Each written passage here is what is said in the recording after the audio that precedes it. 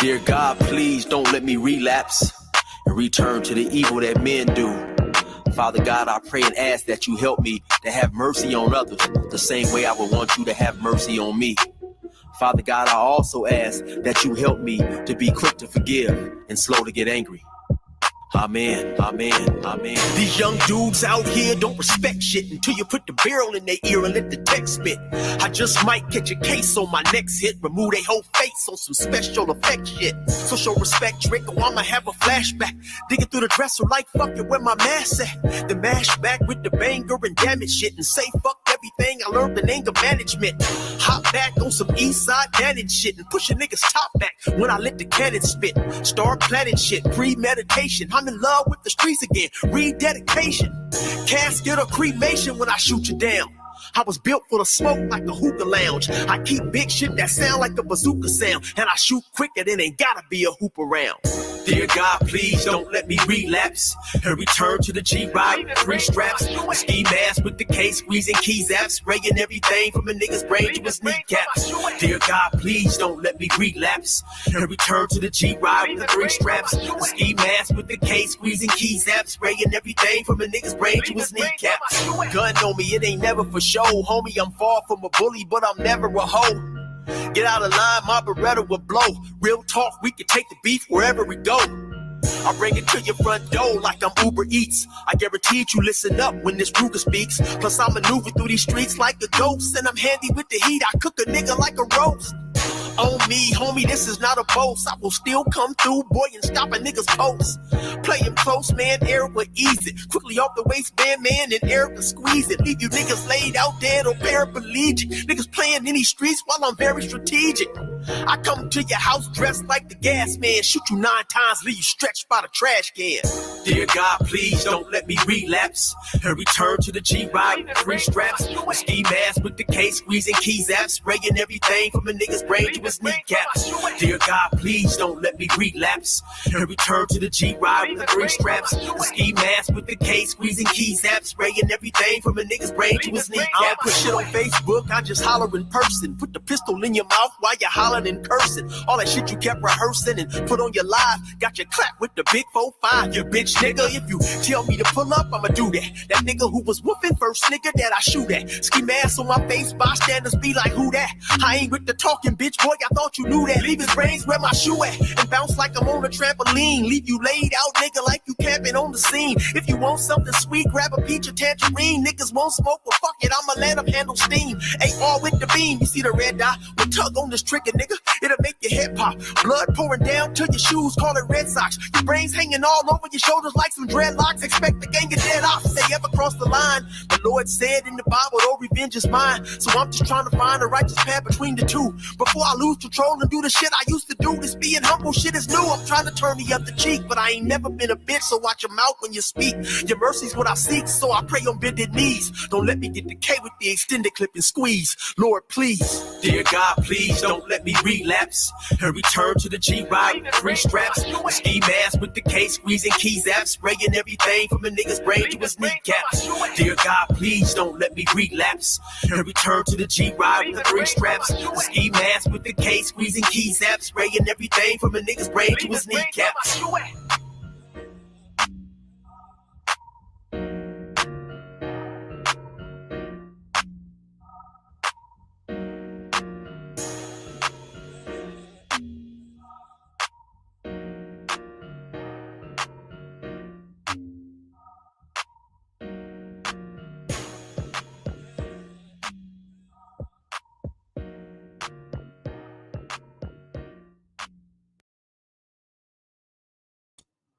All right, y'all. Glad to have y'all back in the building once again. Everybody's back in the building. All right. So today we're gonna just do a question and answering. Today topic. I couldn't come up with a topic, y'all. So I'm gonna let y'all ask me questions that y'all want to ask me, and we'll you guys can get some insight on the way I look at things. About things. All right. So first order of business is Brother Eric. That's Brother Eric. Shout out to 16 to Life, man. Going over to his YouTube page, 16 to Life, and check him out, man. A lot of funny stories. Good dude, man, and he's got a lot of stories about when he was out on the street selling narcotics, and he was out there. Actually, when he was in the California penal system, when he was out there doing that straight time out there, did 24 years and got smart and went and talked to the parole board and got sincere about it, and now he's home, man. All praise due to the God in heaven. So shout out to the brother, man. It's a good brother, man, and he's just trying to get the youngsters to not follow in his footsteps mistake wise, and by not preaching to them, but just talking to them, telling them, hey, yo, I've been there. I know what y'all going through, man. I've been there. All right, y'all. All right, we back again. We back in the house. We did a full day yesterday, and we back doing another full day today. Well, not a full day. I think we do probably half a day, man. Maybe a couple of four, maybe 3 or 4 hours, right? But shout out to everybody, man. Everybody in the chat, everybody. New growth. Yeah, I don't know what I'm doing behind the wheels still. Bruh, don't even try it. New growth. Don't even try it. I used to DJ at school called Willowbrook Middle School out there in Compton. I used to DJ at I used to DJ their dances at lunchtime. Then I moved over to right up the street in Compton, Centennial High. Used to DJ some of their dances too. And man, you know what I mean. So I was in Carson, Compton, Long Beach, L.A. I was a man, and I was hooked up with a dude, man. I don't know if you guys ever heard of this guy, man. DJ, man. He was a world-renowned DJ, man. Curtis Harmon. He used to be on KEDAY, and so how I met Curtis Harmon was I was in a record pool. See, when back then when you was a DJ, they had what they call record pools, right? And they would give us records because back in the '80s, it would take a record like 2 months to break from New York to LA. It would take a record about 2 months. Now, of course, man, you got a record can break. You got the internet, man. As soon as a record break anywhere in the world, it'll break the same day, right? But back then, was no internet. If it wasn't in getting rotation on like MTV or nothing like that, you really pretty much didn't hear about it. So they had these things called record pools where us as DJs, we could get the record as soon as it came out. So if it was hot in let's say Atlanta, we would get it like the same week, right? Now the it wouldn't get radio play out in LA for another 2 months. So by the time but we would get it early especially if it was banging, right? So anyway, I met Curtis Harmon through the record pool because Curtis was one of the dudes running the record pool, right? So uh, and for some reason, Curtis took a liking to me. For some reason, man. For some reason, man. He just me and him clicked, right? We kind of had laid back personalities, and so he and I clicked, and so I just listened to him. He tried to school me on the game about DJing, and so I just listened to him, right? But what Curtis would do, what Curtis would do is Curtis would give me a lot of gigs that because Curtis was on the radio. I mean, Curtis was a DJ on the radio, right? He was on. None of y'all are too young to remember K Day out here in LA, man. 1680 K Day. But K Day was the only rap station out here in LA, and they broke everything, right? And so Curtis was one of the DJs at K Day, right? And so he always got offered DJ gigs, right? But Curtis was like, I'm not doing nothing for under under like $1,000 or like $1,500. I mean, that's the least I'm gonna work for. So they would say, hey, Curtis, we want you to do this job for $200-300. Curtis would be like, I can't work for no $200-300. You bring all that equipment over there just for $200-300? Nah. So what he would do was he would feed them to me. He would feed those kind of jobs to me. He would say, hey, bro, yes, you can ask questions here, urinator. I get you. You know that's a nice little Bart Simpson thing. I get you, man. But yes, man, you can answer. You can ask questions as long as you're respectful and as long as they make sense, man. I'll try to answer them. But shout out to you, man. That was a nice little Bart Simpson thing. Got you right, right. Well, Bart Simpson calls the bar Mo's bar and ask for Jack Hoff, right? Whatever, right? Anyway, man, hey man, we ain't no haters over here, man, bro. You want to call yourself whatever you want to call yourself, right? Anyway, so I'll tell a story about Curtis Harmon, right? So anyway, look him up, Google him. So Curtis, he and I became good friends, and he he would say, Clarence, man, they want me to work for $500, man. Are they crazy? He said, man, I know you got a little crew. You can take your little crew over there, and And I was like, oh, okay. To me, that was big money. $500 for just spinning records. To me, that was big. I thought I was in heaven, man. I thought I was in heaven till one day Curtis said, you know what, man, I'm moving to Japan. He said they made me an offer I can't refuse over in Japan. And so he stopped feeding me. But by that time, I'd probably been out a couple of years, so I already had a name for myself out there. So people was calling me anyway. But Curtis was feeding me some nice gigs, man, nice places, man. So, but that's how I got into the DJing. That's how I got into mixing and everything, man. But shout out to Curtis Harmon, man. Shout out to KD. Shout out to 1580 KD, man. Man. It was some times, man. It was some times. Yeah, man. Shout out to K-Day. But yeah, that's how I got into it, New Growth. That's how I really got into it, man. Because Curtis, man, basically spent about 2 years just feeding me gigs, man, all over the city, man. So I was working a full-time job. I was going to school, and then on the side, me and my crew was going out DJing parties, man. Can't beat that with a baseball bat, right? Okay. I'm gonna just call you YN. YN says, my friend actually recommended this awesome channel to me. Do you know Joe? He said he knows you from a long time ago. You know what? I don't know YN. I don't know anybody named Joe in particular. I don't know who you're talking about in particular. But hey, if they recommended this to you and you feel like you can get something out of it, come on over here, man. You're in the right place. If you're coming over here to troll, maybe not so much. Maybe not so much. You ain't gonna really get to see. To troll people, man, the people have to have their emotions out of whack. And me, I'm not one of those kind of dudes that had their emotions out of whack. See, I like stuff like you doing now, the trolling that you're doing now. Yeah, see, that ain't gonna work over here. I mean, I guess that was funny, Joe Mama, whatever, right? So yeah, you know what I'm saying. But that ain't gonna work over here, man. You ain't get too much out of it over here. Now I suggest you go over to the mothership. Go over to the mothership. You might get some people trolling, or go over to Fight Club and go troll them over on the Fight Club.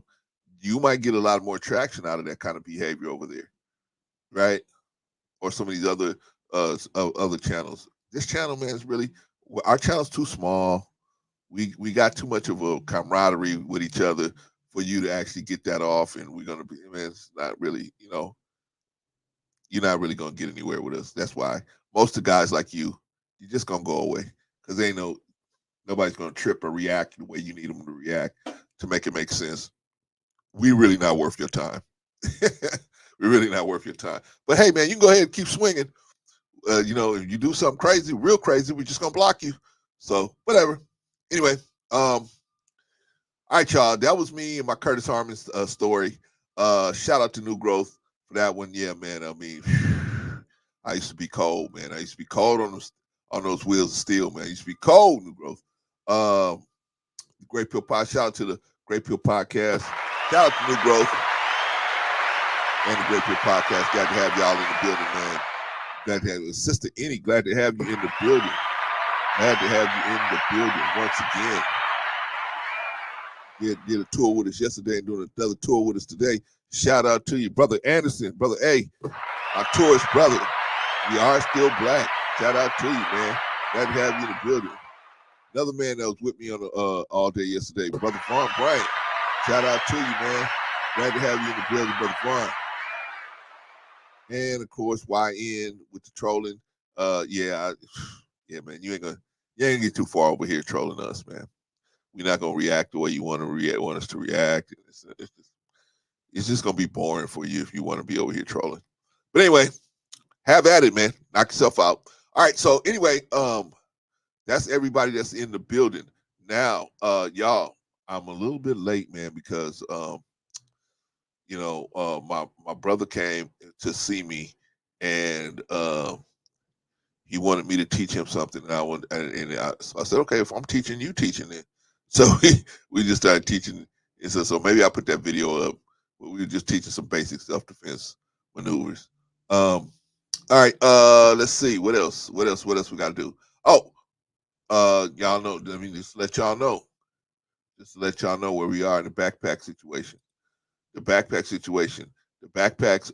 We are at the 30 cash goal $3,100. We got raised so far $2,550. Shout out to everybody. Shout out to everybody that generously gave so much money. Shout out to all of y'all, man. Shout out to all of y'all, man.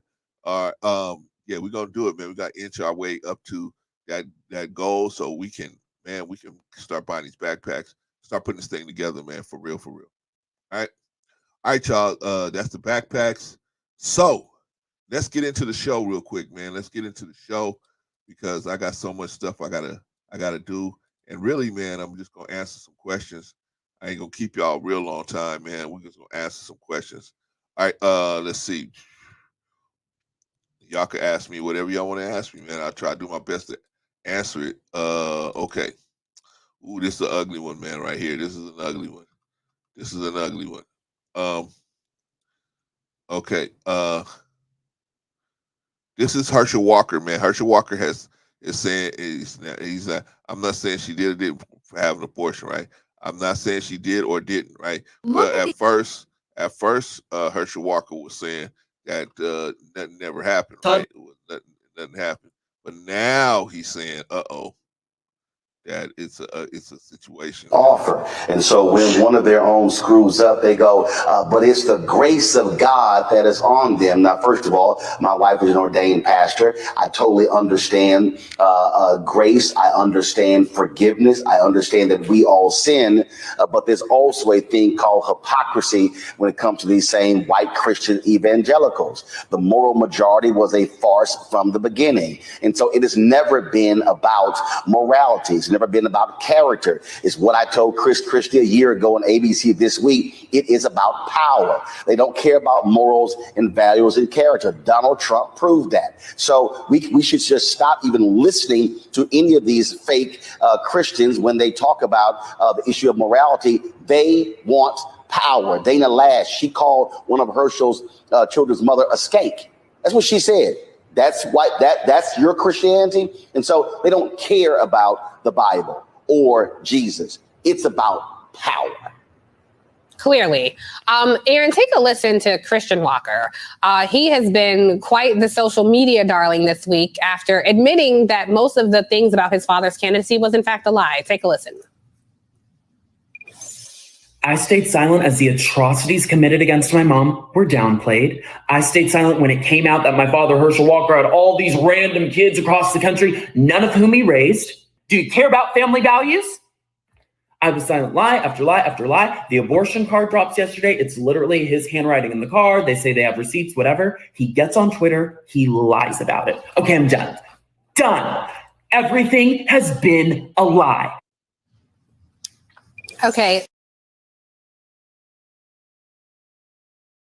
All right, y'all. What do y'all think about Herschel Walker? Man, ain't looking good for Herschel. Man. Not looking good at all. Not looking good at all. You know what? See, this is what happens, man. This is why you got to know yourself and you got to know your situation, man. See, these people can stoke your fire, man, and then they tell you, "Oh, yeah, Herschel, anything that comes up, yeah, we'll cover down on it." Thank you, Annie. I forgot to put it up there, but you're right. Anything comes up, Herschel, we'll cover down on it, man. We'll get rid of it. We'll do this. We'll do that. We'll get rid of these people, right? Nah. It don't always happen that way. Shout out to Jill's Chocolate Boutique, man. If you haven't already subscribed to Jill's Chocolate Boutique, go on over to Jill's Chocolate Boutique and subscribe to Jill's Chocolate Boutique and see if that's the kind of content you are down for. Yeah, man. So what do y'all think about Herschel Walker, man? Now at first he doubled down on the fact that I never paid for no abortion. Now he's coming out saying, well, I don't know if this is it. Not looking good, man. Not looking good. That's why, man, your words got to mean something, man, because if people can't take your word, they can't take you, right? can't separate you from your word, right? Okay, can't separate you from your word. You are your word. You are your word. So you better you better be on on track, with what you're saying, right? Anyway, I think Herschel Walker that was pretty much his son is pretty much putting the nails in his coffin as far as his race for the Senate. I mean, for Congress. I think nobody really will take him seriously. Yeah, he is. He is. He is. And he was a hot mess before this whole thing happened, but now, man, he's just really getting exposed, and by getting exposed by his own son. His own son is exposing him. And man, when your own family put you out there like that, then man, who can you trust? Who can you trust, right? Sister Annie said, Brother Clarence, glad regardless of who refers someone to your channel, they know when they get here that you're about building a better black life. Yeah, we're trying to build a better black life. And, if they want to come over here and troll, Sister Annie, I don't care, really. As long as they ain't disrespecting nobody in the chat in particular, or they disrespecting the platform or whatever. If they just want to troll, have at it. Have at it, man. I'm not really. You guys know me, man. It take a lot to push me over the edge. But once you push me over the edge, now that's a whole nother thing. But it take a lot to push me over the edge, man. I've dealt with a lot of different people, so I'm these trolls that come through here, and why would they want to troll here? Everybody gets along, everything's great. Go over to the Fight Club and troll them, man. Where they, everybody's screaming and hollering at each other. That's probably a better environment for that, right? My opinion, right? You'll get more out of it, but more bang for your buck. Why come over here where we all huddled up, hugged up, and everything, and you're gonna come and try to? We just gonna push you out of the huddle, right? Anyway, anyway, that's Herschel Walker, man. I don't know, man. Maybe you guys. I think I don't know. He's running for a congressional seat in Georgia, right? Well, you know what I mean. You you got to look at him and say, hmm, those of y'all that's living in Georgia might want to take a look at this situation, man, and just say, how consistent has he been? Now, because he lied, does that mean he can't be a good congressperson? No, it doesn't mean he can't be a good congressperson. But look at some of the issues that he's pushing out there. Look at some of the stuff he's talking about, right? We all make mistakes, man. Can't sit up here and say Herschel Walker's so bad of a person because he lied. All of us have lied at some point, at some point in time or another, right? Right? We know we shouldn't do it, but why do we do it? Because it's more expedient to do it, right? It's more expedient to just tell the people what they want to hear rather than tell them the truth so they can make an informed decision, right? Because you don't want the people to make an informed decision. Because if they knew how you really are, they probably wouldn't vote for you, right? So you try to hide that from them, right? Anyway, that Herschel Walker situation is getting worse by the day. If I was him, I would just fall. I would just drop out. I would do like Ben Carson did a couple years ago. The heat start coming so hot, you just have to just drop out, man, because ultimately they're gonna start dragging your family members through the mud, and he already got one family member that's jumped in the mud by itself, right? So then he ain't got no problem being in the mud. So, and if that boy really start talking, that boy probably got to know a lot of more information that is not available to the public right now. If that boy really start talking, man, Herschel is really gonna be in trouble. So, shout out to the Herschel Walker family. Hope they can, some point get together and work it all out. All right, y'all. That's Herschel Walker. That's the news.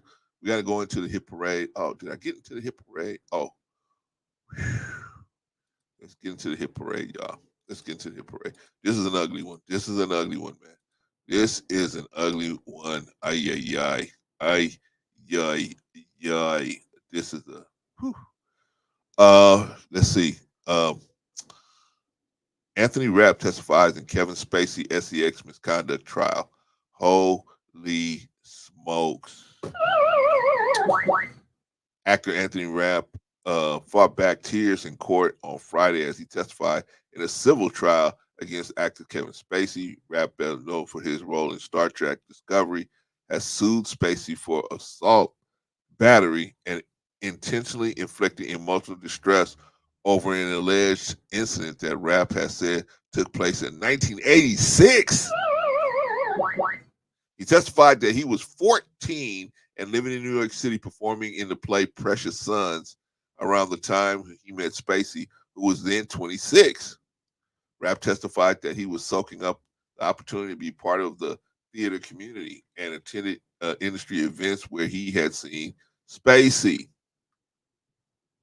Rapp testified that he and a friend attended a play that Spacey was performing in, met him backstage, and that Rapp was later invited to Spacey's home for a party. Ouch. Rapp said that during the party, he went to Spacey's bedroom because he was bored. Oh, boy. As the party cleared out, Spacey appeared in the doorway. Rapp said Spacey's attorneys have shown a floor plan of the apartment he was living in at the time of the alleged incident, which indicated that it was a studio apartment with no wall between the bedroom area and the living room. Spacey picked him up, Rapp said, and put his hand on his buttocks and laid him down in the bed. Yikes. He climbed up on top of me and put his full weight on my chest. Pressed into me with his chest. Yikes. He was pressing his groin into my hip. Oh, yeah. Yeah. Rapp said that he felt frozen. Holy smokes. I didn't shove him off. I squirmed my way out from underneath him, Rapp testified. He went to the bedroom to make sense of what happened. Rapp testified, the man was trying to, he was trying to get busy with you. Rapp testified and eventually left the apartment and walked home. I didn't know what I did to invite him to climb up on top of me and push his groin into. You went into his bedroom. How about that? How about that? Not saying it's right what he did, but definitely going into his bedroom and laying down on the bed. You don't lay down on no man's bed, woman, man, whatever, right? You don't know what somebody's gonna think if they come into their bedroom and see you on their bed. You don't know how they're gonna respond to that. He did not tell his mom what happened at the time, Rapp testified, because he didn't want to worry her to risk losing his independence and because he was concerned she may not let him hang out with the theater community that he so loved. Rapp is expected to continue testifying when court resumes next Tuesday. Yikes. Spacey's attorneys indicated in court Friday that they plan to file a Rule 50 motion, arguing that a reasonable jury does not have sufficient evidence to decide in favor of Rapp, and that the judge should make a judgment as a matter of law. All right, that's CNN Entertainment. By the way, CNN is in bad shape, man. Man, they people are leaving CNN like the rats are leaving the ship, man. Holy smokes. Holy smokes. Like the rats leaving the Titanic, man. Holy smokes. Now Don Lemon is out of there. Cuomo was out of there. A bunch of people were out of there. And now now they're hook, line, anchor, everything. Their main guy is gone. Their main guy was Don Lemon. Don Lemon is out of there. Holy smokes. Holy smokes. Holy smokes. Clarence, why you do the hit parade? Why don't you just leave it alone? No, because see, this kid was 14 years old, man. And he was being left alone with adults. That should never happen. That should never happen. We got to do better, man. We got to do better, family. I mean, you know what I'm saying? If other communities want to do this kind of stuff, that's on them. But we got to know better, man. We cannot live. I got a granddaughter, man. I wouldn't let my granddaughter at 14 years old hang out with grown people, especially in the entertainment industry. Are you kidding? Are you kidding? I'm gonna be right there, or somebody gonna be right there with her. I'm gonna stress that, man. Ain't My granddaughter's not hanging out with none of these grown people who are sick in the head, man. A lot of them are sick. They're very sick, or they're possessed by evil spirits, man. And they move based on their possession, right? Anyway, yeah, that's why I do the hit parade, man. You got to watch out for your children, man. Can't let your children be out here and just be like, oh, well, I thought everything was going to be good because, they were with the professionals. Some of these people, man, I'm reading a book now. I just bought a book when I went to the bookstore. It's about the Harvey Weinstein situation. Just starting that book now. And it talks about how the lady that was doing all the research on it, she said, man, she couldn't believe all of the people that was moving mountains for this dude so he wouldn't get prosecuted. When a normal person would have been got prosecuted, they would have dropped the jail on him. But this dude, they was even at the highest level of Justice Department, they was moving mountains for this dude so that he could, walk away without going to jail. It's a sad situation, man. Sad situation. So some of these people are really are that hooked up. They that tied in where it ain't gonna, nobody's gonna want to hear from the victim. They made the victims all look like they was crazy, right? They made these little girls. They said, "Oh, you wanted to because you went over there." Let me ask you something, brothers and sisters. How does your 14-year-old daughter get on an airplane, fly over to a what do you call that, a desert island, right? To his island. Wow, because he had money to pay the parents, right? It was an ugly situation. But anyway, I'll let y'all know how that goes the more I read the book. But yeah, she just right now talking about how all these lawyers and all these different people just pretty much let the guy out to continue his wrath on these young girls, right?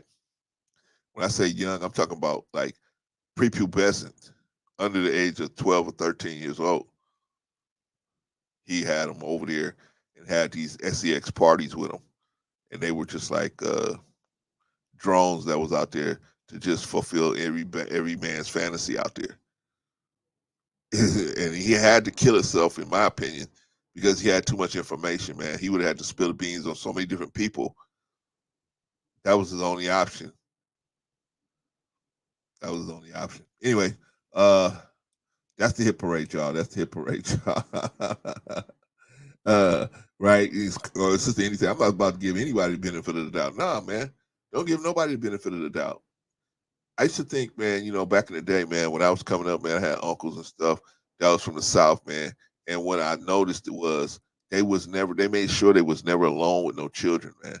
And I thought that was weird. At the time, I thought it was weird, right? But I realize now, man, what was going on, man. You just don't want to be even in the, what they say, avoid the very appearance of evil. To some people it might look like it's cool, right? But you can't be alone with no children. You can't be alone with people. I told you guys, I used to coach.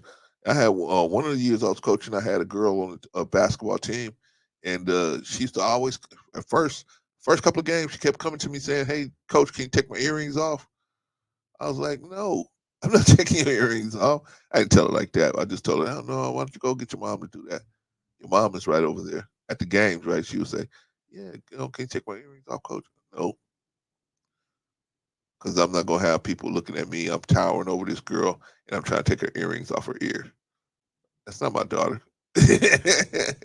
I don't even take earrings off my granddaughter. I don't do a lot of stuff with my granddaughter that I only let my wife or her dad, my oldest boy do it. Me and my youngest boy, I said, man, you and me never gonna change no diapers on this baby. Never, ever. So we don't wash her. We don't do nothing that could even be construed as, oh, and maybe a mistake could be made, right? But that's on us as men, man. We got to be more like that as men. We got to be more like, not mean, but just like, hey, I got to understand that this is not gonna work, right? It's not gonna work. So when you guys are out there with these children, make sure you don't leave your children nowhere. You don't do nothing like that, man. Our children need better from us, man. They need better from us. All right, y'all. We're gonna go into the good doctor here. Yeah, Dr. Confuju, man. Where is come on, Doc? Oh, there we go. All right, so we're gonna do about 10 minutes with the good doctor, man. And let's move it along and let's see, can we rescue some black boys, y'all? Can we rescue some black boys? Let's do it. Let's rescue some black boys. Black woman to be president? Is the club only reserved for European men? You didn't know that a white boy with a high school diploma makes more money than a white woman, black woman, or black man with a college degree? The motive for the conspiracy is clear. For the question of why is there a conspiracy, the answer is white male supremacy. In other words, white men are not afraid of women, black or white, because women have no power anywhere in this world. The threat to European men will come not from women, it will come from other men. And the best way to destroy black men is to destroy them as a boy. The motive is white male supremacy.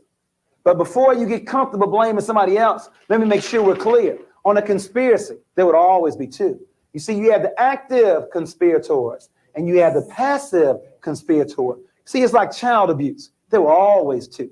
You have the father who does the beating, active, but you have the mother who turns her back, passive.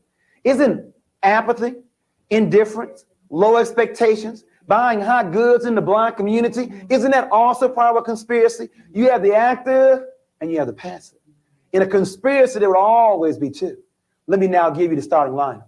We'll start with the active ones first and then move to the passive. Leading off, batting in the number one position, representing this country, institutional racism. Batting first is the president. He bats in the number one position. Batting second, representing the Trilateral Commission, the Fortune 500, big business. David Rockefeller bats number two. Batting third, representing the military complex. You didn't know, black people, 12% of the population, 1/3 of the military, and died 41% of the time in the Vietnam War. The chief of staff. Bats number three. Batting fourth, and I don't mean Marlon Brando.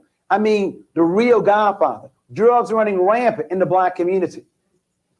Please don't deceive yourself. If America is the number one power in the world, they could police their borders to stop the drug traffic.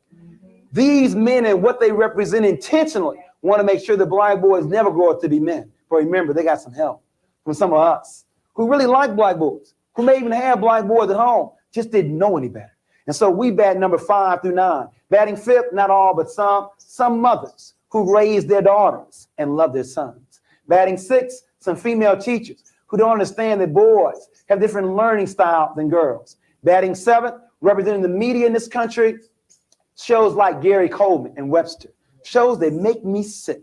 Shows that illustrate that black men cannot raise intelligent black boys to be men. In other words, we need a white father for Gary Coleman and for Webster. It's all part of the media image. It goes all the way back to Tarzan, all the way back to Superman, all the way back to Rambo, to Rocky, all part of white male fantasy trying to control the world. It's all part of a scheme. Make sure you heard me.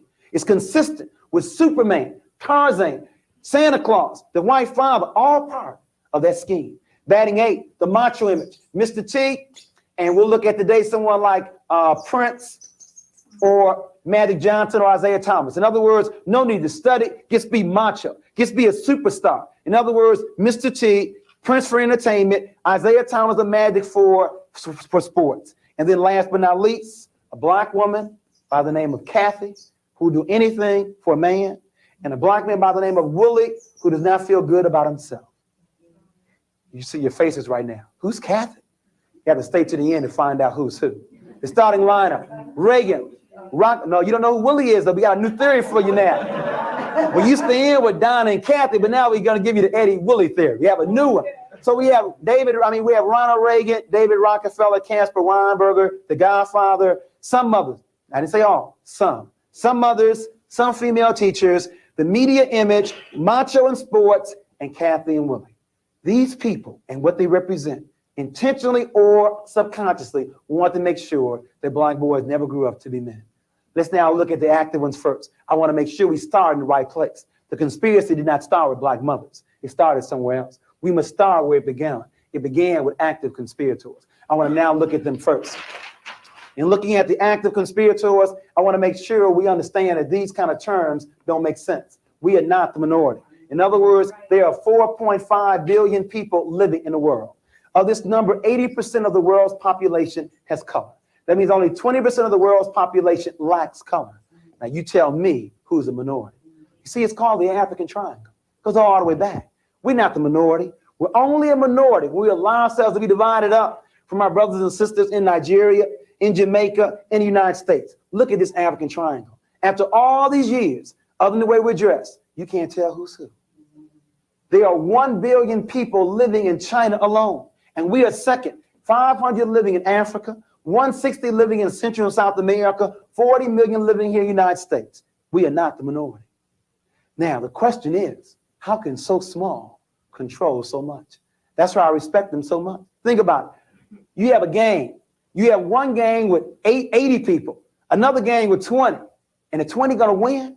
The only way they can do that is by controlling the mind. Because whoever controls the mind will also control the body.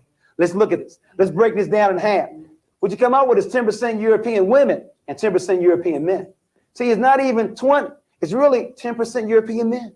In other words, the Trilateral Commission, they want to control more than just their countries. They want to control the world. And they have pulled this off. Now, there's a tremendous amount of pressure when you're this small trying to control so much. Now, maybe you can't understand it. It's been a long time. It goes back to Egypt for us, having that much power. But can you imagine that small number trying to control the world? A tremendous amount of pressure is on that small group with that much power. In other words, the first thing that men are taught to do is not to cry. I'm quoting from their own Goldberg. The book is called The Hazards of Being a Male. The tremendous pressure when you're so small trying to control so much. The first thing that men are taught to do is not to cry. Think about it. Ever seen Ronald Reagan cry? John Wayne cry? They died with their boots on. They died in their saddles. They died like men. Now, any psychologist will tell you that crying may avoid suicide later. But as a result of European men not crying, European men commit suicide more than anybody else. Black men who want so much to be like European men are very close second. European women are third, and the most sane person in America, she don't make no money, but stay close to God and her children and cry. Black women commit suicide less than anybody else. Give yourselves a hand clap. In other words, if you think that money is the source of all your happiness, they make more money than anybody else. But they obviously are not happy. In other words, money may not be the key. Putting God and your children first may be the key. Poorest people in America commit the less amount of suicide. First thing men are taught to do is not to cry. Second thing men are taught to do is to ignore pain. Got hypertension? Shake it off. Cancer? Shake that off too. Monday Night Football. Walter Payton goes off the field with a busted knee. Comes back on a half hour later and the Holocaust sells us. Oh, what a man. The man was crazy to go back on the field. But see, men are taught to be macho, to ignore pain, not women. When women's finger bleeds, to the doctor's office. Women take care of themselves, but not men. You know, it's gotten so bad that studies have now documented that when men are married, they live longer. That's an insult to my intelligence. It means that I cannot live long by myself. I got to leave my mama and go to my wife.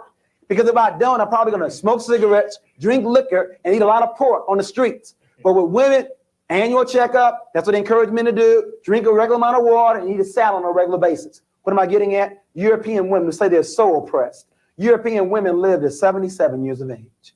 Black women live to 75 years of age.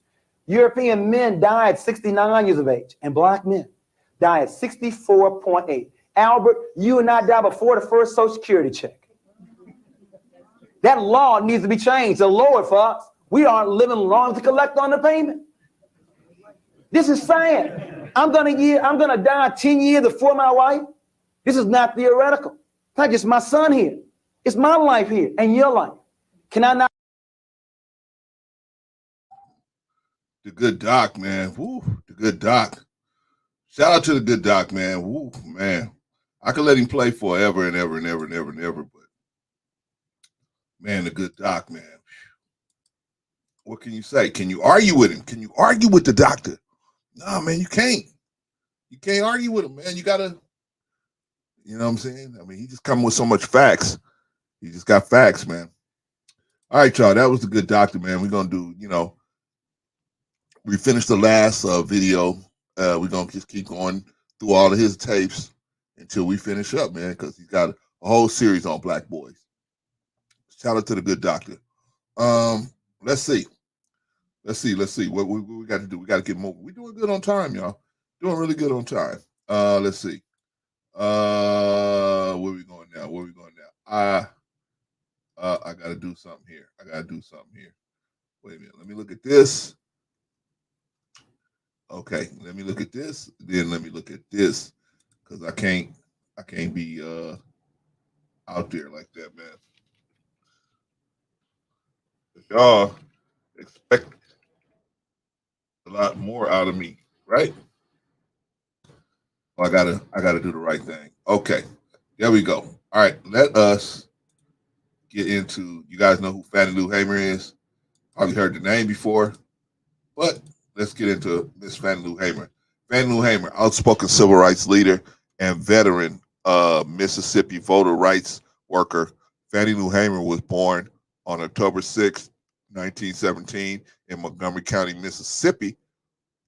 Who would have thought that the youngest of 20 children, wow, holy smoke. I guess there was no internet back then, man. Holy smokes, 20 children. 20 children born to sharecroppers James Lee and Ella Townsend in rural Mississippi would one day help transform American politics by her social activism and unselfish commitment to the rights of others. Hamer's life of civil rights work began with her attending a meeting that focused on encouraging Mississippians to register to vote. She, following the instructions given to her on that day, registered to vote and began encouraging others to register to vote. This was the beginning of her life commitment to the civil rights of her fellow citizens. She helped organize Mississippi's Freedom Summer for the Student Nonviolent Coordinating Committee, SNCC. Fannie Lou Hamer is known widely for her speech at the 1964 Democratic National Convention in Atlantic City, New Jersey. She suffered immensely because of her work for voting rights. It was at the convention where she described one incident in which, after attending a workshop in Winona, Mississippi in 1963, she was falsely arrested. Y'all hear me? Falsely arrested? Falsely arrested along with two others by police. Hamer was beaten so badly with a blackjack in a cell by the other inmates and at the orders of the police that she suffered permanent kidney damage. See, we standing on some shoulders of some people, brothers and sisters. We owe. I know some of us say, well, I don't owe nobody nothing.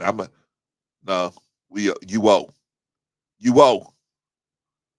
Too many people suffered and went through all of this pain so that you could get to where you at today. So you owe. They made all these sacrifices. Now it's time for us to sacrifice paying it forward. Fannie Lou Hamer died on March 14, 1977 in Mound Bayou, Mississippi at age 59. So that's Fannie Lou Hamer, y'all. Fannie Lou Hamer, she was instrumental in getting people of Mississippi to vote, the right to vote, and just getting them out to vote, to register to vote. Right? Oh, man, voting ain't going to do nothing. Okay. Voting may not do nothing in a major election, but you got to start somewhere, right? You got to start. So many people died for you to have that option. So take your option before they take it away from you. Then you're going to say, oh, man, they took our voting option away. Because you ain't exercising it, right? They're going to say, hey, they don't want to vote. We just take it from them. Now, get out there and vote for somebody. I'm not telling you to vote for a Democrat. I'm telling you to vote for a Republican. I'm not telling you to vote for an independent, Green Party, whatever. Vote for somebody. Exercise your right. And we as black men, we need to start voting. We really need to start voting. We are the last roundup in voting.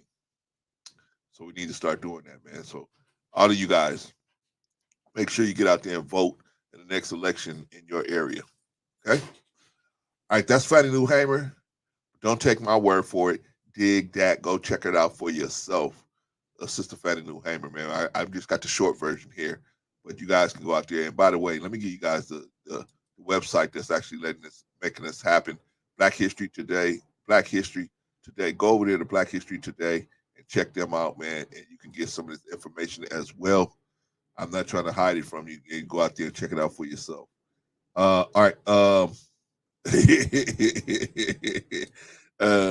I know Sister Eddie. I guess there's no internet around. Yeah, man.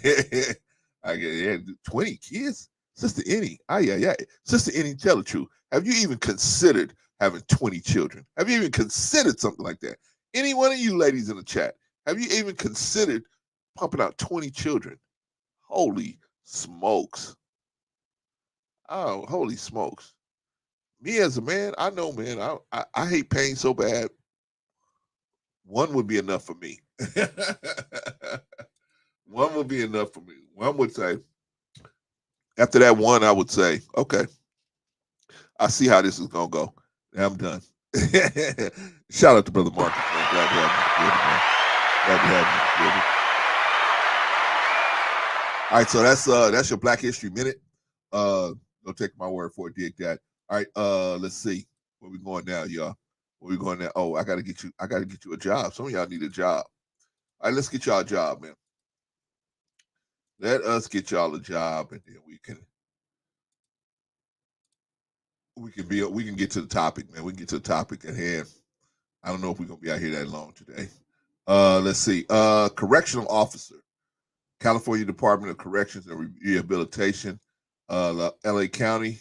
From let's see, you can make $104,000 a year full time. That ain't bad, y'all. That ain't bad, y'all. That ain't bad. That ain't bad. Okay, so what I tell y'all, man, once you see what the salary is, you see it's a full-time job. Okay, what you want to do, go past the benefits, go past the shift, go past the description. You want to go straight to the the requirements, right? Okay, so here's a qualifications.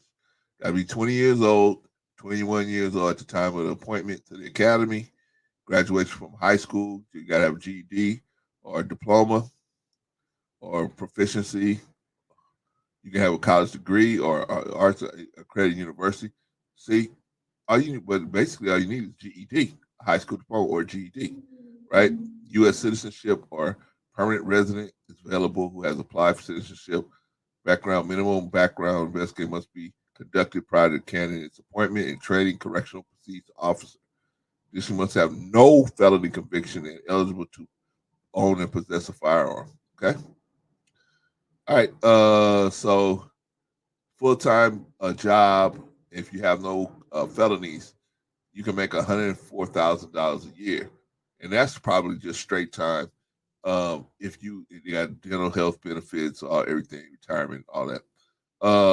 So what they would do is, you probably could. These jobs have a lot of overtime, right? You can make a ton of money as a correctional officer, right? Right. But you got to have that kind of spirit to go do that kind of job, right? So everybody don't have that kind of spirit, so don't be Sister Any. This is not for you. You got a sweet spirit. The correction officer ain't for you. Gotta have the kind of type of spirit that is gonna work with that kind of job, right? You gotta have the kind of spirit that's gonna kind of work with that job. All right, so this is a correction officer. This is a job of the week, the corrections officer, and you know what I mean. Now we got this job off of Indeed. You can go to any one of these places and get jobs off of a lot of different places. I try to give you guys jobs where all you need is a diploma. Just walk right in, and you can make you some serious money. If you're willing to work, if you're willing to do the work, you can make you some serious money. All right, but dig that, man. That's the job of the week. All right, and all right, y'all. Here we are. We here already. That's the thing. I don't think I've considered babysitting 20 kids. Oh man, no. See, the thing about that though, Sister Eddie, when you got 20 kids, you got so many that you get the older ones to babysit the younger ones, right? Which of course gives you more time to make more kids, right? Yeah, yeah, yeah, ay, ay, ay, ay, ay, ay. Oh, Holy Scopes. October reading. Glad to have you in the building. Shout out to October reading.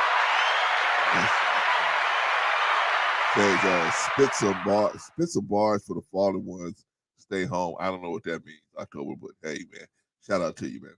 All right, so let's get into the question and answer. Let's get into the question and answer Q&A. So maybe y'all have some questions for me that I can answer. Yeah, some questions I can answer to in case y'all had had questions. Hey, man, why you look at things like that? Why you look at things like that? Why you look at things like that? Well, I've had some experiences, right? I've had some experiences, and there we go. I had some experiences, so maybe I know a little something. Maybe I know a little something. Maybe I know a little something. Uh, October Reading said, "How are you feeling today, sir?" I'm feeling good. I wouldn't say it like Fred Sanford. I'm feeling with my hands like I always do, but I'm feeling good, man. I'm feeling good, man. I appreciate that, or female, whoever you, female or male. I'm feeling good. I'm feeling good. God is the greatest. I am the embodiment of His mercy. I mean, if you look up mercy in the dictionary, you should see me there because I shouldn't be alive, but I am because um, I just have faith in God, and God, I ask God for a lot of stuff, and including my being alive to see my granddaughter, and here I am, right? Car crashes, death scares, rush to the hospital, deathbed, everything, and here I am, man, talking like none of it never happened. So, shout out to you. Jay Takashi said, "Question, brother, what do you think of Whitney Houston's music? She was my favorite. She was my first favorite female singer. What about me? You know what? My first favorite female singer was Shaka Khan. Man, that was the first woman that I really fell in love with her style of the way she sang and her style and everything. Shaka Khan. Now, when Whitney Houston came along, I was in high school. I think I was probably about when what's that song came out? Her first album came out. I think I was in the 10th grade, and so I liked it. I mean, I liked it, and back then, Jay, it was more. First of all, shout out to Jay Takashi. Shout out to Jay Takashi. Went over there. We went over to Jay Takashi. Me, Vaughn Bryant, and a couple of kids. We went over to Jay Takashi. Man, we had a good Vaughn Eric. We had a good time over there, man. We had fun, man. Just sitting around shooting the fat, man. It was real cool, man. Real cool. Thank you for inviting us over there, Jay. By the way. Anyway, but yeah, man, Shaka Khan was who cause see back in the day, brother, wasn't no internet, right? So you had to have you had what they call a record player.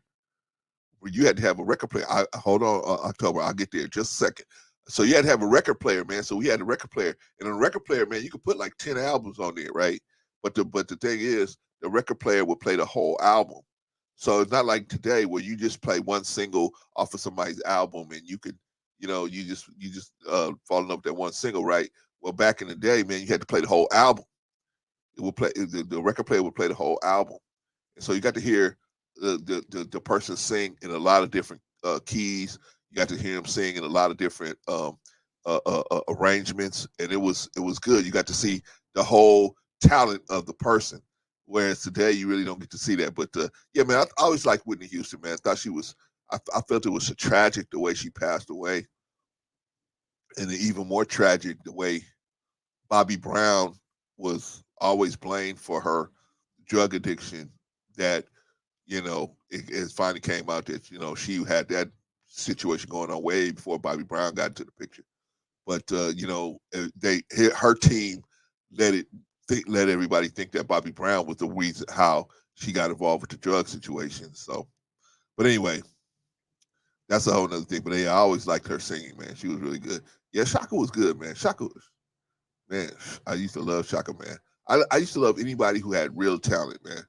Real talent. Okay, October reading says, do you like Tyler the Creator? I do not like Tyler the Creator. Not that I don't like him, but I'm interested in his music. Musically, I can't. I'm not, you know, just not interested in his music. But I mean, some people are, but I am not. But not to say that the kid's he's a bad guy or anything like that. At least he had the strength to come out and say, "Hey, I'm gay" or whatever, right? Shout out to him. But I just not interested in, and wasn't interested in his. He had a show on Cartoon Network called what was his show, man? Where they would run around doing pranks and stuff. I never was really interested in. I never thought the guy was pretty that talented, in my opinion. Not that I hate the guy. I'm just saying for what I look for in talent, I never really thought the guy was talented. But hey, man, shout out to him, man. He's able to make a living out of doing the stuff he's doing. Shout out to him. You know what I mean? Yeah, you're right, Jay. Whitney Houston, R.I.P. Man. She was definitely a talented singer. Unfortunately, man, it's just a bad tale of how those drugs can get you, man. Those drugs can get you, that year of drug abuse. Those years of drug abuse can get you, man. And it really played out on the Bobby and Whitney reality show, man. Man, her real self. We all had this image of her in our heads, and when we saw her on that show, man, it was like, wow. We could finally see, man. She's got a real issue. She got some real issues. Unfortunately for the sister, but rest in peace, man. Shout out. She was definitely a powerhouse. Sister Enya said, when another content creator has been disrespectful to you or a woman, do you find it hard to interact with them on later panels? Yes. As far as I am, Sister Enya, I don't like nobody being disrespectful to nobody. But if other people let other people be disrespectful to them, then what can I do? What can I do? I'm not going to stop going on panels that invite me just because they was disrespectful to another person. If that person don't want to address it, okay. I'm always addressing when people disrespect me. I'm going to address that. I might, and depending on how close you are to me, I might address you being disrespectful, you being disrespected. So just depends, it just depends on my relationship with the person. But yeah, no, I really don't stop interacting with people because I know, Sister Enya, I know people are gonna be who they are. People gonna do what they want to do, right? So I got people out there clowning me, right? I got people out there clowning me. I don't know that. I mean, I know they clowning me because secretly maybe they want to be me. I don't know. Maybe they want to do what I do, right? Maybe something. But shout out to them. Let them do it. As long as they funny, be funny, right? Sister Eddie say, what is some advice you would give someone like me when it comes to being courted by a man? Oh, that is a great question, Sister Eddie.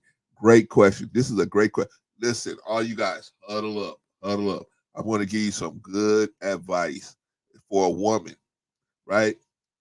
With some good advice you would give someone like me when it comes to being courted by a man. What you want to do, Sister Annie, is at first you should already assume that if the man is speaking with you, he's obviously interested in you sexually, right? You should assume that, right?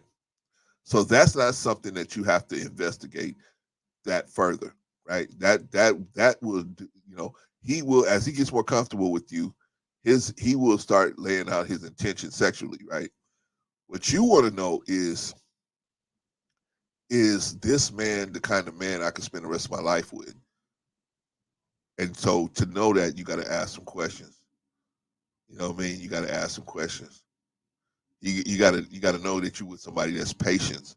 Patience, I'm telling you, man, patience is something that is not being taught out here. But you need a mate that has patience. Because see, Sister Annie, you marry somebody, you been married with them for 20, 30 years, they're gonna make a mistake here and there. You're going to make a mistake here and there. It's gonna be a misunderstanding. Oh, I thought you said this. I thought you. That's why I went off, because I thought you. It's gonna be some misunderstandings, and if you don't have the patience to deal with the misunderstandings, then that's gonna be an issue. Now, am I saying you need to have patience to deal with abuse? No, no, no. Abuse is a whole nother issue. We're talking about people that's just make mistakes. We're not talking about people that's abusing people. No, I don't think anybody should stay with anybody. And once you figure out that somebody has no empathy, see, people that have no empathy, those are the kind of people that can abuse people, right? Because they can't feel what the other they're unconcerned about how the other person feels. So you don't want to be with somebody like that. You want to be with somebody who is truly concerned about your feelings, how you feel about something, right? Man, you know what I mean? And if they let you down, they got a problem with that, right? Some cats don't have no problem with it. They can let you down all day. I didn't pay it. Oh well, you'll figure it out. You'll find a way to pay it, right? See, some guys are like that. So my thing is, if you're getting courted by a man, there's certain things that you want in a man that's trying to be with you. Yes, you want him physically to look good. I mean, you want to be attracted to him physically. Yeah.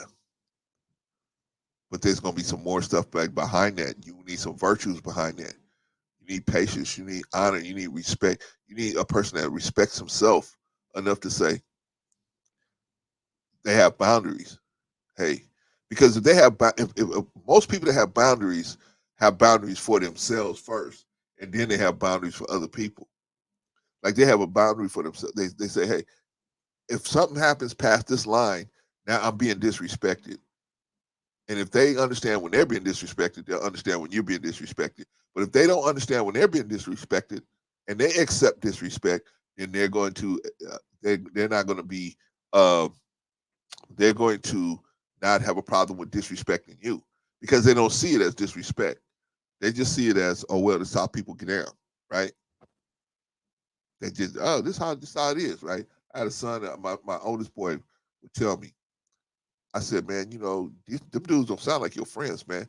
They get every time they get you, you hang out with them, man. You always end up in a fight or something. He goes, you don't understand, Dad. This is how it is now. I said, oh, okay, all right. And finally, man, that last black eye, he was like, you know what? Maybe the old man is right. He cut them cats loose, right? Because you're walking into fighting for nothing, right? But my point is, man, if the person don't have boundaries, you know, if I had to give you a quick thing, Sister Annie, if I had to give you a quick thing, what I would say is look for the virtues in a man. Look for virtues in a man. Look for patience, honor, respect, duty, those kind of things. Look for those kind of things in men.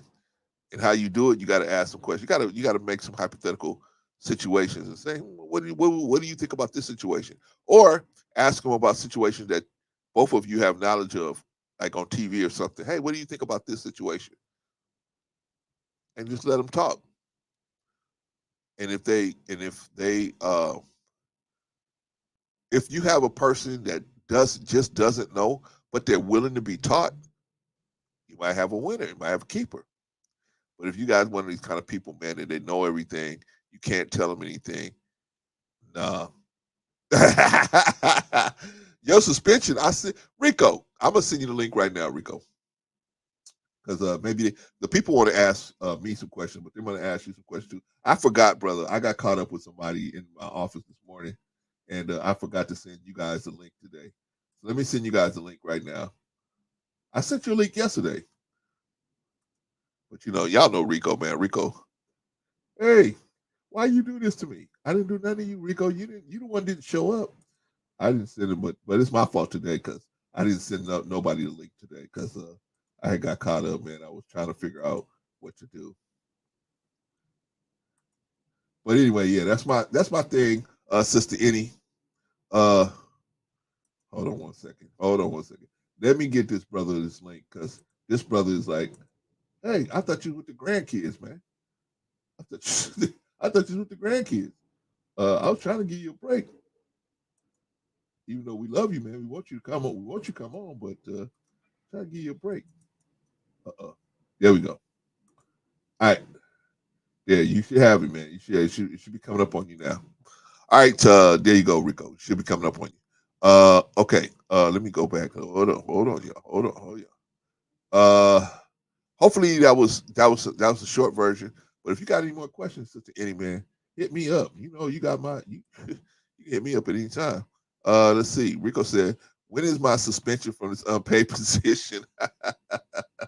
Rico, you're not getting paid and you're not suspended. So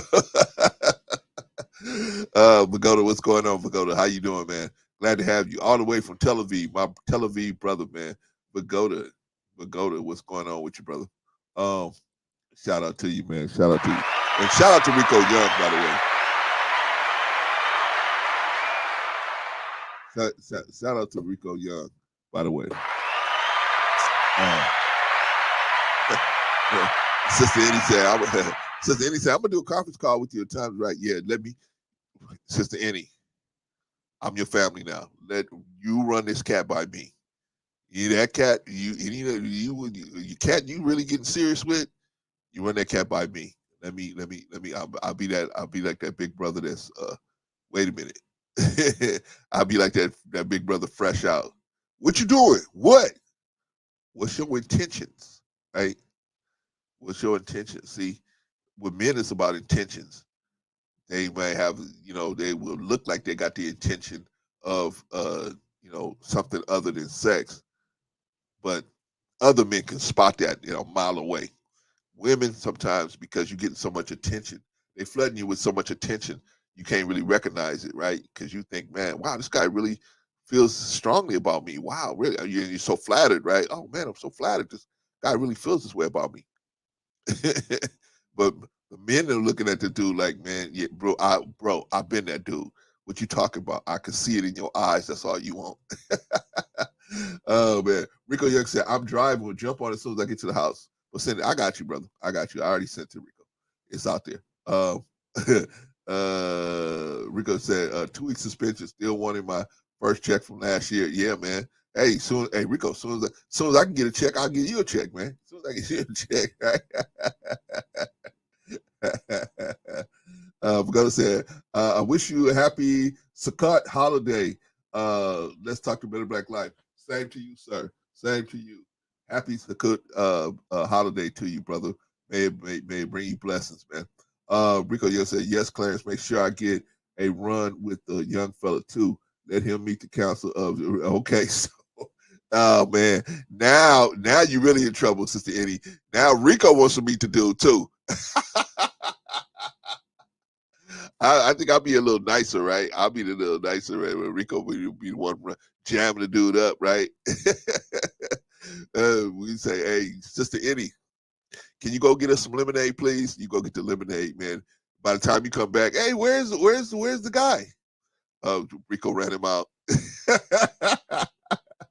Rico ran him out of the room. He left. I remember one time. Man, I was DJing a party out in Compton, and was Compton or Linwood? Compton or Linwood?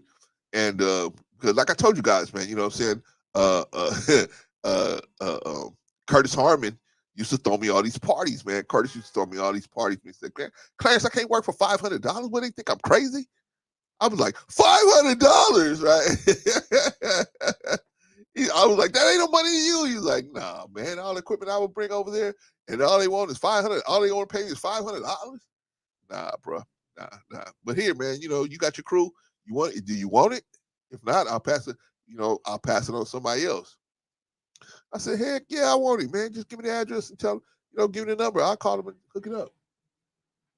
So Curtis will either I would call or Curtis will call and say, hey, yeah, I got one of my people coming over there. He'll hook it up, right? So I go over to this party I got in. Then I used to DJ.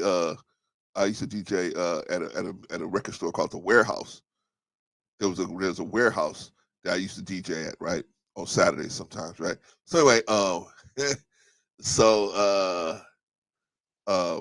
I would get some gigs out of that as well, right. So anyway, Y'all don't know about the warehouse. The warehouse was a record store, and you could go in there and shop for records. Well, what the lady had me doing in there was DJing live. Wow! So I was playing some of the records that they had in there, right? So anyway, it was a good gig, man. Nice little gig. So anyway, I got this gig from either that or Curtis, one of the two. Anyway, so I'm in this party. Me and the crew, we at the party right down here in Compton, right? So anyway, or Linwood, I don't know, I forget where is it, Compton, or Linwood. Anyway, so this sister was having a birthday party. She was turning 19 years old, right? She was 19 years old, and me and the crew was probably about the same age, maybe some of us a little younger, right? But she turned 19 years old. Brother, let me tell you something, man. She had a cat suit on. No, what you mean, Claire? It's a cat suit? Like, you mean like it was tight? Yeah, I mean, no, it was tight, but it was like a cat, like what are those things that can run real fast? Not a jaguar, but what's a cheetah?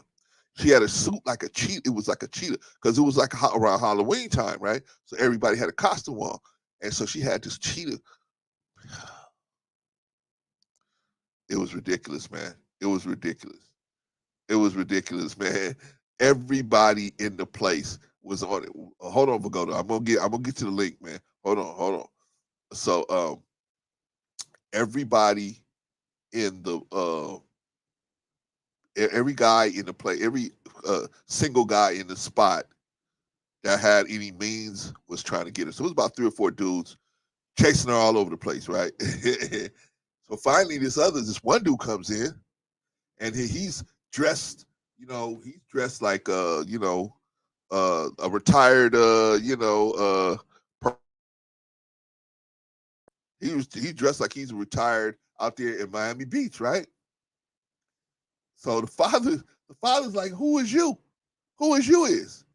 And he was like, oh, I'm her boyfriend, right? So he said, you are you the father was from the South, man. I'm not the South, SUSOUTH. He was from the South, SAWF, South. He was from the South, right?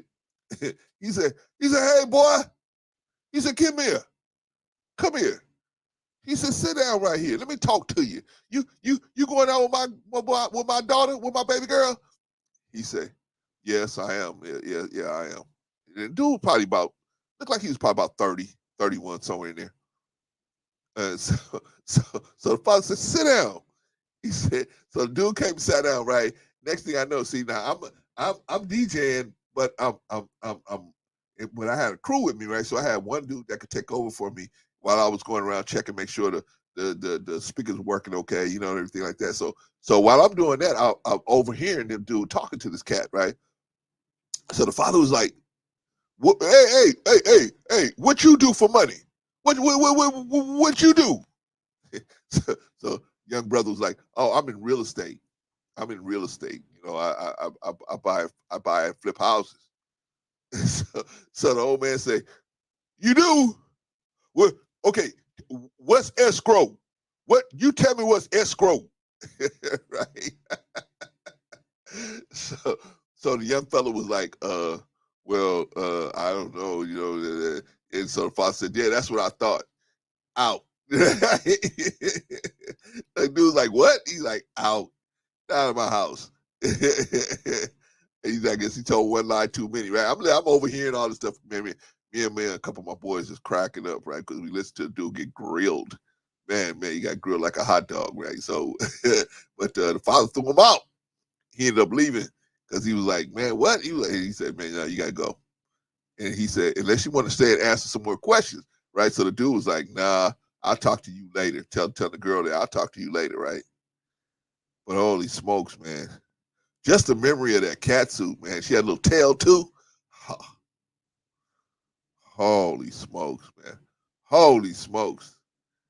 Holy smokes, man. Yeah, man. Yeah, man. Shout out to that sister, man. Hope everything in her life is great, man.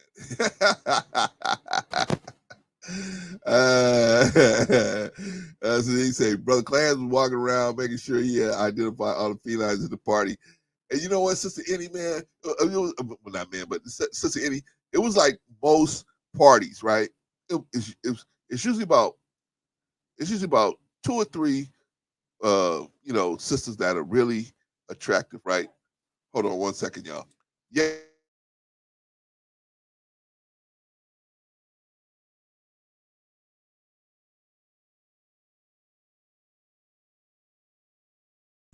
All right, y'all. Sorry about that. Yeah, if I die, so it's usually like maybe 2 or 3 girls at the party that are really worth, in like most of the guys will be chasing those 2 or 3 girls. In other words, let me say it like that. Just like at a club or something, right? Most of the guys are gonna be chasing 10 or 12 girls that's at the club, right? So it wasn't, and it was a house party. Remember back in the day we had house parties, right? So it was a house party, right? Dude was throwing this party for his daughter, and it was a house party, right? So anyway, he threw the house party for her, and we were the entertainment, right? Boy, man, boy, oh boy, it was worth it when she had that cat suit on. I'm a little more advanced now, Sister Eddie. Yeah, that will make me turn my head all the way around. But before, woo, can't, you know what I'm saying? Got to admit, man, I was really bugging out over that cat suit. But anyway, yeah, man. Yeah, Sister Eddie, man, getting, I feel bad for young people like y'all, because when y'all try to get together, man, there's so many different things happening where you guys are pretty much um, being misled to believe that that one or the other party is not interested in a regular relationship, right? You being told by them that they you telling them that they're not interested in a relationship. They telling you not interested in a relationship. So it's kind of crazy. So what you got to do is look for virtues. Most women, not saying all, but most women in today's time, they don't look for virtuous men, right? They figure, shoot, the man's breathing, we good, right? The man's breathing and he halfway decent. Let me stop. Let me take what I can get right here, right? Same thing with men. Men will be like, shoot, man, hey, she look good, but hey, as long as she look good, I'll take that. I'll work with everything else, right? Shout out to Charles Keys.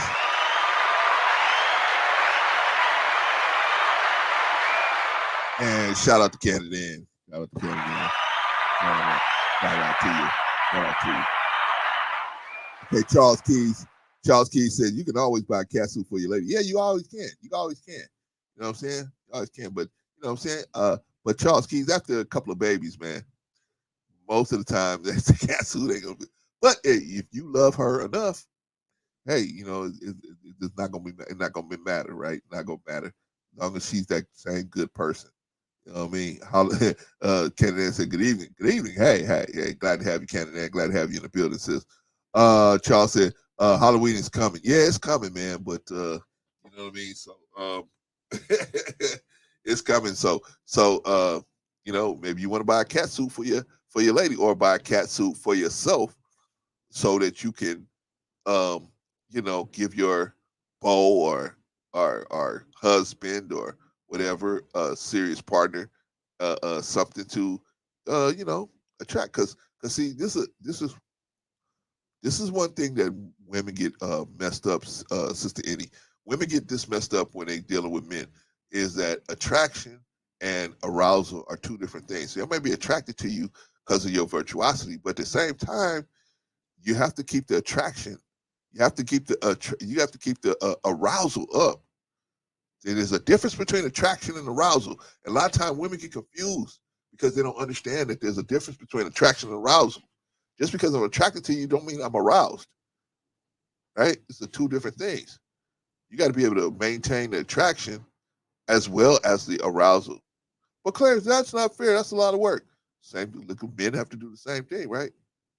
If I'm your man, I'm really responsible for us for the rest of your life. I'm responsible for making sure for your financial future for the rest of our life. I'm responsible for that, right?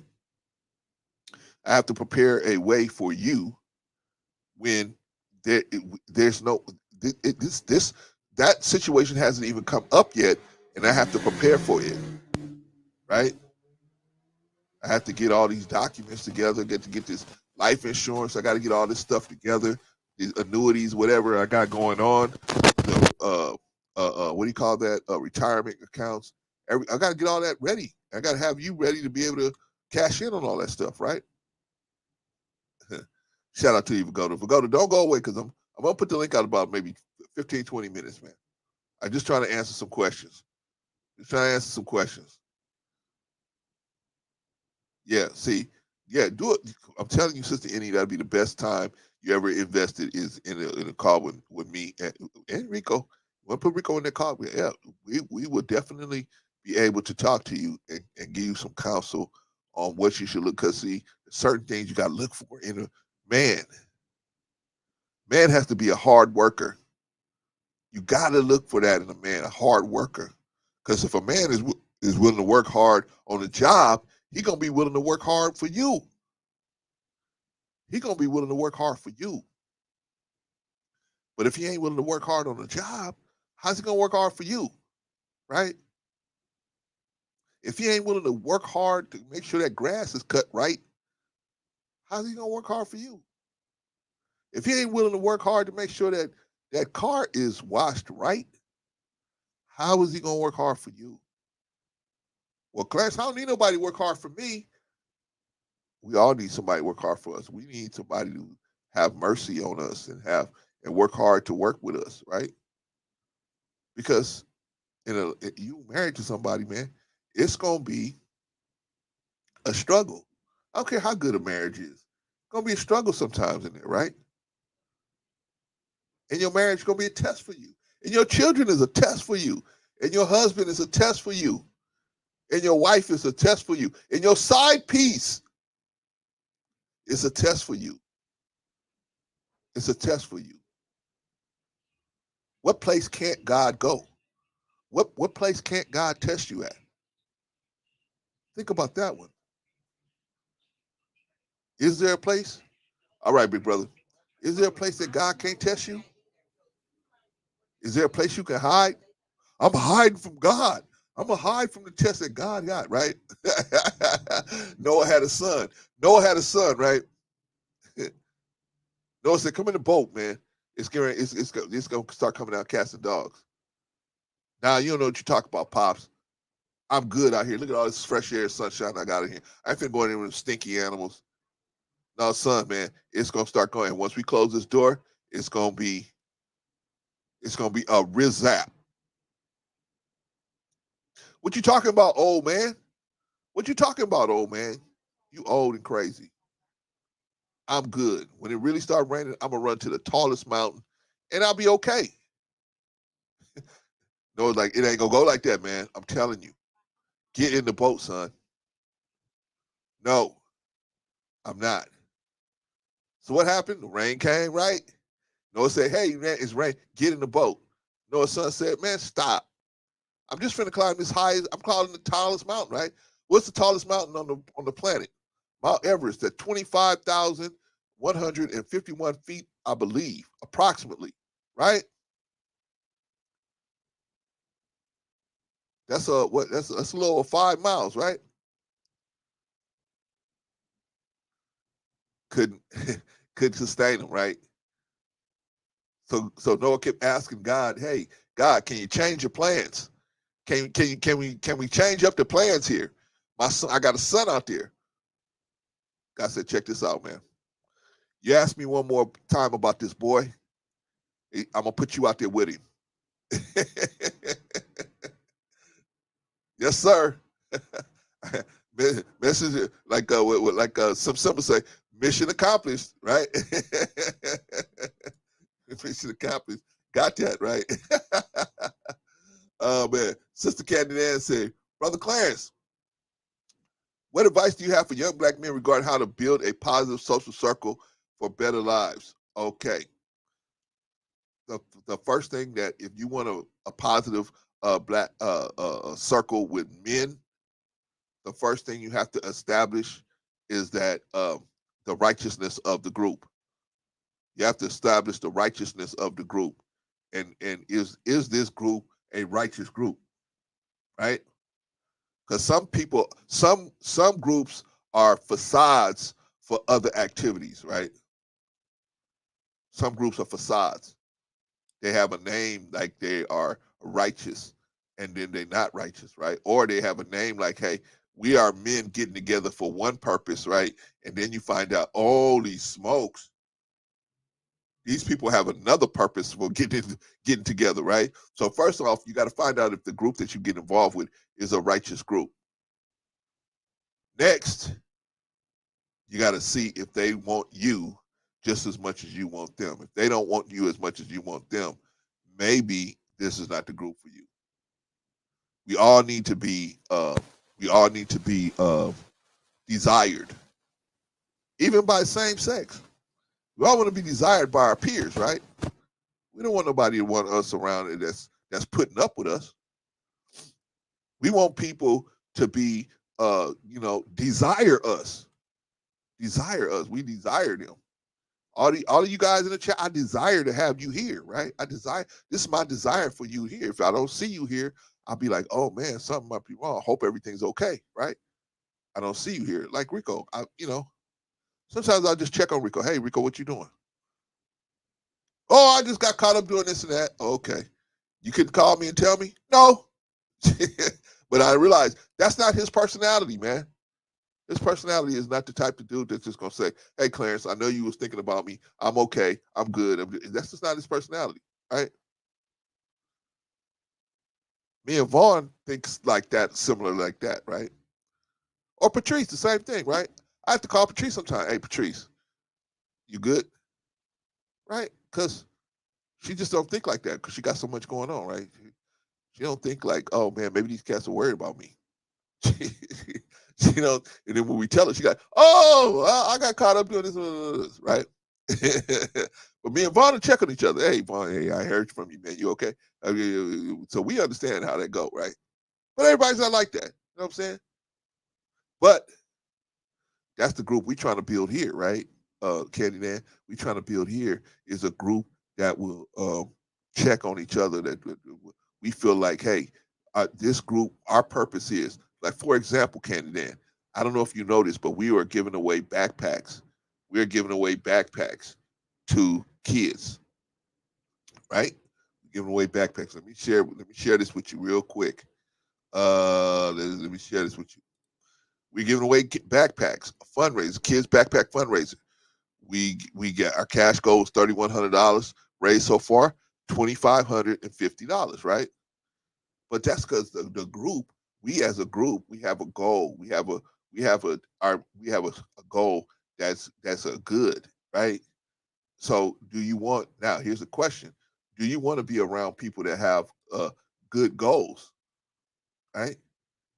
I would tell black men, man, in a heartbeat, if you want to build a better circle, build your own circle and try to get people to join you. Build your own circle. In other words, whatever you feel is righteousness, whatever you feel is a righteous way to be, build your circle. Be righteous. Because if you go into someone else's circle, you're subject to what they feel is righteous. Right? So first of all, you have to investigate yourself. Are you a righteous person? Are you looking for righteous counsel? Or are you looking for people that's going to roll with you when you're doing stupid stuff? Right? We've all had people like that in our lives, right? We didn't go get this person because this person would talk sense into us if we tried to do something stupid. We wouldn't go get that person. That person gonna say, where we going? Strip club? Oh, okay, let's go. What about our wives? Well, I lied for you and you lied for me. Oh, okay, well, let's go. Boom, away we go. Me and Vaughn to the strip club. Boom, away we go, right? Wait a minute. What we going where, brother? Hold on a minute. What are we talking about here? I love throwing Vaughn in the middle of something, right? So Vaughn be like, what? Right. What did I just walk into, my brother? I'm selling the sister, man, the sister asked a great question, brother. She asked a great question. She said, Brother Clarence, what advice you have for young black men regarding how to build a positive social circle for better lives? And I'm saying, well, one of the first things they need to do is check where they are.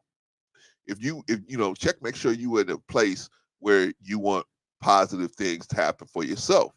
Because if you're not, see, we all can hook up with people, and we have before, right, in our lives where we know we had certain friends that would tell us, hey man, you doing the wrong thing. They would point to us out to us the error of what we was trying to do, right? And then we had other friends that just gonna ride with us. Hey, where you going, man? I'm going to the strip club. Oh, sure. Well, let me go too. Let me tell my wife. What if your wife called me? Well, did you got a lie for me? I got a lie for you. Oh, okay, let's go there. Right? Okay, yeah. We all all of the I see what you're talking about now. All of the devilment. Yeah. Yeah, right. Yeah, so you got to brother. check out the people who you hanging out with and see if what Amen. you really Amen. want, Amen. Right? What you really You're want. preaching. Listen, brother. You're preaching good, man. Am I doing good, Vaughn? So far, so good. Listen, I've been listening now. All the way up to that, that part that you tried to pull me in on. But you've been doing great, my friend. Very good, very good. Shout out to Candid Ann. Yeah, shout out to Candid Ann. I haven't seen her in a while, God. Yeah, hope everything is okay with you, Candid Ann. Hope everything's okay with you. Yeah, I miss her definitely. Yeah, hope your family's doing real well. All right, let's see. Okay, so Brother Charles, I'm just trying to answer questions because I think, man, some people. And by the way, y'all, if y'all have a question for Vaughn, ask Vaughn a question. Almost Vagoda. If you have if you guys have a question for Vaughn, I want you to send him shoot him a question, right? I ain't the only one with gray hair up here. Right? Yeah, I got a few. I have a few. You got a few? Yeah, I got a few. Of this dude. None on my head because it's smoothly shaved, but a lot of other places, yeah, brother, easy, they coming Vaughn. out, they poking out. Easy, Vaughn. Easy. Hey, I saw a picture of Vaughn Bryan. Vaughn Bryan's a very handsome brother, man. Yeah, I don't know why he don't just use his picture for his avatar, but whatever. He don't want to do it. That is me on that picture. That's what I'm saying. I don't know why you don't just use that picture. I'm talking about you're talking about another. Okay, yeah, I'll possibly change it up. That's okay. He don't want to have a stick when he has to come on these platforms. Yeah, I have a face for the radio. You know what I'm saying? Me too, brother. Me too. I understand where you're coming from. I have a radio face. Me too, brother. That's what I say, man. We need people like Sister Eddie to come up here, man. Sister Eddie, Jill, they got faces for not only they got the voices, not only but the faces as well. We can bring them up here, man. Holy smokes! Maybe Candy Dan can come up here too. Who knows? What we might get into today. Yeah, did you drop the link though? Let's see. I did not drop the link. I'm sorry, man. Okay. I keep telling that's why ain't nobody coming up to say nothing, man. You leave them out of the conversation. Well, I just try to establish stuff, brother, before we bring them up. No, I get it. Yeah, okay, so Charles Keys Sr. says, ask a young man, how many millionaires are you subscribed to? Doctors, lawyers, real estate people. Here's a go. Okay, here we go, Charles. Good question. Let me share this with you. With you, right? I believe that you should be subscribed to some people that can give you some technical assistance, right? Yeah, you want some technical assistance. But brother, I don't care how much money you get, how many Lambos, how many cars you get, how many houses you have. If you don't have that relationship with the Most High, God, or whatever word you want to use to give you the virtues that'll keep you solid no matter what gets thrown your way, it's gonna be tough, man. It's gonna be tough. You see these millionaires, man, and they are not immune. Testing 1 2. Testing. Testing 1 2.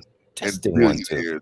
Are not immune to the issues that devilishment can bring onto you. So with all the millions, I would get understanding about the purpose of God's purpose for myself. That's what I would do. Brother Vagoda, what's going on with you, man? Hey, Brother Vagoda. I am okay. That is. That's it right there. Let me blow you up, Vagoda. Let me blow you up because I'm gonna show everybody the tent. What? See, that's the tent. Yeah, That's that's the not a tent that tent. I was That's talking a about. sukkah. That's called Oh, a okay, yeah, sukkah. yeah. I was talking about the other day. Okay, Yeah, yeah, like yeah. I Because said to you in the comments, I wish you happy you and to all of your Ah, viewers ah, happy Sukkot, and also you're going to have Halloween, so also I wish you and all of your viewers happy Halloween. wow. Well, Feel too free Vagoda, to stab people. yeah. Well, Vagoda, let me ask you a question. How Yeah. is the weather in Tel Aviv? Yesterday it was raining. It's the first raining of the season. If you think about it, Hmm. probably. I was in a club, and after that, around 11 and a half in the night, then it started raining. Or actually, almost midnight it was raining, and then after 20 minutes it stopped. But still, it's winter is coming. definitely, man. Yeah. But it It's is already coming, the man. fall. Now let me ask you something about Israel, man. Does it snow a lot Yeah. over there in Tel Aviv? It depends on what area you are. If you are in the mountains of Judea and Samaria, or in Jerusalem, or in the Golan Heights, or in the north of the country, then you will see snow, Okay, especially in the mountainous Mm, areas. But if you are in the south or in the Gush Dan, Tel Aviv area, hmm. then you will not see snow. okay. Oh, okay. You see, we don't know But nothing about again, Israel. people here could go skiing and go stuff. You just need to take a few hours with your car to the mountainous area, to the Yeah, north area, and then it's have pretty much fun. like here. Like here, same thing Yeah, here. They got what's called Big Bear up here. You drive up there. Yeah, right, yeah, right. Yeah, it we snows in are the mountains. Yeah. yeah we are in we are in the middle of a number of climates, so we have we have in the south a lot of hot places, but in the north we have also cold places. Okay, You okay. know, we are between Africa and we are literally on the border of Africa and Asia. Yeah, yeah, And yeah. Right on. Well, let me yeah, ask you something, Dakota. Do yeah. you have a question for myself or a question for Von Bryant? Because today we're trying to answer questions, man. Just general questions that you guys might have directed to us. Okay. Let's To the see. best of my ability. How is it right now in the USA? I heard I there was is what? rioting in New York. From what I heard, there is rioting, mass rioting in New York or something. Let me look up what you're talking about because I'm not familiar with a riot in New York. But let me see. Where you are Let in me the look. USA exactly? Huh?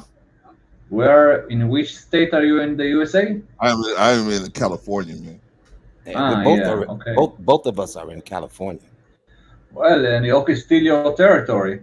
No.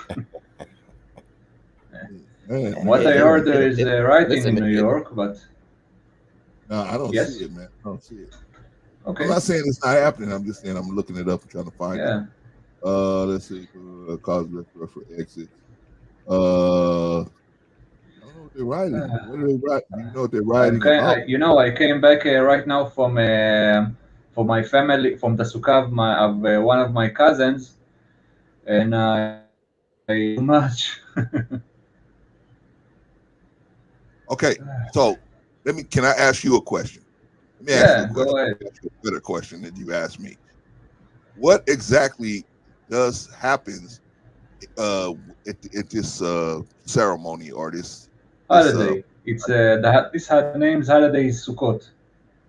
yeah, but I mean what I'm saying is what do you guys do? Do you just eat Okay, or do you we build a sukkah, or in other words, what you see over here, and we see, and the religious people sleep in it all the week of the holiday, and we eat in it. We have visitors in it.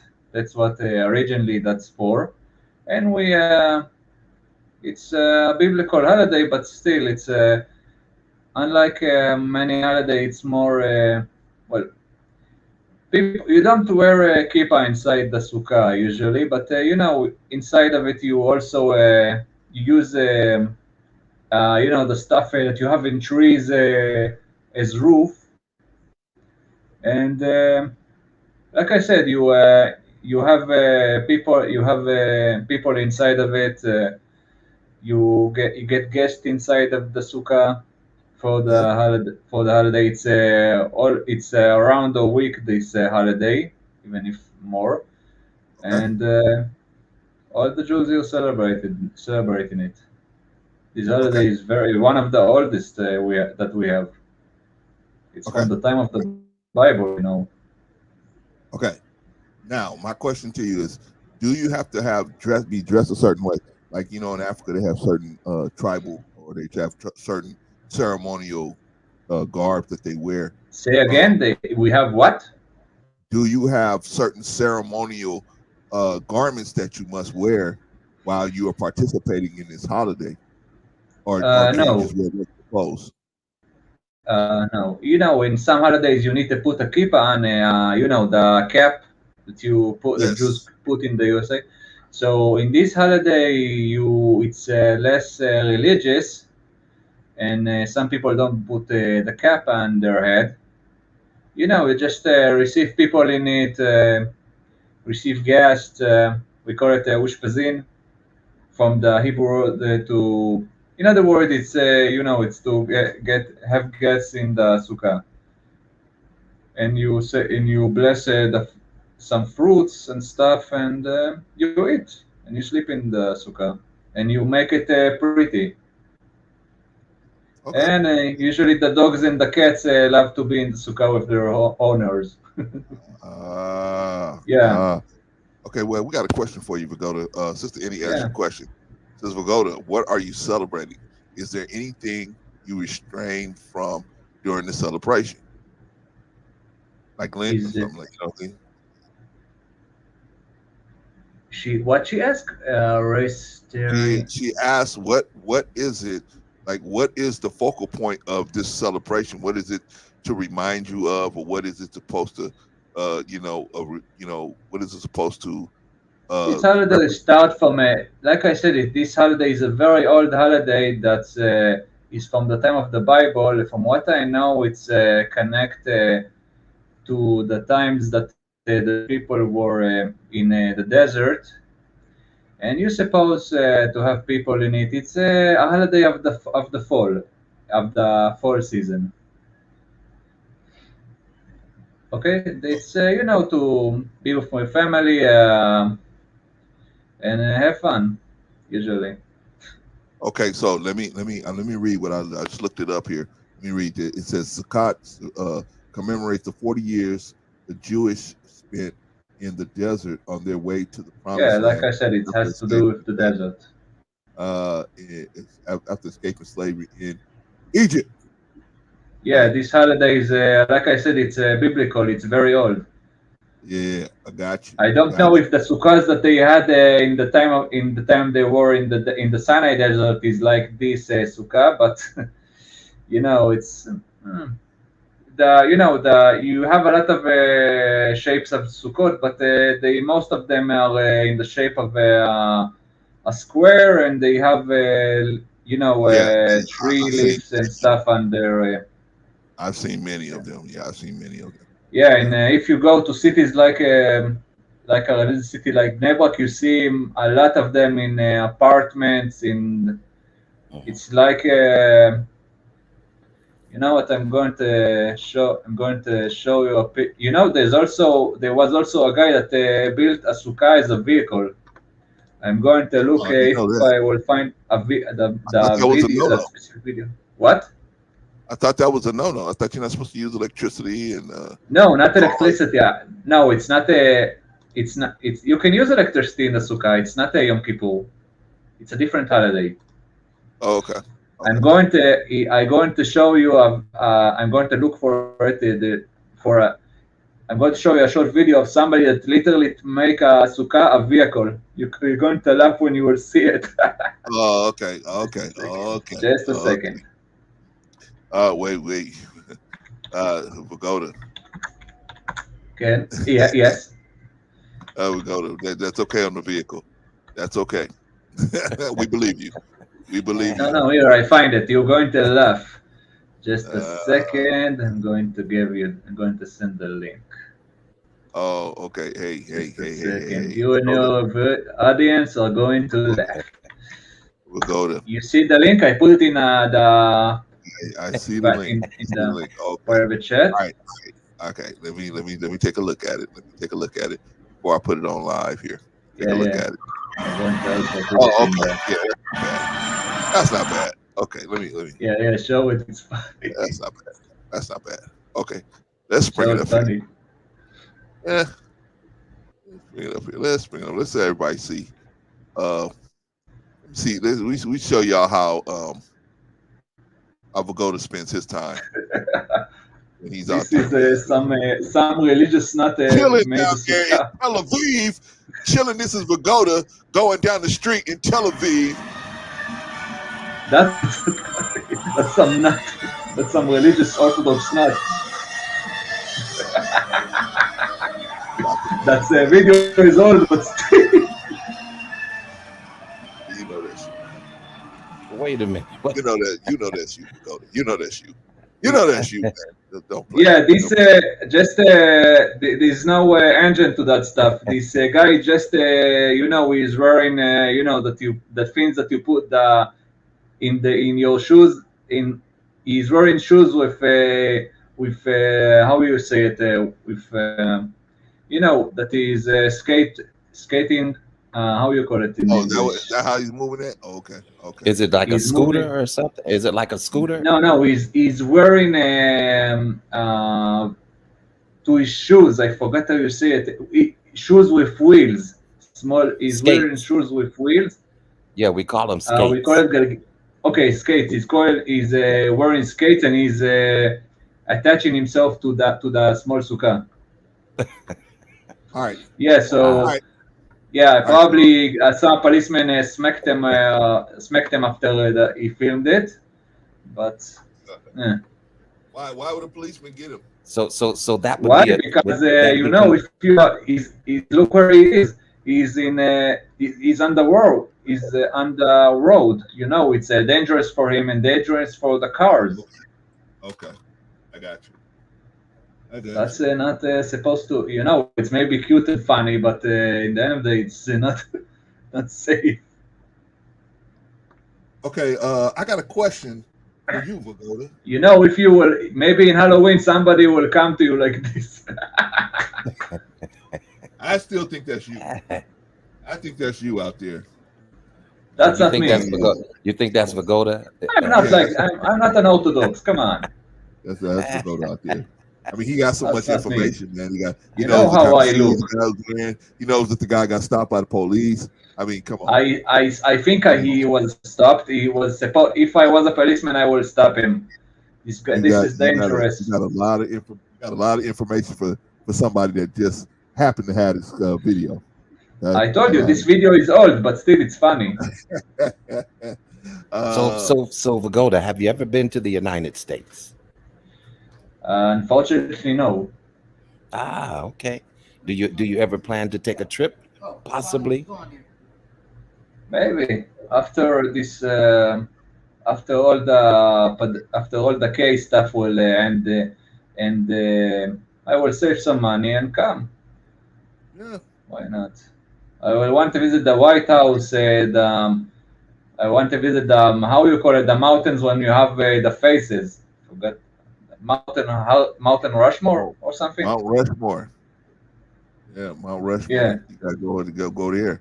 Where's Mount Rushmore? Is it South Dakota? Let's find out right now. Rushmore. I think it's in South Dakota. Let's see.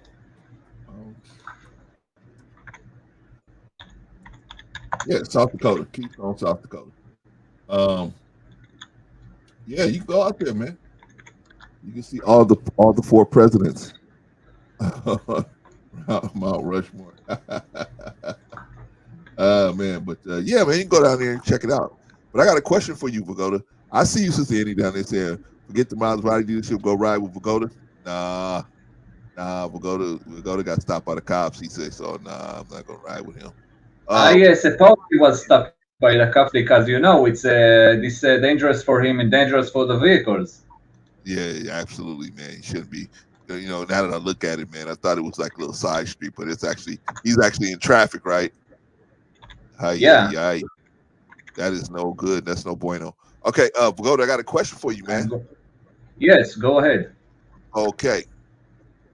Over here, we got a question about getting into relationships. Okay. All right. So getting into what would you recommend a woman trying to get into a long-term relationship with a man? What are some qualities do you think that she should look for in the man that she's looking to get into a long-term relationship with? What qualities? I think if you what Okay, qualities the man needs to have? If your sister came to you and said, "Hey, I'm looking to start dating, and what should I look for in a man?" What would you tell her? What I tell her, I would tell her that she needs to be with somebody that is stable, somebody that is a good person, a person that have a good is a good person. Like I said, a good person, a person that loves her, a person with a good with a clean record, a person that is stable in his behavior, a person that is responsible. Let's see. Um, a person that's let's see, a person that is a good person in the end of the day, a person that can take care of himself and could be a good father. And yeah, could those be are a good all good husband. things. Those are all good things. Yeah. And of course, a person that respects and love her. And like I said, a good and normal person. Also, look at the picture that I have right now.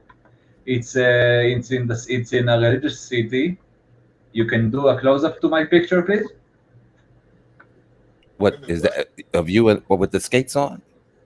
No, the picture that I right now put. Oh, okay. I didn't see it. Please, you can do for a second a close up to it. Oh, on his icon, on his avatar, whatever you call it. Let me do it. Yeah, the avatar. Look, if you look closely, it's a number of sukkot in apartments in the city of Bnei Brak. You can see they made this stuff. Those are apartments of families, of religious families with sukkot in their roofs. Those are sukkot that are not a very, not a very. They didn't. They are not very expensive, and they are not big deal. But still, you see, they make their balcony. They did it on their balcony. Guys, I'll be right back. Guys. Hold on. Yeah, go ahead, Vagoda. I'm still here with you, sir. Yeah. Don't call me finish. Sarah. Come on. Well, I'm always calling people sir. You know what I'm saying? But in here we don't call people sirs. We are not in a you don't? restaurant. Now wait a minute. No, is that something that's offensive in your culture? You can call me sir or whatever, but I don't call people sir. So, sir in Hebrew, sir is the same word with master. So, it's okay. The first time that people called me sir, I thought for myself, what the hell they call me? What are they talking about? Emotional problem? Yeah, if the only time that I call people sir is if I'm working in a hotel or something, or if my job. Well, out here we say it as a sign of respect for the person that we're speaking to, and we say it in terms of a regard that we have for the individual that we're addressing. So when we call you sir, it is a point of respect in so many many ways. You know what I'm saying? Yeah. So it's not like we're saying you're a master or you're this. It's just sometimes when we say sir, that means that we respect you in a high regard. But go ahead and finish about the buildings. Now, what are they made out of? Because I can't see clearly that's is that wood or building of the poor family. Those are buildings of poor families, and like you can see, there was a lot of the sukkot in the sukkots in those they made in their balconies the sukkah, and they are those stuff are from wood. Okay, made out of okay. Yeah, those most of those families aren't. This picture was took in the religious city of Bnei Brak, where you have a lot of Orthodox Jews. So those families have probably 6-7 children each. But the buildings have electricity and yeah, of course, different things. Yeah, it looks like I see it like an air conditioner or something, but I'm not sure. Yes, in some of those they probably, it's like I said, it's inside. They put it under balconies. Ah, got it. So you can use air conditioning the sukkah if you want, and all that stuff. There are rules about it that you need to have the roof under the sky. I mean, you don't need something under roof, and besides the things that you take from the trees and put on the roof. And yeah, they sleep in it in the holidays, So. All right. Oh, okay. All right, y'all. Yeah. So we're gonna stick with our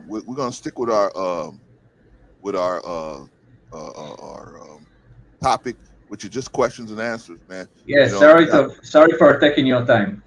No. We were asking you questions.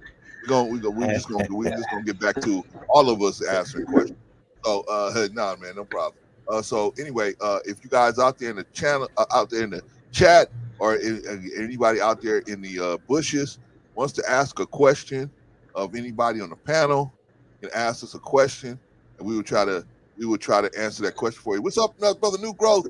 Oh, so what's going on with you, man? Glad to have you in the building, man. All right, so if you guys have questions, we're gonna answer your questions.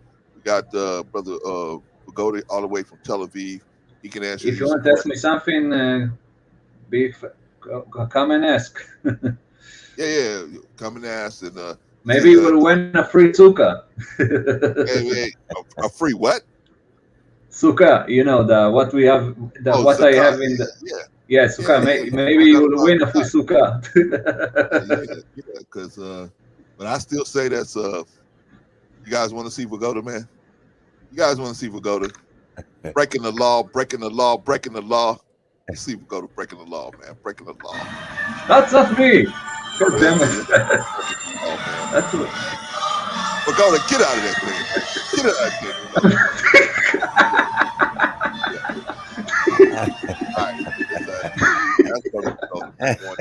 there. Going down the street in Israel, man. I think it was taken. I think it was taken in Tel Aviv. This stuff. Brother Nugro says, Brother Clarence, whose turntables was you behind? Those was my 12s, man. Those were my 1200s, and they had a Newmark. I forgot the name of the mixer, man. It was a Newmark mixer, man. At least you don't need license for that vehicle. Yeah, you don't even have a. I see you don't even have a license plate back here, man. It can't even track. Actually, I have a license, but for that stuff, I don't need a license. Holy smoke! Okay, so hey, brother Clarence, yes. looks like NA has a question for me. Sister NA. Okay, let's read that. Vaughn Bryant, what would your advice be regarding courting? Okay, brother Vaughn, what would you tell Sister Annie trying to court somebody? Trying to court her regarding courting. Okay, whether it's for a young man or a young woman. Vagoda, do you know what we mean when we're saying courting? Courting, that you cannot, that you are in jail of your own house. Well, when we say courting, what we're talking about is courting that you are a prince. Yes. Wait, say it again. You want to?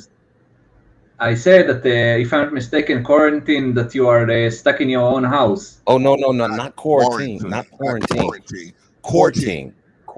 Like, okay, what's like when you court, like a man courting a woman. Yeah. It's like you're trying to hit on a woman. Not Yeah, hit on a woman, but courting with means it's like a dating the intent process in for order for you to marriage. get to know Yeah, the woman that you intend to marry. right. There's a Like period. like Yeah, speed yeah, date. yeah. There's a well, no. This is a little bit different. This No, is man, that. that's speed dating. Well, let me see if I can explain it. Not This speed is date. Speed date.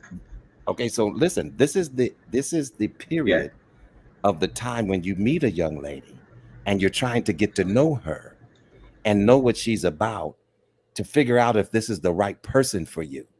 And we call it courting. I don't know if I explained it Interesting. enough. Okay, Yeah. we don't have a word for that here, but yeah, it's the Well, time that you say that you before in that you date with her, but you're not yeah, her yeah. It's boyfriend kind of like yet. You're dating. just dating. It's another word. It's another word for dating in so many terms. Yeah. But It's an Okay. courting older phrase. implies. Right. Let me say, courting implies the intent to that you're looking to get married. Right. Right. That's what courting is. That's the implied intent. So here's my advice. Okay. Here's my advice for anyone who is considering a young lady for a marriage or courting her.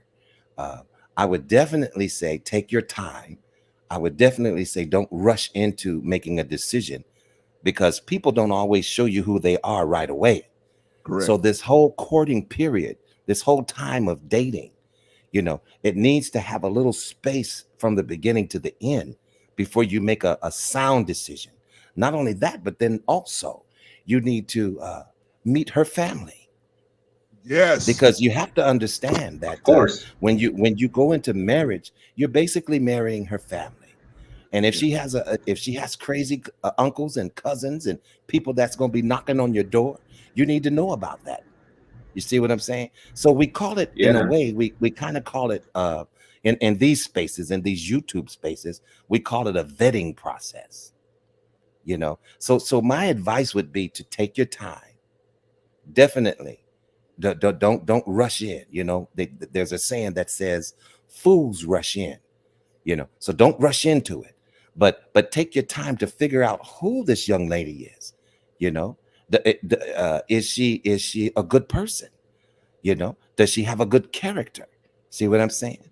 Yeah. Does she seem like she would be a good parent or a mother? You Yeah. know, is she wife material? Because some people are just not. Some women are not wife material They're not. because they are for what we call in these streets. They're for the streets. So you get to know the individual, and there's always an infatual phase of a relationship. When you have that part of being infatuated by the individual, because all you could see is what you see with your eyes, but you really have to look within, and that takes time, ladies and gentlemen. you know you don't know a person just because you took them out over a period of a week. You don't necessarily know that person. You see what I'm saying? So give it time. I would definitely, that would be my best advice, is to give it time. Yeah. What do you think about that, Sister Annie? So now you're gonna have the three knuckleheads sitting on the couch waiting to meet your date, right? Me, Vaughn, and Rico. We'll sit right there. We'll say, "Hey, we'll put the guy through the ringer." But yeah, so definitely come my way because I already got the questions I need to ask this young man, and if he withstands those questions, then maybe you might have a keeper. But if he can't stand up to those questions that I'm gonna ask him, might want to think it over. might want to reconsider that one. You know what I mean?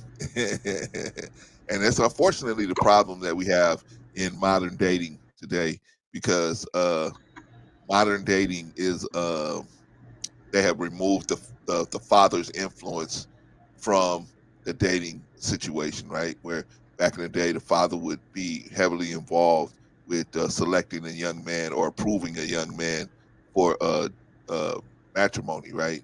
But now, That is, I think, if I may say, it's that stuff that the father will literally get his son and wife. That's for more than that's a few generations ago, not 20 or 40 years.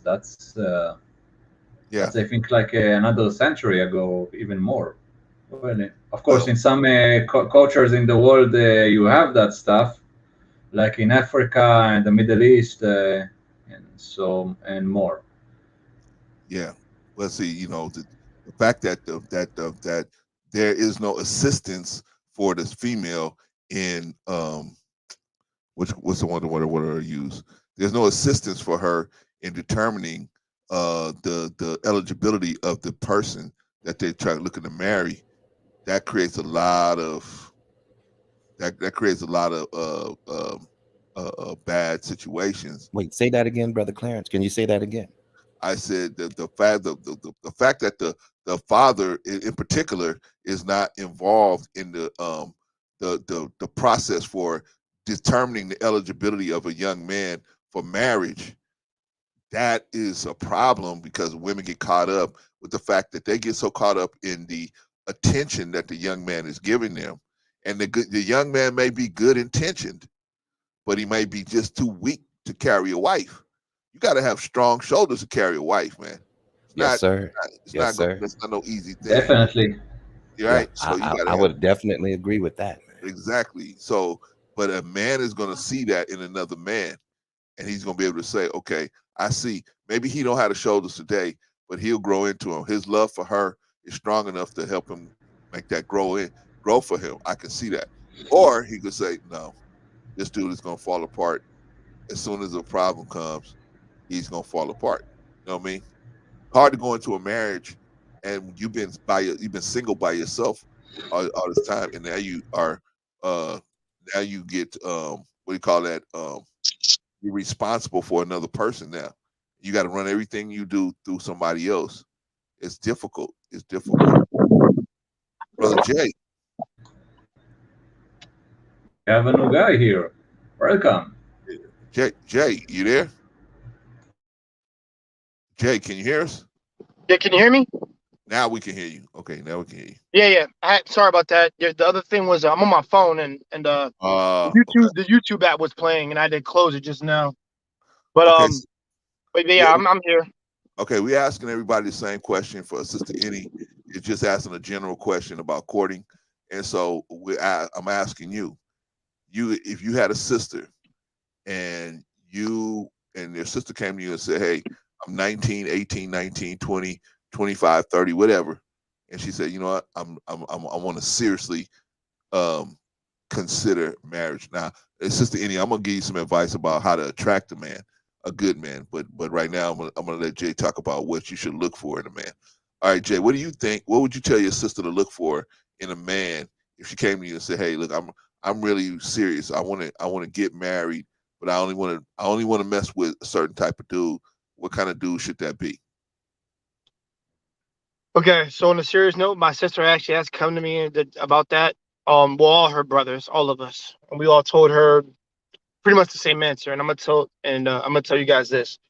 So what we told her was, yo, listen, if you want to be married to a guy, you can't be no bum off the street. Number one. Number two, he's got to be about family first. And three, he's got to have all his shit taken care of. He's got to be on top of his A game. So what you're gonna want to look for is character, stability, and most important, his finance. And that sounds bad when I'm about to say that, but his, how good he is with his money. Because guess what? If he can, because I'll say this, if he's really good at money, and he doesn't need you to counterbalance that, then you might be set. But also, what you want is the three things that I mentioned, and that's going to be able to carry a relationship thoroughly. But also, he has to be able to understand you emotionally and physically. He has to understand both those things about you, because that has to be a almost like a deal breaker, almost, because the reason why that is if he can't understand your needs, or understand you in general, the things that you like, and things like that, then there's a problem there. I know, like I said, the most important stuff is the three things that I mentioned, but on the other level, like your personal level, there's got to be chemistry and synergy there. Because, like I said, if it's not there, then it's gonna fall flat. And that's a very, and I'll be honest, I've seen many marriages fall short of that. None of my friends don't have that, but their friends have had it happen, and we've been there to see it. And and not just because of the courting, but it was just more so, well, I got the money, that should be enough, right? No, you need character. Like I said, you need to be about your shit. You need to be about you need to be about your business, family, and you have to have integrity. It's a big thing. Mm. That's a lot of thing that's lacking. Hence the conversation we all had last night about what generation, what you guys were taught and what was passed on to us, but also what we learned from our fathers and uncles. So Mm-hmm. so the way to woo a woman, the way to really get her is to really show her you the true you, but also show her like your acolytes. Sorry, acolytes. You know what you're good at. And you've got to be able to do it respectfully, tactfully, and very classful, which is missing the class part, but that's what's needed when it comes to courting. And the thing is, it's up to her to see if she wants to. I have to say, deal with you, to see if she wants to, pick you. And that's usually how it goes. Well, we were actually talking about the woman actually looking for traits in a man that she would be like, well, yeah, just go, something, stuff that she should look for in men. But yeah, Right. definitely. It would be similar to her father if she had a father in her life. And I know we always go back to that. You can understand. She can see what she's looking for if he has traits of like her dad. Now, like I said, you don't want him to be completely like your dad, but the values and the core of what he has is what's going to attract you to him, similar to your dad's, because like he is. Let's be real. Everybody's so quote unquote dad should be like the template a little bit because of what he was able to do. Of why your mom and dad are still together. You would look for that, like, that template. That's the one you have. Also, maybe your uncle, how he took care of his wife and things like that. You have stuff like that for like a template. That's what she's gonna look for. Core values, some of the her dad's. Look for that in that guy. But also, I would say presentation is key for what she's going to be looking for. Because if he presents himself in the way that her dad has, then it gets your foot in the door, but it gives, like I said, it's more so often giving you a chance. And I know we're talking about the lady when we say that, but we're talking about from the lady's perspective. She'll pick you, but you gotta your foot's in the door, and now you gotta Latin that shit. That's all I can tell you. So you gotta be able to know how to really pick out the traits from your father, but also some things that you may like too. Because I've always said it just can't simply just be all your dad, all that. I know that's the template we go off of, but it's got to be some things in there that may pique your interest. And and like I said, if it's just some dude that's just trying to smash you right now, pass him off and go to the next one. Seriously. That's what we talking about marriage here. So yeah, definitely. Okay, gentlemen, I have a question for all of us, but I'm gonna address New Growth. New Growth says I would say don't overcomplicate the process. God has given us great intuition. Yeah, sometimes New Growth, sometimes we can get confused, man, because this world is good at making one thing look like another, right? Good at making a bad man look like a good man look like a bad man, right? Right? They said Jesus was a schemer, right? He said he was trying to scheme the people out of their money, right? So they said Martin Luther King was a communist, right? So this world can flip things around. So it's hard. It's not hard to misunderstand what's going on.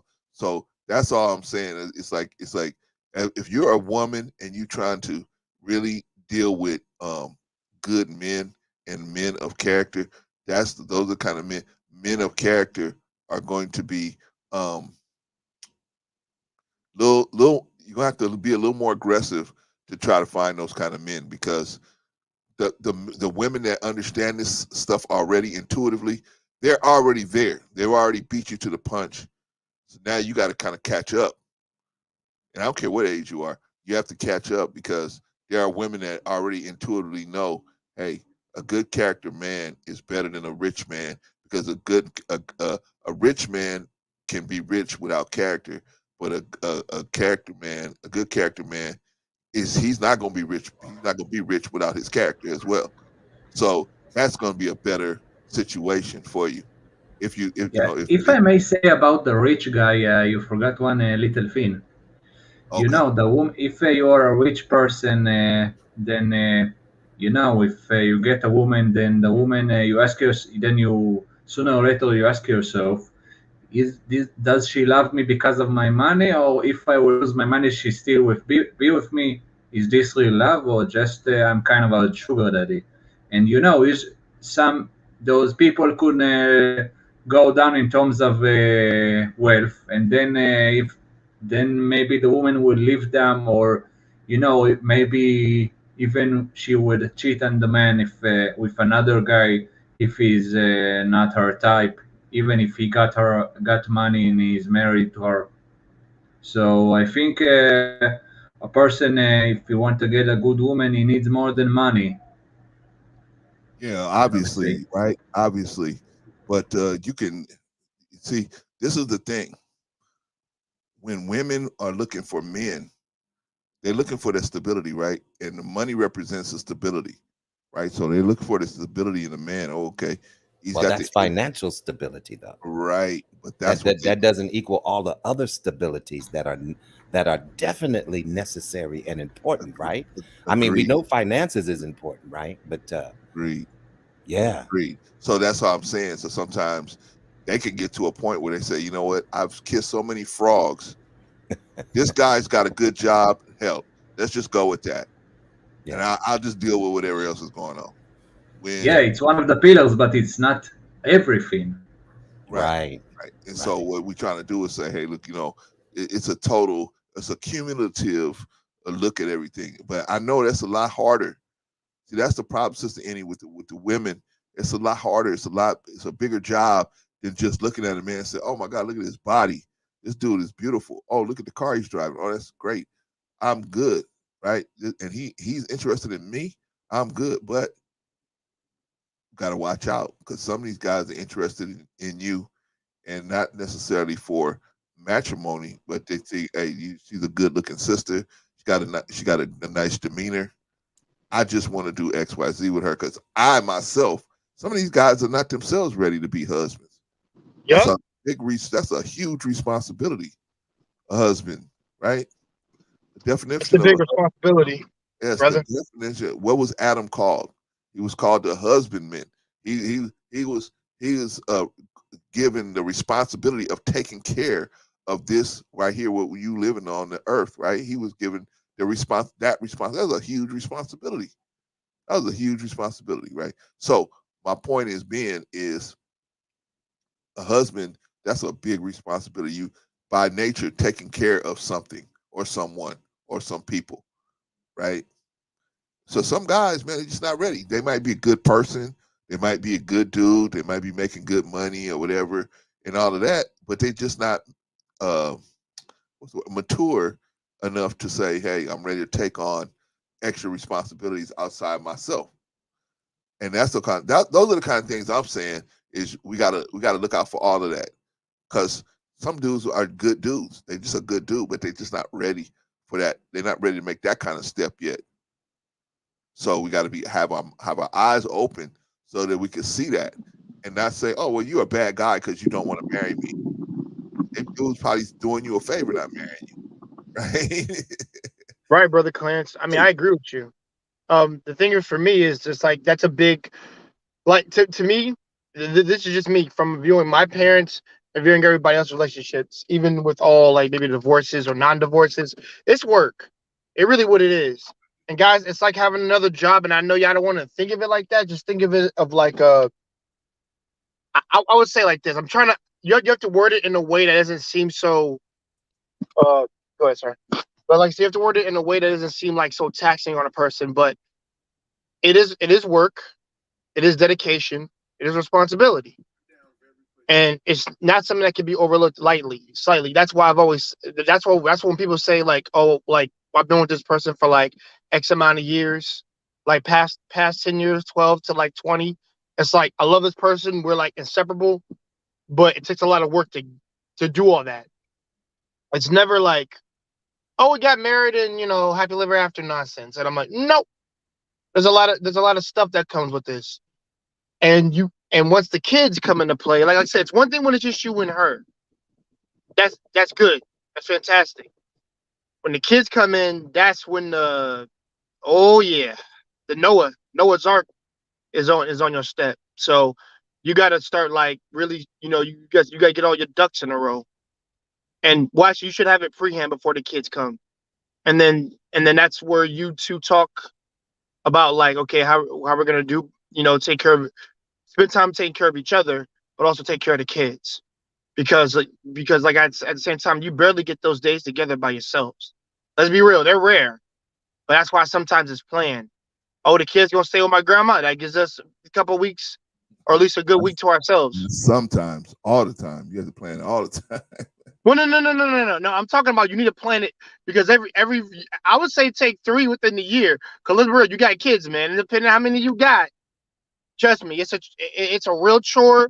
Yeah, definitely. I told if you're an outsider if you're on the outside trying to look in, you don't know what that you don't. I be telling people you don't know what the hell you're talking about, bro. I've helped cousins, I've helped my sisters, especially with their kids, and realize like how much they have to deal with. Trust me, at a young age, around high school time. So I was like, I may be good at it, but I'm like, dude, no, this is a responsibility I'm not ready to deal with yet. I'm not there. I mean, if I had the right mind, I'm not trying to be a dad at a very young age. I need to mature. I need to mature up right now. To get these things on check, so I can How be ready old for that are you, if I responsibility. may ask? Go How old are ahead, you, if brother. I may ask? What'd you say, Sorry, brother? I asked our friend how old he is. Oh, me now? Oh, I'm Yeah. 31 now, as opposed to the time I was talking about when I was younger. Because there was no way I could Okay. be a dad at that young age. There's no way in hell. Now, like I said, it would take some work, but I could get it done. I could Well, definitely get it done because my kids would come first overall. But when it comes to sharing my life with someone, I've got to be on my A game when it comes to that right now. And right now, I'm in the okay. process of vetting somebody right now. You're still very young. Yeah, I won't say very young, but not very, very young. How old Yeah. are you? How old are you, Pagoda? I'm 30. 30. Oh, no- Oh yeah, you oh, young too. What are you talking about? yeah, He's young. man, you I'm like a year younger than me, man. I thought he was speaking yeah. like he was 27, 25 or something. I was Hey, like, what? I'm a year younger than you. Yes. Oh, yeah, okay. me and Vaughn are the only Yo, dinosaurs here. Yeah, I thought he was speaking like he was a veteran or he was younger. yeah, You I, are right. the I thought only. he was like, Well, I've been in the army a few years, but well, maybe in your eyes you could call me a veteran, but well, I didn't have a career in the army, but still. oh, okay. I Yeah. mean, for brother Clarence, I do agree with you. Um, it's just that like I said, it's a big toll for like any man or woman to really do. But also, like I said, it's a beautiful. Like I said, it could be a beautiful thing if everything all works out. But also, like I said, it comes with trials and tribulations. Not every day. There's gonna be one day. You're not gonna be sick of her, but it's just like I, I, I have to try hard to persevere through this day. Hopefully, the next day will be better. Not because we had a bad day or anything. It's just because like one of those days where you don't like being bothered, and I can understand that. And that's when the personal space, your personal time, when you are together, does come into play. Like she does her thing, you do your thing, man. Try to unwind, and then y'all work it out the next day tomorrow. Like to be better. Like a lot of couples don't do that. My grandmother and my father have done that. Father have done that with their ladies more often than not. So I mean, I learned that from them. So I'm like, okay, that's something I could take to note. But I've always said this: if you're gonna be together with somebody, Honestly, I recommend couples counseling before you get married, dead ass. So you can get all that extra, I'll be honest, all that stuff that you may have inside you, that needs to come to light right away. Any little, I won't say insecurities, but any little I guess antidotes that need to come out, need to come out right then and there. Like, oh, I'm not good with, people trying to bark orders at me or doing all this, but I'm not used to somebody making decisions for me. Stuff like that. Like I expect a lady to say that to me. And it's like, don't worry, I wouldn't do that, make a decision for you. What I would do, we would talk about it, counsel each other, and then we would just, nip that in the bud right then and there. But like I said, I'm not with this controlling shit. Personally, for me, whenever I hear that, that just sounds like quack, quack, quack to me. Whenever I hear that, and I'm like, bro, no, your lady's her own person as well, but you two are each other's person. Oh, what's up, brother? What's good? What's good? What's good? What's good? It's good, new bro. Welcome. Welcome. I'm glad to be here. Oh, are you outside, brother?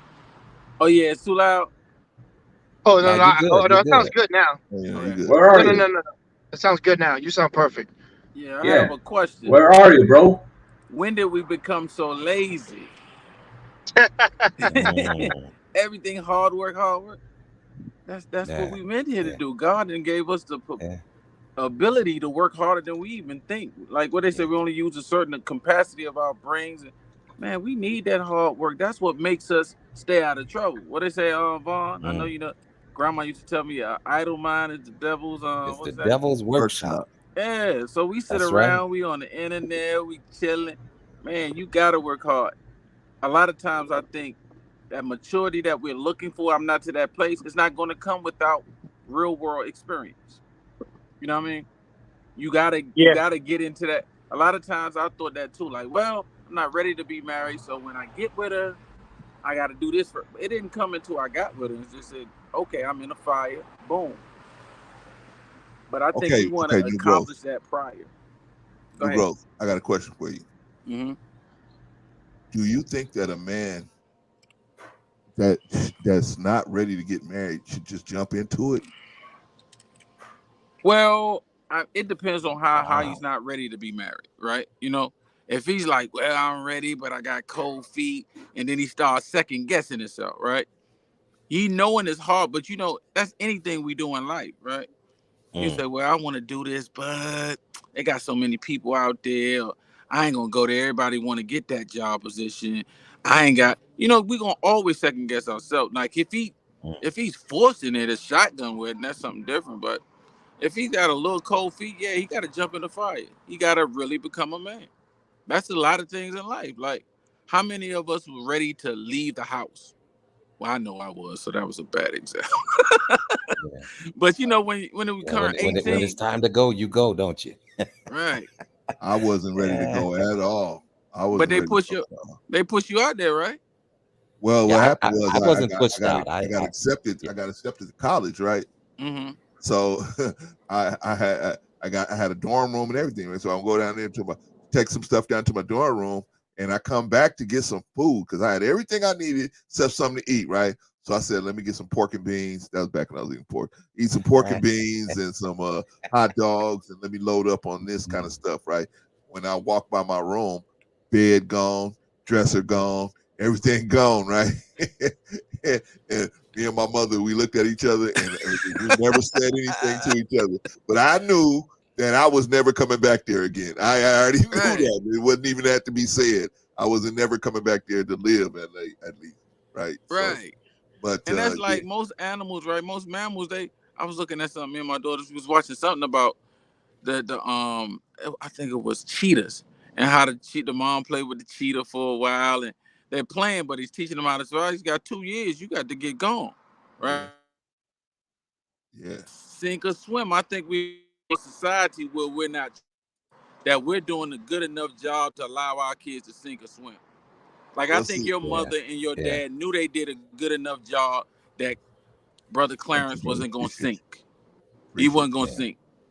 But if you scared to put that kid out there, that means you sending them into the world with fear. And then a lot of parents I see do that. I wish he get his own place. He still got me washing his drawers at 30. Right? No, now see that no now. Oh, That's crazy right there. that is. You Hey, know, but but but you need to be responsible over some things now. Come on. You know, but Yeah, I would, if definitely. I could address that real quick, okay. um, I would say a lot of times I feel like we are pushing our kids out a little bit too early now in this day and age. Now, when back in the day, it was a little bit different. Times were different. And I think that a lot of our young people are just actually not prepared, at 18, to just be, oh, I'm an adult now. I'm considered an adult. So I can just go out here and do what I need to do. Some of them are not prepared at 18 because even at 18, they're operating with a 15-year-old mind. You know what I'm saying? So you just really have to use a little bit of discernment. Now, I'm not saying coddle them to the point to where you're not doing your job as a parent to prepare them to go out there. You see what I'm saying? But sometimes, I think we could push them out just a little bit too soon in this day and age. So Vaughn, let me ask you this. So how would they get that training if they didn't get it in 18 years? How are they going to get that training in the duration that they still staying in the house? Where's that training going to come from if they didn't get it in 18 years? Well, it's called a continuance of education. You see what I'm saying? In other words, some people made it through back in the day. Let me tell you something now. Some people made it all the way to the 12th grade and flunked. And see, back in the day, they would hold you back. There were some people that it took them 2 more years to just get past the 12th grade. It used to be times like that. you Well, I know, remember. I mean, I and so remember those there's a days. continuance of an education that's involved, and it depends on the how your child has developed. And a lot of our children, even at the age of 18, have not developed to that degree yet. Do you know what I'm saying? So we just can't, you now, if they have, now, not to negate the fact that some of our 18 years olds are very sharp and they're ready to go out and do it, on their own. But everybody, that's not the case for everyone. Do you know what I'm saying? So Right, as parents, we need to recognize that, because why push them out there when they're not prepared? right, You know what I'm saying? And then some of them make their own decision to go out there when they're not prepared. And we know how that goes, right? Huh? right. Knock, knock, knocking on your Yeah. door. But it's kind of like this. I hear what you're saying about the 12th grade, right? But most of Yeah. those kids who don't graduate in that era tend up doing what? They end up dropping out, right? Ah, They end up yeah. giving it up. They Yeah. end up quitting because, and I think Hmm. what you're saying is right, and I think the onus is on us as parents to have them ready for that, have them Yeah, prepared for exactly. that. Exactly. So a lot of Yeah. times we hold them back and keep them in the house because of our shortcomings, Yeah. and that ain't gonna Yeah. do nothing but build resentment. Like, But but I'm a but dude. then When I again, new was, growth. uh-huh, You're gonna know your child. right, You know what I'm saying? You're gonna know your son. You're gonna know your daughter, and you will right, know absolutely, even though they want to get out and put their foot in it. You know yourself they're not ready. right, you know but at that point, you have to let them make their decisions. And believe me, like I said, knock, knock, knocking right back on your door. But at the same time, you know I wouldn't believe in pushing my son out at just because he turned that specific age. We have the system of foster care, right? hmm, And hmm, what do they do to these young people when they turn 18? They right, abruptly put them out on the street, right, to the point to where right, they have to figure out where's the shelter, even though they do provide services for them to figure out what shelter to go to, but they have absolutely nowhere to go. right, and That's not right, man. That's not right, and right all the time. they weren't prepared, right? They were just a person of the state, what do you call it, warden of the state. They were almost like treated like criminals in a different manner, right? So there was no. Yeah, exactly. Yeah. So I just think after a certain amount of time, Oh, come that on. kid, Yeah. me as a They- kid, yeah. I remember I was 18, man. I wanted to kick my feet. I wanted to fight girls. I didn't want to come home at a certain time. So I knew if I Right, stayed in my right, mom's house, right, I had to right. do that. right? See, but a lot of these kids now are allowed to do that, come in at any time, kick their feet up, bring girls over, they baby mamas, and still stay in the house. Wow. And the Ain't that parent something? sits back and say, hey, my baby ain't ready yet. And see, here's what happens too when they go out in the street and Mhm. and don't have a place to stay and have to stay in a shelter. What happens? Well, you have a curfew, young man, young Mhm. lady. So if you don't abide by that curfew, you're going to be on the street. Right. You see? So it's the same Right. thing. It's the same thing, you know. Yeah. But Yeah. yeah, I would definitely say that the preparation for your children to get out and to be able to cope and function in the world, you know, is something that we as parents literally need to put everything we have into it, you know, to raise productive children so that they can be productive in society. You Right. know what I'm saying? And you're right. A lot of us are just, you know, a little haphazard about it, you know. And me for one, listen, yeah, take advantage of that time that you're at home with your parents. Young people, don't rush to get out there in them streets because it's not as easy. Right. If you can go to school and complete your schooling, you see what I'm saying? Your college and all of that, Right. and still be at home with your parents, I don't think it's anything wrong with that. But if you decide not to work or go to school, see now that's a bad area you're putting yourself in right now. Because as a Right. parent, I can't allow you to do that. Now either Right. you're going to work or you're going to go to school. Which one? But you, if in order for you to continue here, you either have to work or be enrolled in a school and actually active in that program. Right. You mean You know, university, right? When you say school? yeah. I'm talking about college Yeah. or Okay. after Yeah. high Yeah. school. Okay. Just Exactly. You yeah. know, even if it's a trade school, listen, you don't have to go to a 4-year college. They have so many programs. You know, my history my history of in my career. You know, I started out going to trade schools. I wasn't a college person, so I started out as a emergency medical technician. That we call that an EMT, where you Mhm. drive the ambulance, right? Right. And so I went to school for that. And at that time, and it was a long time ago, ladies and gentlemen, it's probably more lengthy now, but at that time it was only an 18-week course. Right. You see what I'm saying? And so I Right. completed that course and I was able to land a job actually driving the ambulance, you know, and working with paramedics. So I did that for a couple of years. And then by me taking people to the hospital, I saw people carrying all these different tubes, you know, like different types of colored tubes. And I said, well, what do you do? And they said, well, I'm a phlebotomist. And I Mm. said, wow, I wonder if I could do that. And so I left the EMT job to become a phlebotomist because I got paid more as a phlebotomist, Right. you know, drawing blood samples and working in the laboratory. And as I was a phlebotomist, this is what this is good information for young people right now. Right. When as I was a phlebotomist, while I was about my business, going from room to room in the hospital, drawing people's blood and bringing it back to the lab, I saw somebody working in the room with this big machine where they were taking blood out of the patient and then blood was going back in the patient and it was going in and out and in and out. And I said, well, what is that? What do you do? And they said, well, I'm a dialysis technician. I said, wow, I wonder if I could do that. They said, yeah, they would hire you because you've already been a phlebotomist. You see what I'm saying? And and you have to know how to stick people with the needle, which I was very good at, If right? I may And ask, so, yeah, go sorry right for ahead. interrupting, but if I may ask, That's what okay. is exactly a phlebotomist? A phlebotomist is a person who draws blood in the hospital from the patients so that they can run tests on the patient's blood. Oh, ouch. Yeah. So from there, I saw the dialysis technician doing their job and I inquired about it.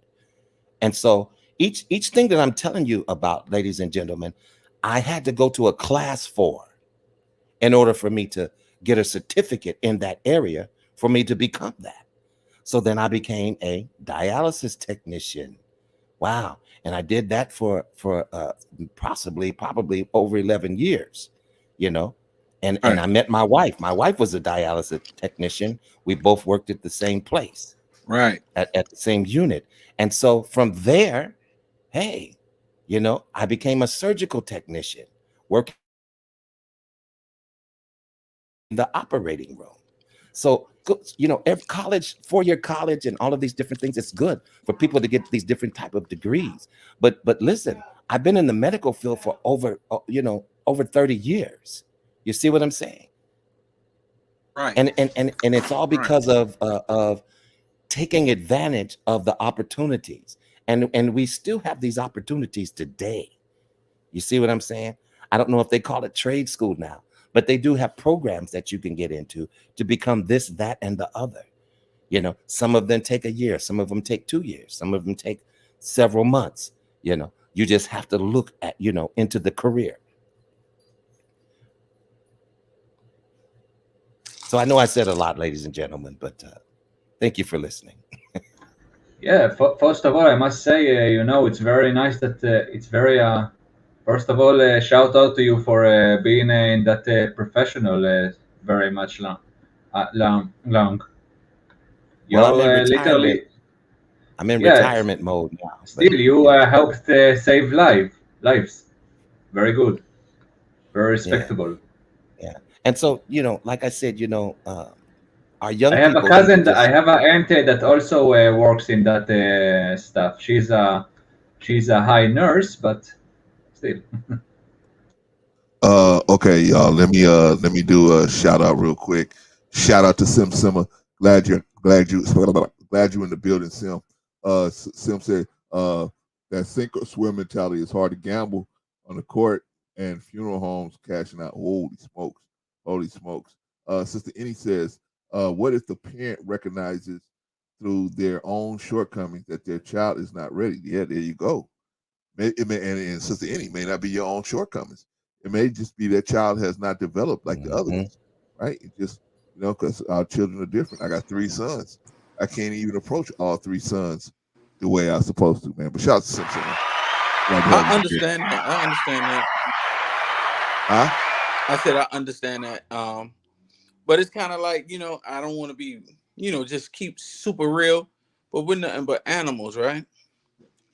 Basically. Humans, yeah, basically. We still have the same animalistic traits, instincts, this and that, and we know that some are gonna make it and some are not. But when we cuddle, right?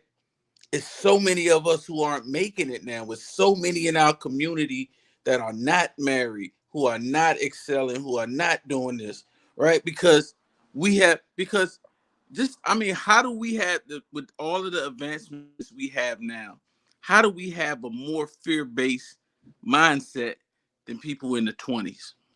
Black people who had nothing, who came out with starving to death out of Mm. slavery and Reconstruction, who moved by foot to from Mississippi to Chicago in droves, not knowing. I was reading one thing, and the guy said he moved. His father went up to from Mississippi to Chicago with 45 cents in his pocket. Yeah. Figured it out. Boom, boom. Brought the kids. It's like Yeah. that type of mindset forces the kid to be in a certain type of mind. I mean, a certain type of understanding and preparedness. I think a lot of times, and it's natural because we still have issues, but we cuddle and we hold close and we try to protect. And in the intern, we're not preparing them to deal with adversities. Like when I grew up, I mean, prime example, I grew up in the crack era. So I seen a lot of the addiction and kids who just had to fend for themselves, right? And it's like they're turned out and almost the same as these kids now with parents who are making X amount of dollars because it's still a certain amount of neglect for the kid. Sometimes we overcompensate, in my opinion. And I understand what y'all saying. Some aren't ready, but I think that's an exception. That's not most kids are ready and prepared if they're giving the proper things because a lot of kids aren't prepared for college, right? We Right. still send them. And ain't no not going to college. You still send them. Most Well, of our kids new are. growth. New Mhm. growth. Going to college and getting married are two different things, brother. No, it's not. In my opinion, but explain to me why. Okay. If you decide that at any point you don't want to stop going to college, the maximum situation you have to deal with is paying back student loans. That's probably the maximum thing you got to deal with, right? And that's killer. Okay. They are a killer, man, right? They're the only things you can't get out of, just like child support. You can't get out of student loans. Just about. You can defer it, but you can't just dismiss it, right? Okay, so marriage, though, however, if you pick the wrong person to marry, or you pick the right person at the wrong time, or if you pick the wrong person at the wrong time, and you're not ready, your shoulders aren't strong enough to handle the weight of trying to work that situation out, you could be in a lot of trouble. It's very expensive and very emotionally draining to be in that situation. Would you agree, brother? Yeah. I mean, I agree with it, but go ahead, continue. When you're done, I want to give an example. so therefore, we just like when you trying to decide on what college to go to, you want to take even more time deciding on which person you're going to spend the rest of your life with. Basically, because when you marry somebody, you're saying, "I'm going to be with you for the rest of my life," right? In a world Right. that's in a world that tells everybody you don't have to commit to anything. The world is you don't have to commit. Commitment is bad. That's basically what the American society tell you. Commitment is bad. You're supposed to only commit to one thing. What is that? Capitalism. That's the only thing you're supposed to commit to. Everything else you don't have to commit to. You can do whatever else you want to do. If you want to have one wife, two wives, three, you want to bang a bunch of different chicks and not take care of them financially, you can do whatever you want to do. You want to have children and not take care of them financially, you can do whatever you want to do, right? And there is no wrong answer, right? But in marriage, there's a wrong answer, man. You know what I'm saying? When you making somebody, and because what you're doing is you are connecting yourself at the hip to somebody, and where you go, they go. Where you emotionally go, they emotionally go.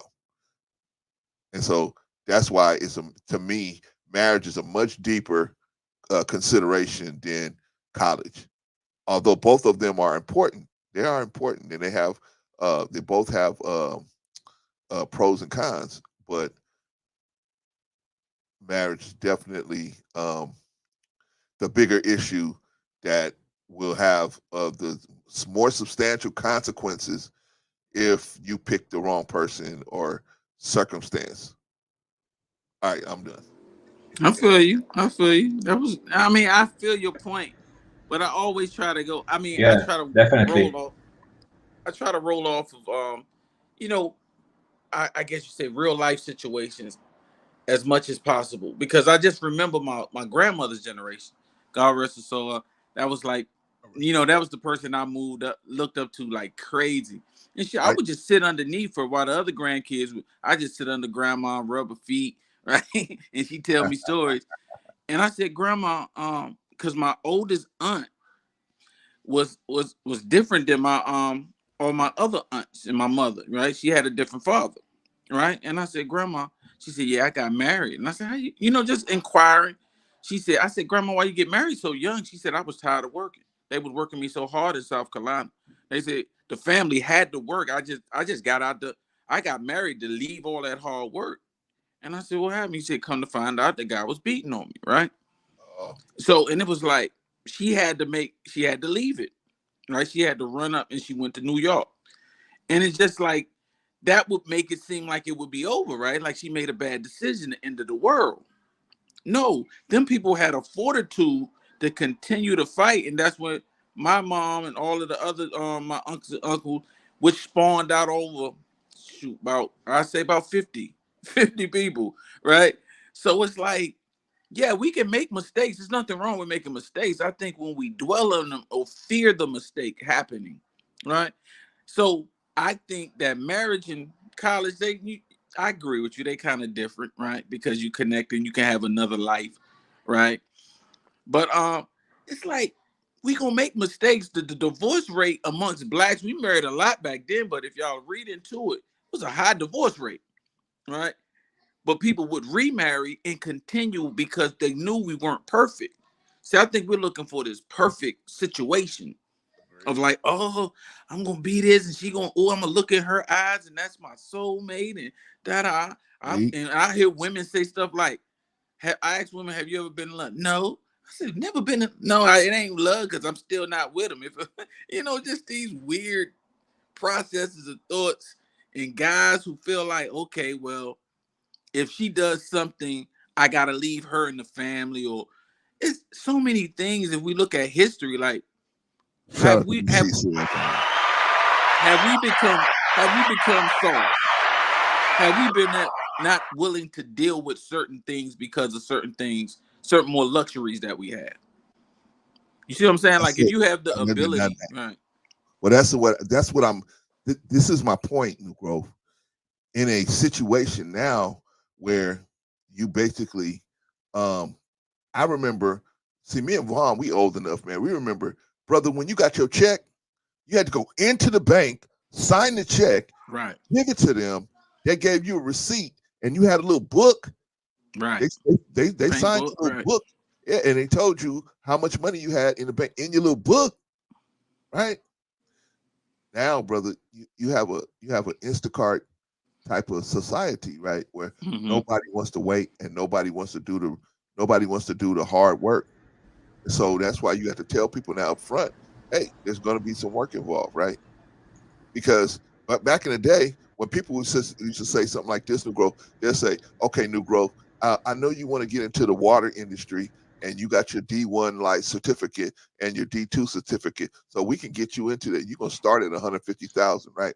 Okay, so I know this guy, and I'm gonna hook you up with him, and he's gonna get you in, right?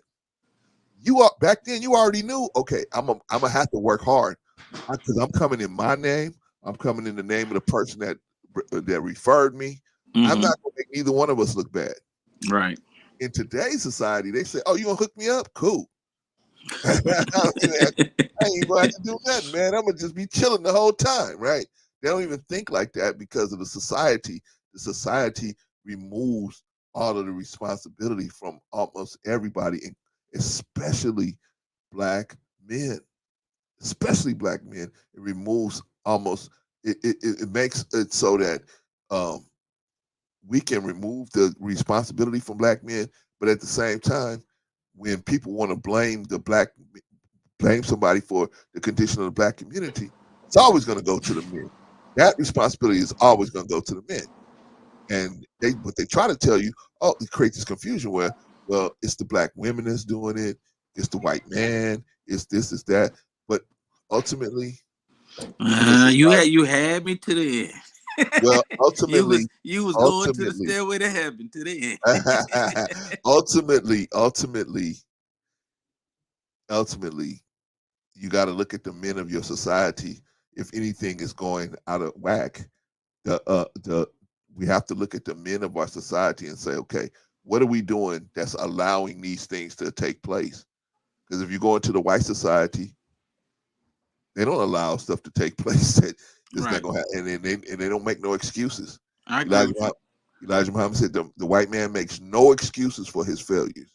Or does it? I don't know, but does he say or for his treachery or for his abuse? Like no. So that's what I'm saying. You got to be both ways. Those things are a given in American society. Those things are given. So you have to say that. What he was saying was, in other words, Caucasian doesn't sit around saying, well, because the white woman's not listening to me, therefore I'm not going to be successful. He don't care whether the white woman's not listening to him or not. He's just going to go ahead and do what he got to do, right? Right. He's not going to sit. The Caucasian is not going to sit around and be like, oh well, dang man, the white woman's not listening to me, and so let me go on the internet and spend 8 or 9 hours or 12 hours talking about it. No, white man's going to get up and go move out and go do something about it. Same thing with a brother over here in Tel Aviv.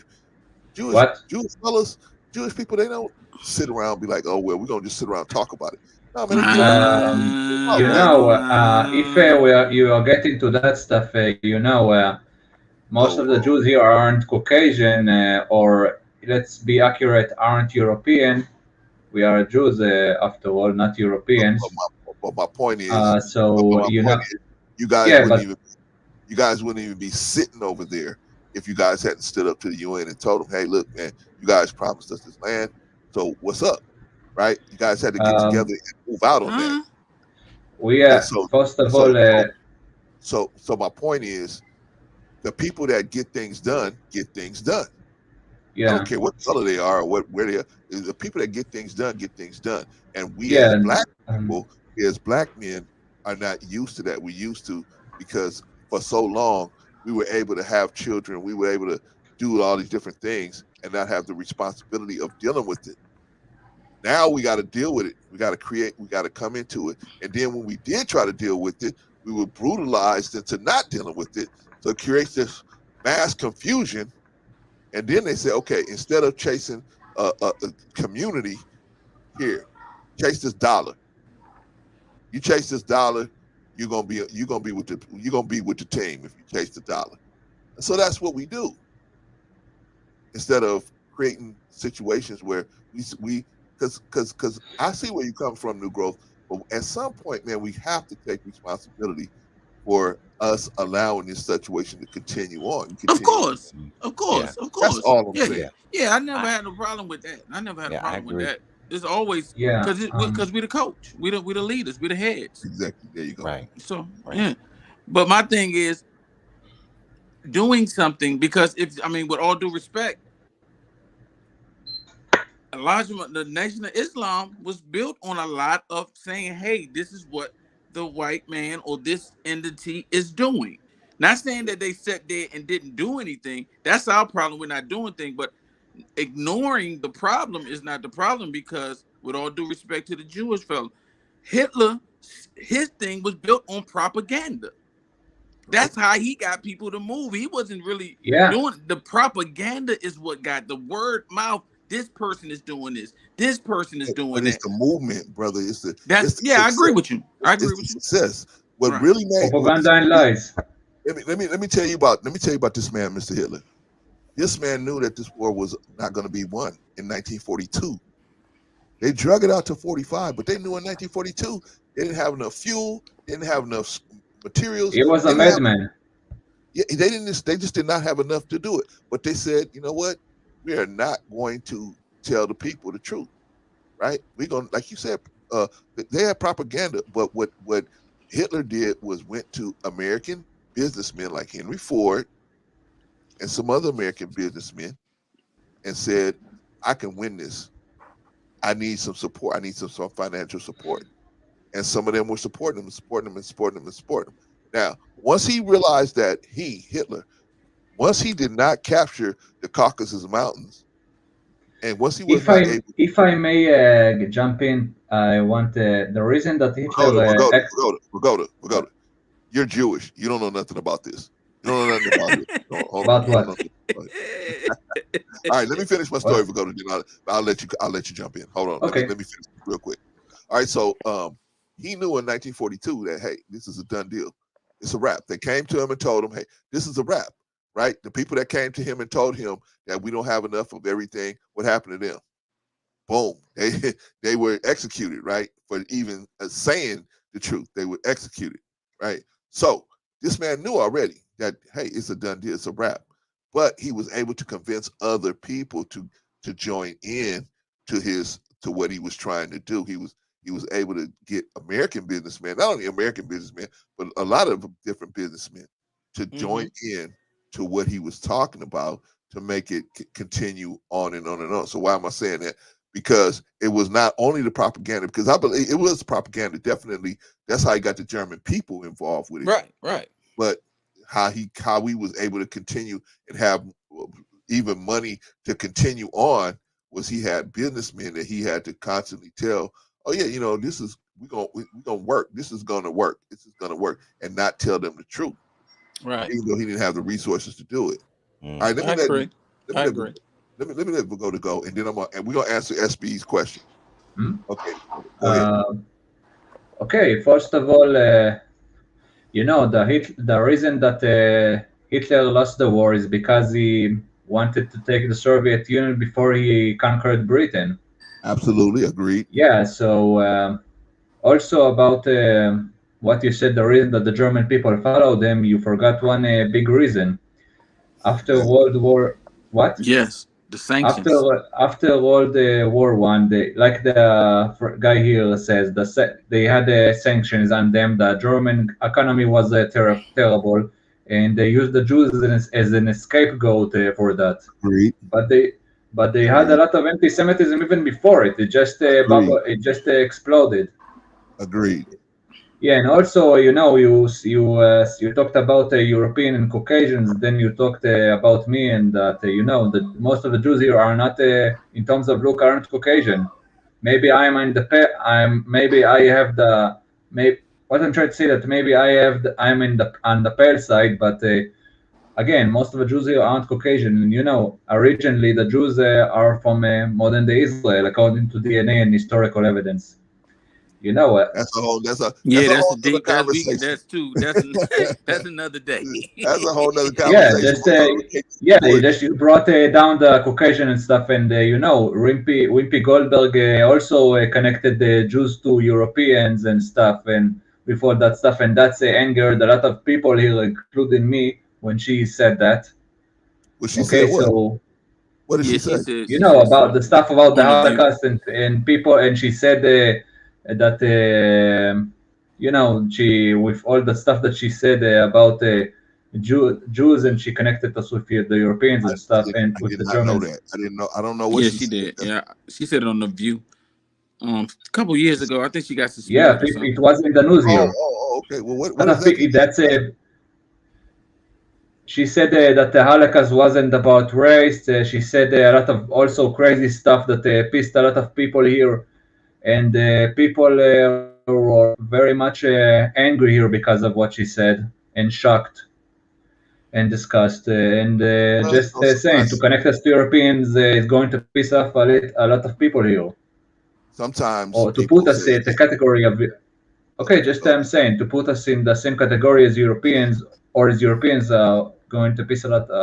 well, how am I putting you in the same category with Europeans? No, I didn't say that you put me, but I say Oh, that you. But I say that to put Jews in the categories of European, to say that Jews are Europeans, that's could anger a lot of people here. okay, but none of us said that, though. I don't think, Yeah, did we? but you just said why it meant Caucasian, and then you also said me. You know what? I was talking to. I Okay, probably did. listen good. Listen to I me probably good. didn't understand you or something. Yes, listen Never to me mind. good. Don't let your emotion This get out of conversation is way. about to take a turn. Yeah, and Yeah, I'm it's going to keep fine. my lip button. Where is Sir Hell Speaks? I'm about to park this. I'm about to park this like a Cadillac. Okay, Oh, look, okay. check this out. You gonna parallel park? Don't tear I'm gonna nothing up. parallel park, man. I'm You gonna gonna 3-point parallel park it. park It's it? gonna be, man. It's gonna be so sweet. He gonna say, "Oh, I didn't know." Okay, so look, what I was talking about was groups of people that actually get stuff done, Pagoda, and in my opinion, the Jewish community can get a lot of stuff done. They work together to get, just like a European community works together to get stuff done. I'm not saying you guys are the same people. I'm just talking about people that get stuff done. That's all I'm Okay. saying. And I'm saying that black people, we need to be more like you guys. But When you who guys don't backs? stand around talking about it, you guys get up and get moving. That's not accurate, Clarence. But I'm not gonna go in there. Girl, I'm gonna give you a lifesaver today. That's not Wow. accurate Okay, give me a because life. who finances the Israeli army? Who helped get that land? Who did all of these things? Right? You It know, wasn't they weren't alone. They didn't just go out there like lone men. No, no, no, They no, were no. But coming out of a position what I'm of saying not is, having, right? but what So I'm it's not saying like is, it's but not what I'm saying is, new mhm. growth. At some point, they got together and said, "Okay, hey, look, we okay, that land is there, and we feel that it's rightfully ours. We're going to go and make some moves to make it happen, right?" And that's what. not And fully I'm saying, accurate, but know, there was a Jews way before. You had a continuation of Jews living in Israel way before we got our independence. We can talk about it in some other day because it's a big subject. We losing the focus of what I'm saying. I'm not Yeah, discussing sorry. the particulars of what's going on. What all I'm saying is when the Jewish community wants to get something done, they move out and do it. Right. I remember when Target wanted to put a store in the Jewish community out there in New York. And the Jewish community said, no, you're not. We got all our mom and pop stores right here. We got our stores here. We got a little economy going here. We're not going to let you guys come in and bust it up. Right. So they said, so Target went back to them and said, what is it going to cost for us to do that? And they said, you're going to have to pay us X amount of $1 million a year to the community. You're going to have to throw X amount of millions to the community. Target said, well, we're not willing to do that. They said, okay, well, you can't come here. Right. I don't know that company, but you also got stuff done. You have monopoles in a lot of sports categories. You have a lot of heroes, American heroes like Michael Jordan. You have big stars like Will Smith. You have a lot of people to be proud on. But still, they are stars. They are people that you can look to as examples. Yeah, I hope they're celebrity. I hope you guys can see. Now, my point is not who's bad or good or who's good or bad or what. My point is that there's groups of men. We get your point. There's groups of men in particular that move out when there's an issue to deal with. And I just want black men to get back to that. We used to be like that. And unfortunately, we've done agree. We used like to be that. like that. We're not like that things now. like that where we've been brutalized, right? Viciously brutalized out of that thinking process. And so what I'm saying is we got to get back to it. Now, the question is, are we going to stick together and make sure that, we're going to cover down? Remember, we were talking about Dr. King the other day where we said Dr. King, really, if Dr. King could go to any black person's house in the 50s and 60s and say, I'm hungry. Right? Sit right down, Dr. King. We got to, anybody would have took him in the house, right? White people too, right? They would have took him in the house. No I matter gotta what, disagree with you, brother. I gotta disagree with you on that. I mean, I'm sorry. It's not true. Wasn't it a black woman who tried to kill King? A lot of people hated Dr. King, so he couldn't go anywhere. Why somebody from your group tried to kill him? He was a great guy. Hey, I'm gonna give you my library card.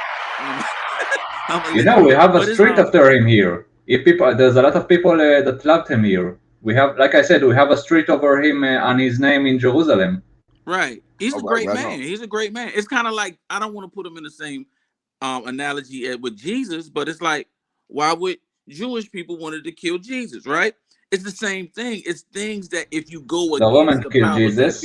but never mind that. I'm sorry. We're really going down a hole. Yeah, no, it's okay. Never mind that. It's okay. Vaughn, come grab my hand, please. Listen, brother, I feel the making of a rabbit hole here. But it's okay because, everyone has their opinion. I think it's okay for people to express where they're coming from, as long as it's not coming from a standpoint of hatred, right? But rather from a standpoint of let's understand each other. Right. See, I want to get much further. Yeah, definitely. I want to correct our friend. The Romans killed Jesus in terms of historically. Absolutely. Okay, just that. The Roman did it. Right. Well, I'm just saying. That. Okay, I'm done. Vaughn pulled me out of the rabbit hole. I'm not gonna go there. My point. I have a question. It's like, do you think that we're too hard on ourselves as black men? Do you think we're too hard on ourselves? Because a lot of us are very ignorant to how the game is played, right? I know my Jewish brother down there, he could tell you, hey, the game is played a certain way because he's seeing it from a opposite side. He's seeing it from a position of power. See, when you see it from a loser standpoint for so many years, right? You don't really know how the game is played. Your only game is survival. So when we don't understand, like Clarence, you said that fruit of Islam, black men, we did it, but we was losing. We were just fighting to survive. We wasn't winning. It's like, okay, they giving us a good competition. The other competitors said, okay, we're gonna bring in COINTELPRO. We're gonna bring in this, we're gonna bring in that. We never won. So when you compare us to people who won and you compare us to like Israel, no disrespect, but have extreme ties with the American government, right? They get billions from the American government. But listen to me. And you get our technology. We get your foreign energy, and you get the fruit of it in the end of the day. And we do your dirty job in the Middle East. Listen, everybody. All I'm saying is that there's groups of men that if something happens in their community, like for example, Vogoda lives in Tel Aviv. If something happens in Tel Aviv, the men in Tel Aviv are not going to sit around saying, well, it's the women and, and it's this, or it's the white man. They're going to get up and fix it. No, they do that, Clarence. I'm not going to say to the same degree. If Michael Jackson say a lyric, they're going to come up and say anti-Semitism. What? That is a huge thing in our society. Wait a minute, brother. Because there's always going to be a yin to the yang. So we can't sit out here and say, oh, well, if we decide we're going to build something, there should be no opposition. No, opposition is for you, right? There's always, whatever you trying to do, there's going to be opposition in it for you. That's my thing. We playing the game. We competition. Wait, if you look at that way. Listen to me. Go ahead. Now, for us to say, well, it's easier for them because it's easier for them. Whether it's easier for them or not, we got the brain power to work together. So what's stopping us? What's really stopping us is pride, because we can work together if we really want to. If we really wanted to just work together and just make this happen, if we would just take some time to think it over and follow the right type of guidance, we would be able to fix a lot of these problems in our community. Just us. We wouldn't need no one else. We don't need nobody else to do it, right? Whether our Jewish friends are doing or need help or not, or whatever, are getting billions of dollars, whatever. We got enough money coming through our hands. We could fix a lot of these problems ourselves. You know this, and I know this, right? Black people in America, just in America, we got more money coming through our hands than the GDP of Spain. Wow, do we really? We do. And you got him, and if I may say, you got a lot of influence. What is the problem then? You got a lot of numbers. Your community is big, very big. Right. But listen. Can I give a rebuttal to that? Shout out to Bolo. Okay. Go ahead, big brother. Can I just say this real quick? Shout out to Bolo. Thank you, love JP. for him to join the JP. conversation. Thank you. But see, the fact of the matter is, even though we have the funds and all of this money that you're talking about, it seems that we don't work well with each other. And everybody is me, my four, and no more. You see what I'm saying? And so how do we benefit from that type of mentality? Me, my four, and no more. You see, that's a mentality of always being a consumer, always being underdog. See, when you talk about like the Jewish community in America, almost stuff than us, right? Let's keep it real. Don't talk about how much money we getting. Money is just paper. The power is in the foundation of where that money comes from, where you put that money back into. So if you listen, yeah, but I'm saying though, just because you have money does not mean that you are in a position of power. I can give you $100,000, brother Clarence, and if I control the power structure, I say now mortgage rates have gone to 58%. Therefore, you're broke with that extra $100,000. You don't control the means of how the money is being regulated or controlled. So if you can go into the store, you say, man, my boy, they just gave me a $10 raise, right? And on my paycheck, every hour I'm going up $10. You go to the store, the gas went up to $5. The such and such went up to this. You're still in the same situation just because it's almost like modern day sharecropping. Just because we have more than Spain, do we own more than Spain? No. Do we control more than Spain? But listen, I'm gonna explain to you what's going on. The Jews, when they first came here, they first came to America, particularly in the early 1900s. This, where do you think the term ghetto comes from? That ain't our term. That comes from the Jews. In the Irish and Italian. Originally, if I may say, ghetto come from the word ghetto from I forgot the name of that Italian city, Venezia. It was where the Jews live in Venezia, where poor Jews live in Venezia, Okay, in Venice. So that's but where the word ghetto came from. my point is, gentlemen, my point is that when the Jews got here, they weren't in positions of power. They weren't in position of power, just like the Italians came here. They weren't in position of power. The Greeks and so on and so forth. They weren't in position of power. They got that the Irish. They got in the English. The English have always been in power, but the rest of those guys, they took power by taking small steps of new growth. They took small steps, just like building a pyramid. You looking at a pyramid. First thing is, okay, I'm never going to see this pyramid be built. I personally won't see it. It's going to take at least 1,000 years. I agree with 500 years for us to build this. But we got to take the little steps. But history shows us that's not true, Brother Clarence. History shows us the Freeman banks and all of these things in the Black Wall Streets and all of these things being purposely destroyed. We see how the Bank of Italy, right? The Bank of Italy because was you failing, and me, right? But I'm saying you and me, we thought we did not know how the American capitalist system worked. We didn't know that you have to, just because you build something doesn't mean an outside threat is not going to come and attack it. It probably is. But right? that's not all these other groups know this because they have had this happen in their own homeland, right? Italians no, had that's not true. The Italians had the Italians didn't have the mafia.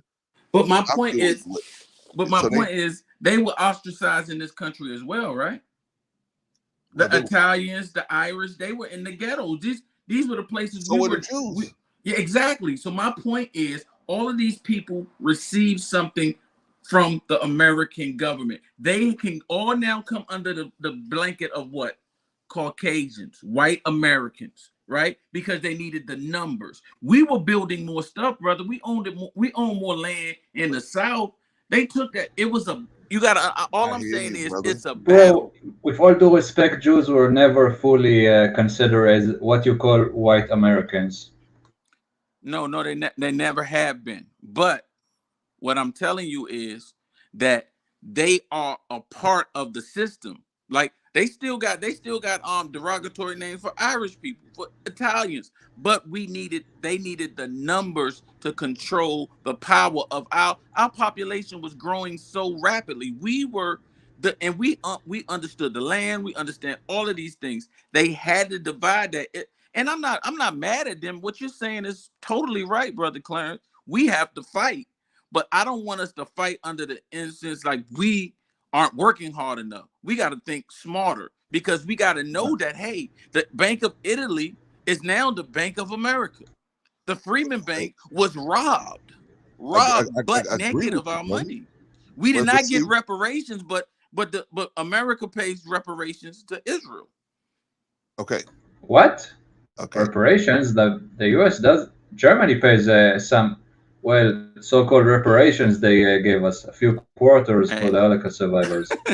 Whatever. We didn't get no pennies. We didn't get any pennies. Okay. So I mean, would you take quarters or nothing? That quarters is so that we will shut up. That's why they pay us in order to so-called look modern and say to the rest of Europe, look, we are okay with the Jews. We give the money. Now we are okay for all the people. Right. We give them a few pennies for all the people that we murdered. Right. Okay. But what did they give? What did they give us, brother? What did they give us?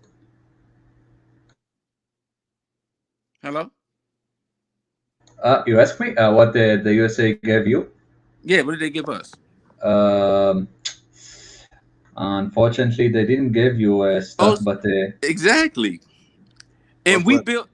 But I'm gonna leave it on there. Go ahead, Brother Clarence. I'm sorry. Okay, no, I want us to see, because we can get to the point where they gave them this and they gave them that. They may not give us nothing. We still need to be able to build on working between each other. That may happen. And that may be something that you may not see new growth. I may not see it between us, but we need to be willing to sacrifice. Like I always make this analogy: the Africans, the tribes, the Zulu tribes, whatever. They have a whole plot of land out there that hasn't even been cleared or anything. They know they're not going to farm on that land, but that land is for their children's children. Right. Okay, so they know already, but they making sure that nobody else takes over that land, and they cultivating it themselves, right? My point is, at some point, we got to say to ourselves, okay, if somebody's gonna help us, they're gonna help us. If they're not, they're not. But it's all us. We got to do it. It's like God. God don't go around saying, man, let me call in sick today. No, nobody else is coming in. You know what I'm saying? You gonna have to do it yourself. And to be like that, we have to understand that we now we know if we build something, we're gonna have to have a force to protect it. We ain't gonna be able to be like, oh well, see, because we didn't understand, right? We come from a place where that initially wasn't going on. It's there now, but it wasn't there initially going on, man. We put people that come around like the mafia or something like that. We would have put them people to death. We don't let nobody come in here. You don't even work here. You don't own this, but I got to pay you. I know. We take you. We find a way to deal with you. But of course now that's all up and down Africa, right? That kind of thinking process, right? Whoever got the most guns and the most ammo, right, can do whatever they want to do. My point is this: we have to start thinking like this. Okay, nobody's coming to save us. Nobody is coming. The person that was saying they were gonna come and save us has come. That person has come and left a lot of information for us to use so that we can stop. But he never said, by the way, you guys say you're gonna do something good for yourselves, nothing else is coming your way. It's gonna be problem free. It's gonna be a test on every side for everybody. Do you really want this? Like what we're talking about now about building a black economy as well as institutions that we have to build. We got to look at it like a pyramid. Okay, this generation is going to put this brick in. The next generation put the next brick in. The next generation put the next brick in. All of these other people was able to get over. I agree with you, New Growth, because they all was able to look at us and say, hey, this is the person we got to make sure is not going to get anywhere. So, right. Hey, we will spend all our time making sure this person doesn't get anywhere. Meanwhile, the Asians got in, the Irish got in, the Jews got in, the Italians got in. Everybody else got in and was able to create a basically the government left them alone. Infrastructure, yeah. Yeah, they was able to build their infrastructure and to do this because why? The government was focused so much on us, right? Focused on not allowing us to get to where we want to get to, right? Right. But even as far as create, why do you think that's so? Why did they do that? Mm-hmm. Well, because they have an innate understanding that if left alone, we could just like if left alone, it could be an issue for them, right? Just like the Pharaoh said, hey, we gotta get the Hebrews. We gotta get them, right? Mm-hmm. We want to get rid of the old ones because the old ones gonna tell them stories about being free, and the old ones gonna inspire them. Right. Right. So you're saying basically they have a vested interest, right, in our demise. Well, it's a vested interest. Yes. I mean, can you admit that about America? They have a vested interest? Yeah. No, I'm not arguing with you. I'm trying to make it even pinpoint it even better. Not only do they have a vested interest, they have a vested interest in us staying at this level and not being able to get out of the mental buffoonery that we're in. But they have a financial interest in it because also they're able to manipulate us voting, and they're able to manipulate us in our spending patterns, and they're able to manipulate us in a lot of several different ways. Mm-hmm. Gentlemen, I have to take a break here. Can you guys stay with me while I take a break? No problem, Okay. brother. You Okay, preaching, I man. gotta take a break. I'm I gotta take a listening. break because Yeah, I don't yeah. know if What you we guys doing? know this. I don't know if you guys know this, but we're giving away backpacks. We're giving That's away right. backpacks to little kids. You guys know that? That's Yeah, right. Know that yeah, we're giving away some yeah. backpacks. I heard it somewhere down the line that we were doing On, that. And let me show you how much money that the generous people over here have given us. The wow, backpack fundraiser, Cash App or Pledge, cash goal was $3,100. That's what we started with, right? we Cash started raised with so zero. far. We started out with zero, right? Two knuckleheads Thank sitting you. here saying, I don't know if this is gonna work. I don't know if this is gonna work. Oh, come on, let's do it. Who's crazier, me or Vaughn, right? All right, so we raised $2,550 so far. Shout out to the generous contributions of the people, Nice. man. Shout out to JP, the Inspiring Matriarch, gave us our Oh yeah, contributed to us yesterday. Shout out to her. man. You know, Appreciate it. yeah, Appreciate you know, you gotta love J Pam, man. You know, it. Yeah, she's one of yeah, the most realest people in this space. You I know, think she's so. very transparent. I think so. You know, often misunderstood, but at the same time, so transparent.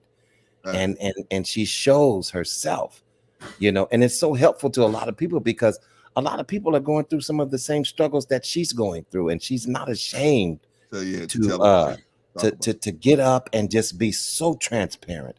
I think she's one of the most transparent people I've seen in this space so far. yeah, very, very So transparent. shout out to JP, man. Yeah, shout out to JP. I wish she could join the panel for 2 seconds. Yeah, she is, man. JP, you welcome to come up here if you want to come up here. But so gentlemen, Cash App or Pledge. Well, Brother Clarence, I don't have it right now. We'll go to right. You saying what are the dollars over there in Israel? What are they dollars What? or gold rickles or what do you guys use for money over there in Israel? Shekel. Chicken. No, shekel. The coin here is shekel. Shekels. A shekel, right? Yeah. Right. So that's the coin. It's That's 3 shekels worth $1 if I'm not mistaken, or Okay. 4 shekels worth $1. Okay. Yeah. All right. So I'm going to. You want me to show you a picture of it? Maybe. No. This is what I want you to do, Vagoda.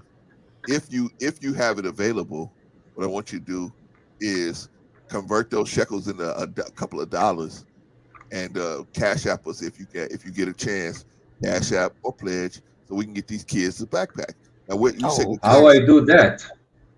Well, listen, I'll put it in the chat. If you look in the chat, actually, I've already put it in there, but I'll put it in there again, just so you'll see how to contribute. Yeah, and right there, you know. And I don't know if you guys. All you have to do is touch the link, and it will take you to the Cash App, and you can go from there. If you don't have Cash App, then you would have to download that. You know, you can use Zelle, right? You know. There's a brother that's on the panel. His name is Renee. He may remain nameless. That made me get the Zelle. I got the Zelle for you, so I can use Zelle. Oh, wait a minute, Brother Clarence. You upgraded to Zelle now? I had to, man. Well, man, you never told us that. There's a brother that made me get Zelle. He said, "Man, I'm only giving you this money." Zelle. Oh, okay. Well, you got to put that information out there. I ain't paying them charges. I said, okay. I said, okay. All right, brother. All right, what can I do? Right? That's what we're doing, man. Anybody who wants to, and first of all, I want to thank everybody who generously donated already. Oh, man. Already. Yeah, definitely. I don't want to leave nobody out. I don't want nobody to say, oh, I want you to say, Vagoda, oh, Clarence, you didn't tell me that, you guys were getting away to backpacks. I would have contributed. Okay. I'm just telling you, Vagoda, you don't have to do it. If you have it, you have it. If you don't, you don't. That's okay. You still come on the panel. We still come over here. You know, we only talking to people that got this money, and it's not their rent money. It's not their food money. It's not their family money. It's money that they feel like, hey, I can afford to sacrifice so that I can do something for someone else. If you can, you can. If you can't, exactly. You know what I'm saying? And no donation is really too small. And a lot of times we have, we're very prideful, and we feel like, oh, well, I only got $2 or I only got $1.50, and I'm ashamed to give that amount. But no, No, it all helps. You know. Hold on, Vaughn. What's going on? This total's not right. We got it. Hold on. Oh, wow, something's happening. Something's happening. Wait. Somebody kicked in some money here. Hold on now. Hold on. Vaughn, hold on. Somebody kicked in. Gotta see what's going on here. Cash App here. Wow. Somebody just cashed app us. I don't know why. Very generous donation. Very generous donation. Let me lock this person in. All right, let me go back here and say, okay, I gotta change this, y'all. It's not right. That total's not right. Sorry about that. Let's see what we got now. Let's see what we got. Oh my gosh. What we got? What we got, Brother Clarence? What's going on? And you know, $555. Brother Clarence, I like that number 2555. Yeah, man. That looks good. Hey, remember back in the day, these two guys, they too young. Pagoda and New Growth, they too young to remember this. Remember back in the day when you would watch a movie and the person's phone number would be 555 5555, right?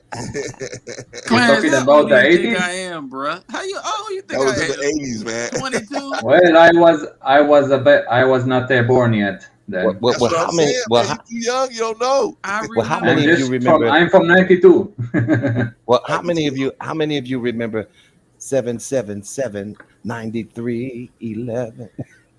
They don't know who that is. You don't know about that, Baby, what's your phone number? Okay. Man, Yeah. Clarence don't know what he's doing. Clarence don't know nothing about 777-9311. Come on, man. That was the time. Did y'all know that yeah, that was back in the day, boy. Alexander O'Neal was supposed to be the lead singer for the time? I didn't know that. Oh, see, now we on the same page. You might have been on the wheel of steel doing something. Definitely fumbled the ball. Yeah. Absolutely. All right, y'all. Let's get back to the discussion. I just wanted to put the cash. Now, what were we talking about? No, I'm just playing. Backpack fundraiser out there. If you want a cash app or pledge, yes, please. We still need a few more dollars, as you can see. Yeah, we're almost there. Jill Pill was here. Jill Pill will tell us how much money we got left that we need, and so I'm gonna leave that job for her. I want to take her job from her. But yeah, man, we are almost there, man. We were almost there, right around the corner, y'all. Right around the corner. So let's hurry up and do it. Let's make it happen. Make it happen, man. Make it happen. All right. Hey, man. Hey, New Growth. You want to see something real funny, man? What's that? You want to see something real funny, man? You want to see Vagoda in his hometown, man? How Vagoda gets around in his hometown? Let me show you how Vagoda gets around. This is That's Vagoda. not me. No, it's not me. This is how Vagoda gets around in this. This is how Vagoda gets around in this city, man. No, it's not me. Is that a second? That's a sukkah. That's a weirdo with a sukkah that took a sukkah and made it a vehicle. Oh man. Nah. Yeah, you see, Vagoda. you see the tent that I have in my picture. He took it and he took how we say it. He took wheels in his shoes and he took it and make it a vehicle. That's how you rock in Israel. That's how you rock Vagoda. in Israel, right? Vagoda. Don't worry about Brother Clarence, because you know he's always trying to pull you into something. See what I'm saying? Wait a minute. Don't worry about him. Listen, he means well. Gentlemen, wait a minute. Yeah. Oh wow. Wait a minute. You know about the link. I will see how I convert my shekels into dollars, and I will see what I can give. Okay.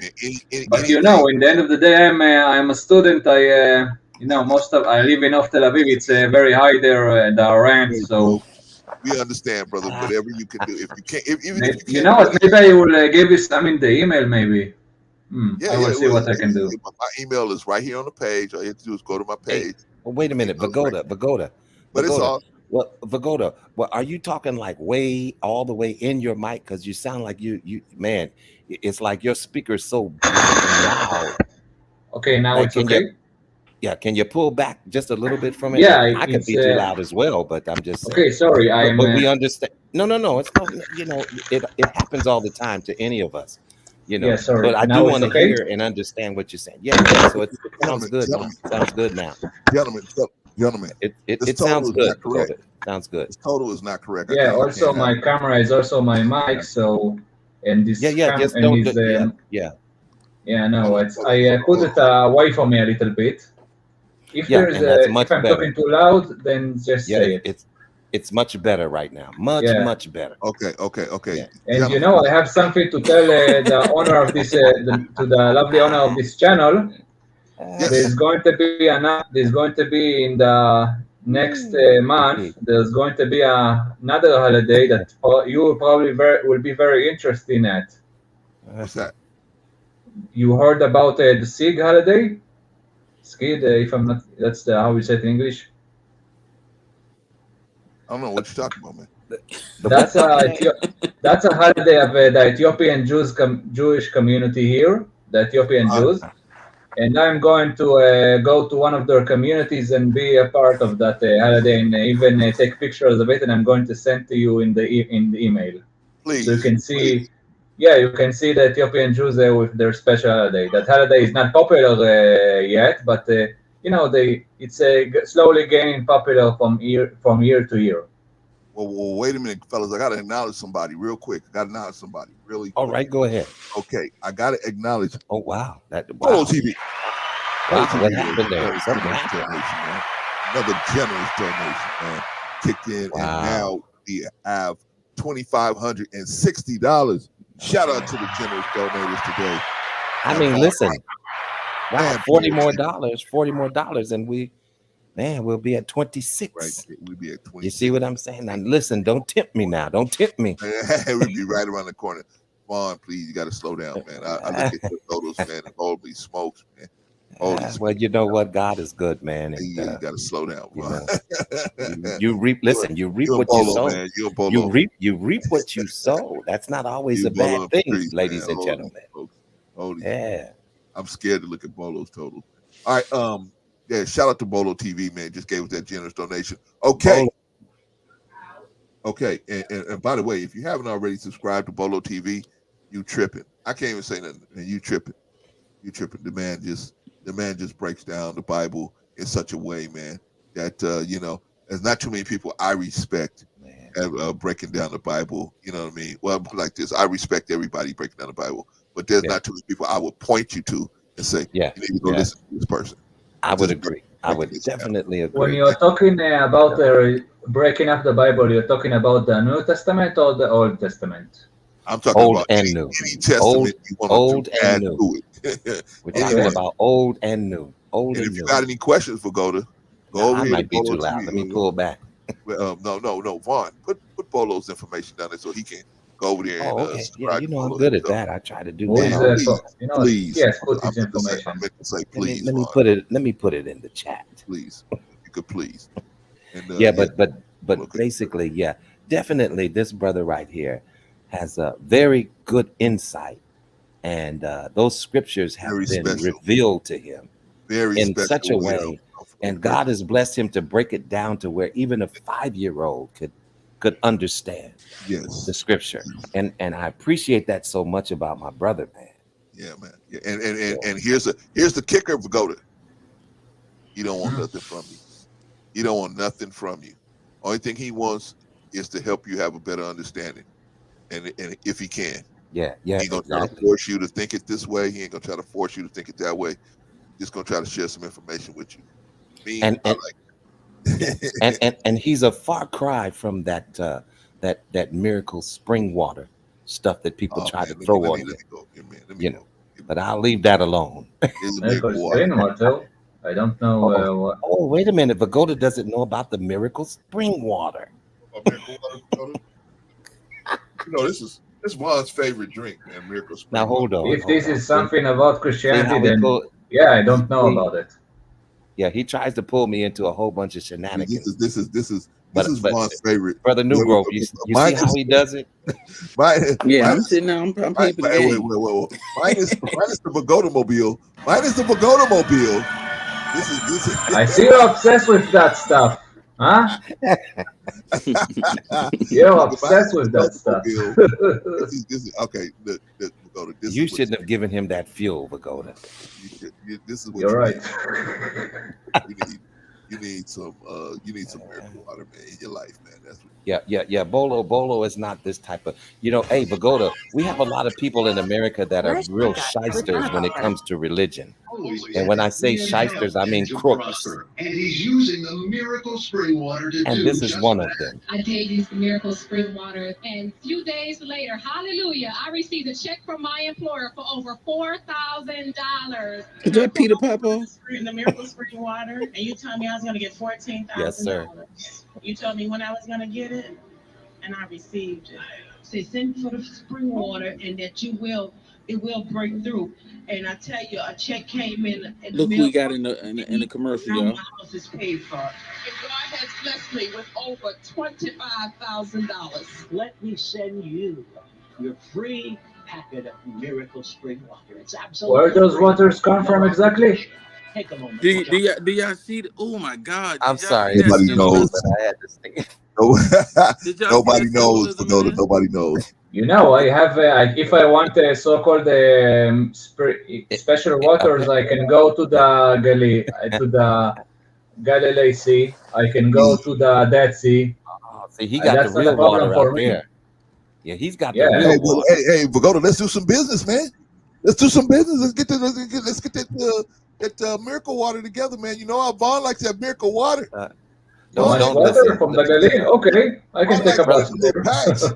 Brother Vagoda, don't listen to that. Don't listen to that. Listen, Did y'all see that? Don't let him trick you now. Don't let him trick you. Don't let Brother Clarence trick you now. We can make a mint, y'all. We can make a mint off the Vagoda mobile, and we can make a mint off the miracle water. We can put them all together. I will give you with that mobile the water. Hey, can I ask y'all? Did y'all see the symbolism in that commercial? Oh man, come on, we can go. We can do a whole show about that. Okay, well let me. We got chess players on here. Tell me what you said. What stood out to y'all? Just one word. I mean, one thing. To be in health and to prosper. And he's using the miracle spring water to do just that. I did use the miracle spring water, and a few days later, hallelujah, I received a check from my employer for over $4,000. And I called and ordered the miracle spring water, and you told me I was going to get $14,000. You told me when I was going to get it, and I received it. Say, send for the spring water, and that it will break through. And I tell you, a check came in the mail for 100 G's. Now my house is paid for. And God has blessed me with over $25,000. Let me send you your free packet of miracle spring water. It's absolutely. And you know what's funny? He's talking about spring. From what spring he's getting that from? Wait a minute. Does that say? Did that say Von Bryant? Does that say Von Bryant? Oh wow! You know what, Clarence? Oh, Brother Clarence, really? Are you serious? Oh wow! You know, if you want some actually products that have some real value, then I recommend you to get the mud of the Dead Sea. That mud have good stuff in it. It's good for the face. Have nothing left to say. He used it all. Vaughn used it all. Vaughn used it all to do miracle water up. Yeah, you got to order some. Brother, listen, you got me over here hollering with that one, man. Yeah, but that has no. My name is not on that product at all. but you know, guys, if sorry, if I may just say, if you want a real holy product that have real stuff to it, then I recommend that there is oils and there is a special mud from the Dead Sea that you can use. That is very good for your skin and the face that you can use. That's what I heard. Yeah, that's a very good. Also, if you want, I can put I can also we have the way. What? I was talking to somebody in the chat. Sorry, go ahead, Vagoda. Yeah, I just also said if you want, I can put in your name. How you say it in the wailing wall? You call it in English. I can put if you have if you want to write something and to put in the wailing wall, then I can put it for you. Okay. Just tell me in private. Just send to me in private, and then I can put it in your name. But now listen, I find a couple of things strange, Brother Clarence, about that ad. Okay. If I can share them, if I can just share just a couple of things that I find very strange about that ad. Okay. And maybe you may agree or disagree about this particular ad, And we do have a lot of people now, whole bunch of folks who claim that they, so religious and spiritual and they hear from God, and a lot of them are thieves and shysters, people that try to pull the wool over your eyes. Now here's the thing with this spring water. Apparently, the spring water, when you drink it, it brings upon some type of financial prosperity. Isn't that correct? Wow, really? But nobody's being healed from cancer. Nobody's being healed from any type of diseases. Nobody's getting married. Nobody's getting married. Yeah. And maybe they do have some testimonials, but I find it very odd that a lot of the a lot of the testimonial part about it was black women. Like, right. The whole congregation what's going was on black here? women, Vaughn. The whole what are we doing? What are we doing? What are we doing? How does that go about? Vaughn, this is the financial spring water. If you want the cancer spring Oh, water, it's separate. The next one, Man, yes, I'm telling you, God is really blessing this water, man. He's really blessing the water. So the black men. I put a video that it's very.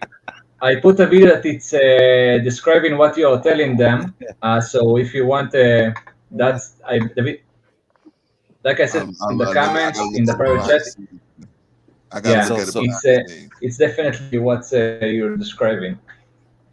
Okay, I'll look at it behind the scenes right now. Okay, we're gonna have this discussion real quick before we look at the video. Okay. So no problem. That's my fault. We got on the spring water. I'm sorry. Yeah, right. That was totally my fault. And we got Jay Takashi here, man. Whenever you want to come in, Jay, come on in. But okay, so let me tell you what I saw. I saw a bunch of black women that were having all of this good fortune, financial good fortune, by drinking the spring water, right? Mm-hmm. Pretty much, you know who used to do the same thing like this? Jim Jones, right? Mm-hmm. Jim Jones used to do the same thing where he would say, okay, look, he would pay the person to jump out of the wheelchair and run around up and down the aisles and all that, right? Yeah, he would do this stuff, right? Because he knows that there are some people that are easier to fool than others, right? Mm-hmm. Keep going. It's easier to say, hey, what you trying to say, Brother Clarence? Preach it, brother. Preach it. It's easier to fool the black women. Wait a minute. I know he ain't gonna say it's easier to fool the black women. Well, no, I'm not saying black women alone. I'm saying us as a people. And here's the reason why. There's a paper called not the ISIS paper, but the Monahan report. The Willie Lynch letter, right? Okay. That's not been verified whether that's actually true or not. Mm-hmm. But in the Willie Lynch letter is instructions on how to manipulate the minds of black slaves. Mm-hmm. In this letter is talked about how, because they have such a love for God, they have such a fierce love for God, they use that to present yourself. If you present yourself as such, they will follow you. Without question, they will follow you if you present yourself as that deity. So how then do you present yourself as a deity? You must do things that a regular man can't do. Well, a regular man is not going to be able to give you a glass of water and then hand you a check for $100,000. Preach. So you have to be able to do things to separate yourself from the regular men. Once you separate yourself, then they will consider you as such, as this deity, or having a close relationship with this deity that they want. So they will choose you and try to ride with you on your coattail and follow you. Right? Right or wrong? Well, right or wrong? Right. All right, so, we're with you so far. Go ahead. Okay, so now, a man understanding that, like Jim Jones and Peter Popoff and many others have understood this and said, okay, if I can put myself in that position, then what can I get out of this? Oh, I can get some financial gain out of this, right? Well, And so that's what it ultimately boils down to, is the financial gain, not the saving of the people, but it's the financial gain. Right. Gain Wow. out of this Right. situation, right? Right. Right. Okay, so now it behooves us as the people to say, wait a minute,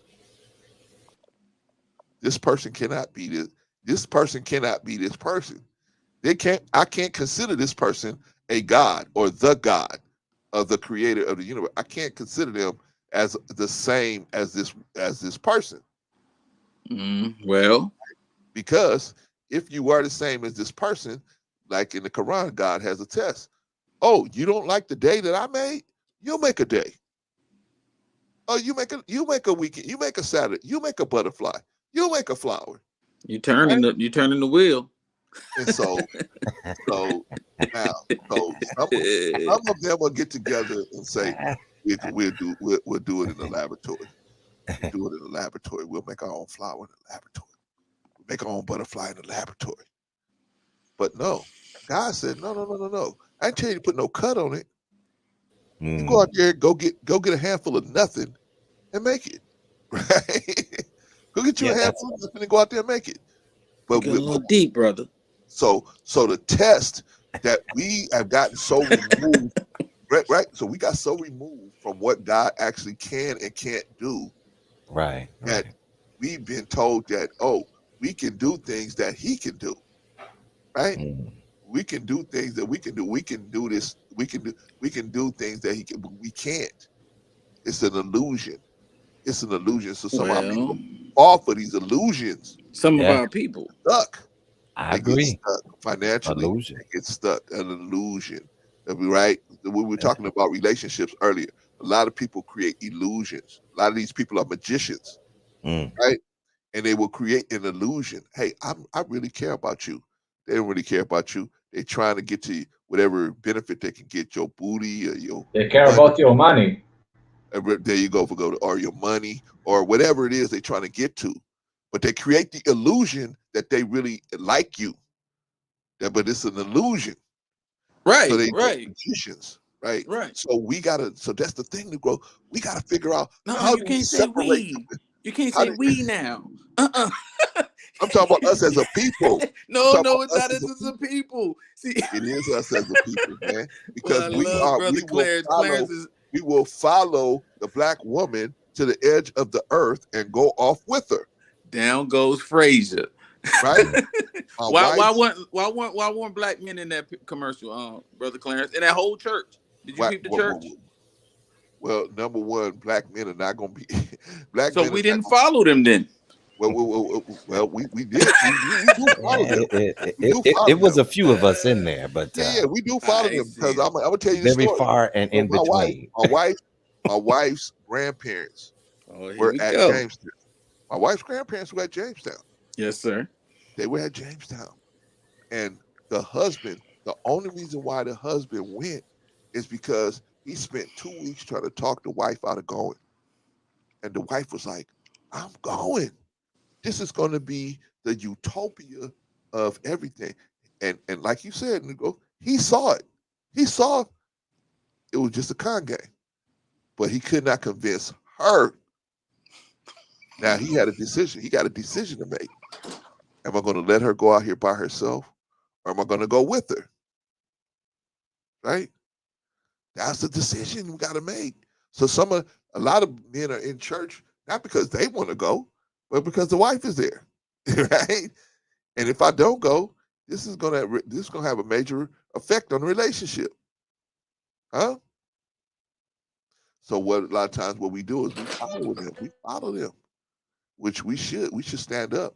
Now the question is, if you stand up, are you ready to watch your wife and your woman and your children walk out of your life? Are you ready to make that decision? Because see, the miracle water, we can laugh about that. That's just whatever they charge, $20 or whatever for a bottle of water, whatever, right? But some of these people get into Jim Jones made these people sell their houses. They made their families send them stuff, right? They had guns to them, tell them, hey, you got to smile in this picture, and we're going to send this picture to your family. I mean, they did a bunch of different heinous stuff to these people, man.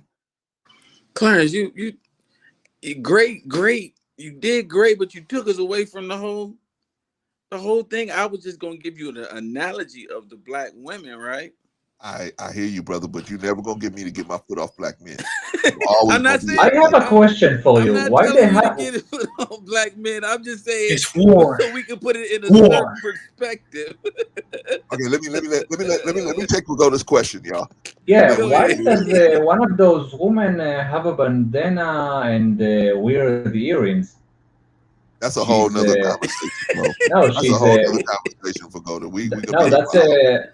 that's because of poorness or something. Maybe that's maybe those people what they have in common that maybe they don't they're not good in terms of money.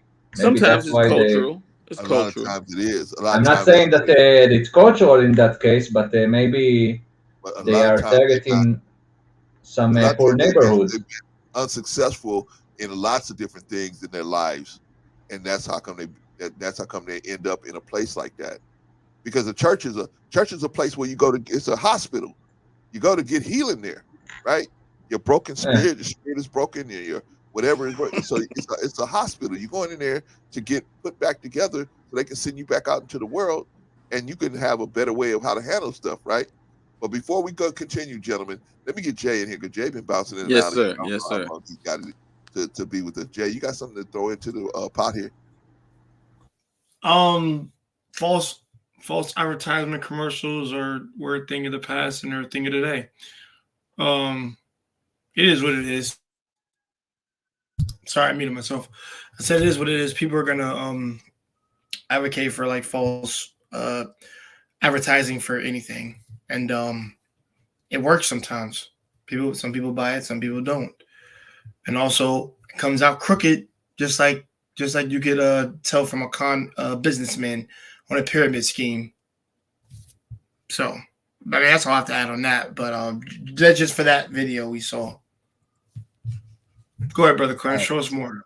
All right, man. What I'm gonna do, man, is I'm gonna show y'all what Pagoda does in his spare time. I know he said he's a student. Hey! In his spare time, this is what Pagoda's doing in his spare time. We're gonna watch Oh my right God. now. We're going in his spare time. Uh-oh, I don't have the sound up. Product selling. Oh, sir. Put it from the beginning. What? No, Hear the thank music. you. No, Look I don't. at No, the no, card no. and choose the. He said, "Put it from the beginning." Selling Israeli product. Selling. Oh, sir. Come no, over thank you. here. Thank you. No, Look I don't. at No, the no, card I and don't. choose Not the interested. product Not you interested. want. You see Please, this? sir. This is oil straight from the Holy Land of Israel. Really not interested. Sir, I'm just on my way. Sir, is this your wife? Yes, this is my wife. What does it have to? What do you want? You love your wife? Yes, of course I do. I love my wife. You buy the oil. No. You put the oil on your wife's face. Tomorrow you wake up in the morning. No more ugly wife. What? What are you out of your mind? No! Let's How dare you! continue. Forget this. I'm leaving. I'm leaving right now. Come. Okay. No more stupid people product. What? You see, I give you now the new product. I don't care Straight about any from the products. Holy Land. Call him in Hebrew a moron. All.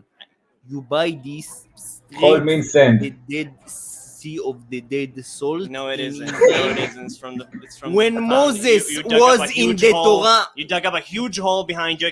I can tell. I can see it. No. Yeah, it is. No. No, it's not No. genuine. It's not When genuine. Israel this said, hole, okay? when Moses was in the Tanakh, he stand on the hole and he like that he go to Really? the other side Really? of Did the Moses sea. visit this mall? Is this how this happened? Did he visit that fountain right over there? So you had to- No, you idiot. What? I'm understanding from you that you want a new product. No, I don't. How did you get that? What did you say? I'm giving you a smart people product.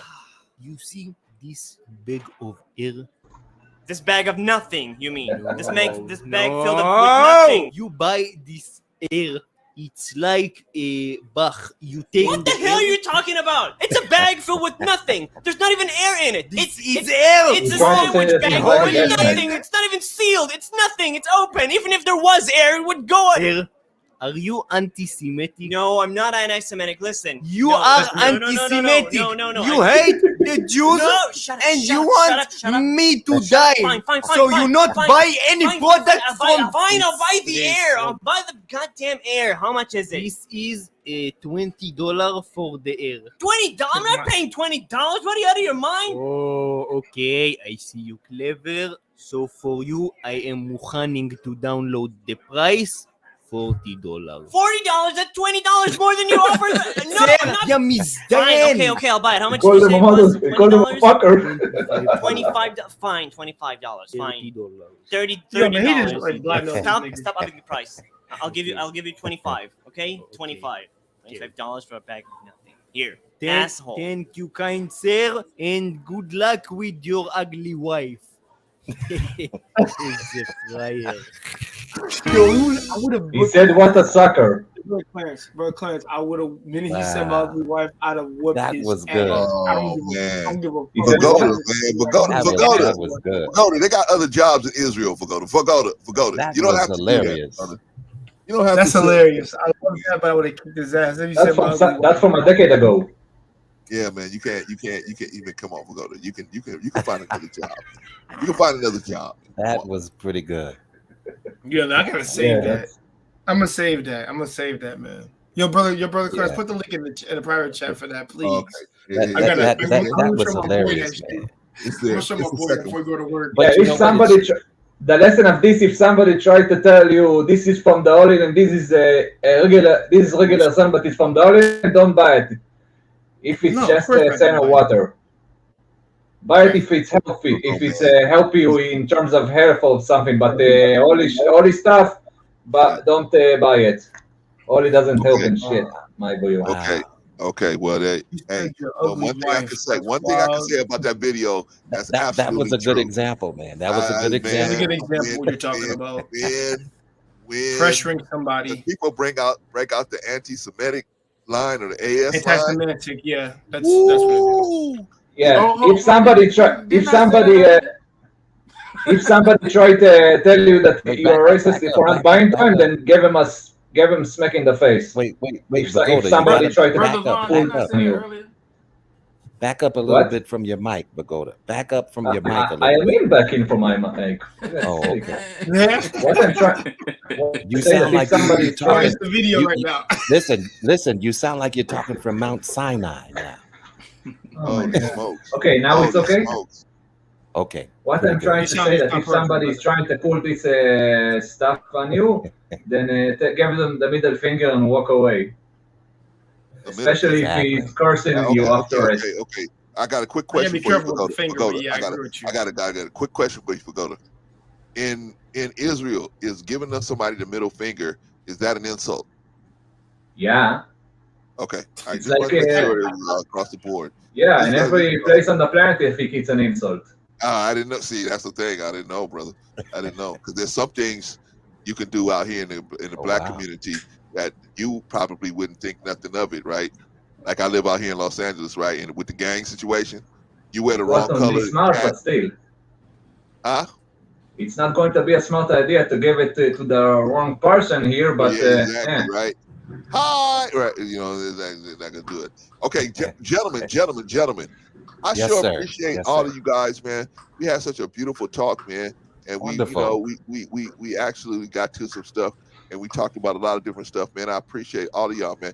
You guys did a great job, man. Shout out to everybody on the panel, man. But we knew there was a but. We gotta start wrapping some things up, man. We gotta start getting some closing remarks, wrapping things up. Before we wrap things up, let me put out there again the backpack fundraiser. That's what we're here for. We're trying to raise this money for these children. And if somebody want to buy some hole, then just say it. Yeah, right. You sell them air out there, Pagoda. Okay, look, man. And so Pagoda, I want you to pay attention, man, because just in case you get a couple extra gold rickles over there, you can cash them in for some dollars and put them on the Cash App or Pledge. Cash gold $3,100 and cash raised so far $2,560. Shout out to everybody who gave today so generously. Shout out to everybody who gave today. Jill, you got to give us our total. You got to tell us what we got left out of 25, 60, what we got left, hit the go, Jill. I didn't want to take your job from you. All right, so that's the backpack fundraiser. Everybody, man, if you get a chance to get, and by the way, you don't have to wait until we on the air to give it. You can give it like Right. Jill Peel gave some money when we weren't on the air, man. She just sent me an email saying, "Hey, Clarence, I took care of this business here," and then when I checked everything, she did. So it's all good, man. Everybody, you don't have to wait until we on. You just get the feel. Let me just push the needle, right? $5, $10. Maybe when y'all want to be like Jay Takashi, jump straight into the $100 club, straight, boom, straight in there, man. Or you can just be like, give what you can, $5, Yes, $10, sir. right? Nobody will ever call me cheap in their life. but some people don't have it at all, Jay. Unfortunately for them, Yeah. they don't have it at No, all. I know. Some people don't. And you can still support even if you don't have it. Even to give to us, they don't have just it. Right? Word of mouth is support. I've been that person, Right. so I understand. But you can do what you can do. And Jill said, "I'm in a $500 club." Guess what you get when you get in the $100 club, Jill? You get me saying you're in the $100 club. That's what you get. Because I think everybody up here is in the $100 club. Everybody up here except for Pagoda. Everybody's in the $100 club. I think Bolo TV is in the $100 club. He got to be by now. Bolo TV said, "Jill, tell Brother Clarence to look at his cash app when we get closer to our goal." We are closer to our goal. Let me look, man. Wait a minute, Bolo. Yeah, we're very much closer to our goal, man. Again. This man, we're doing great. This is awesome.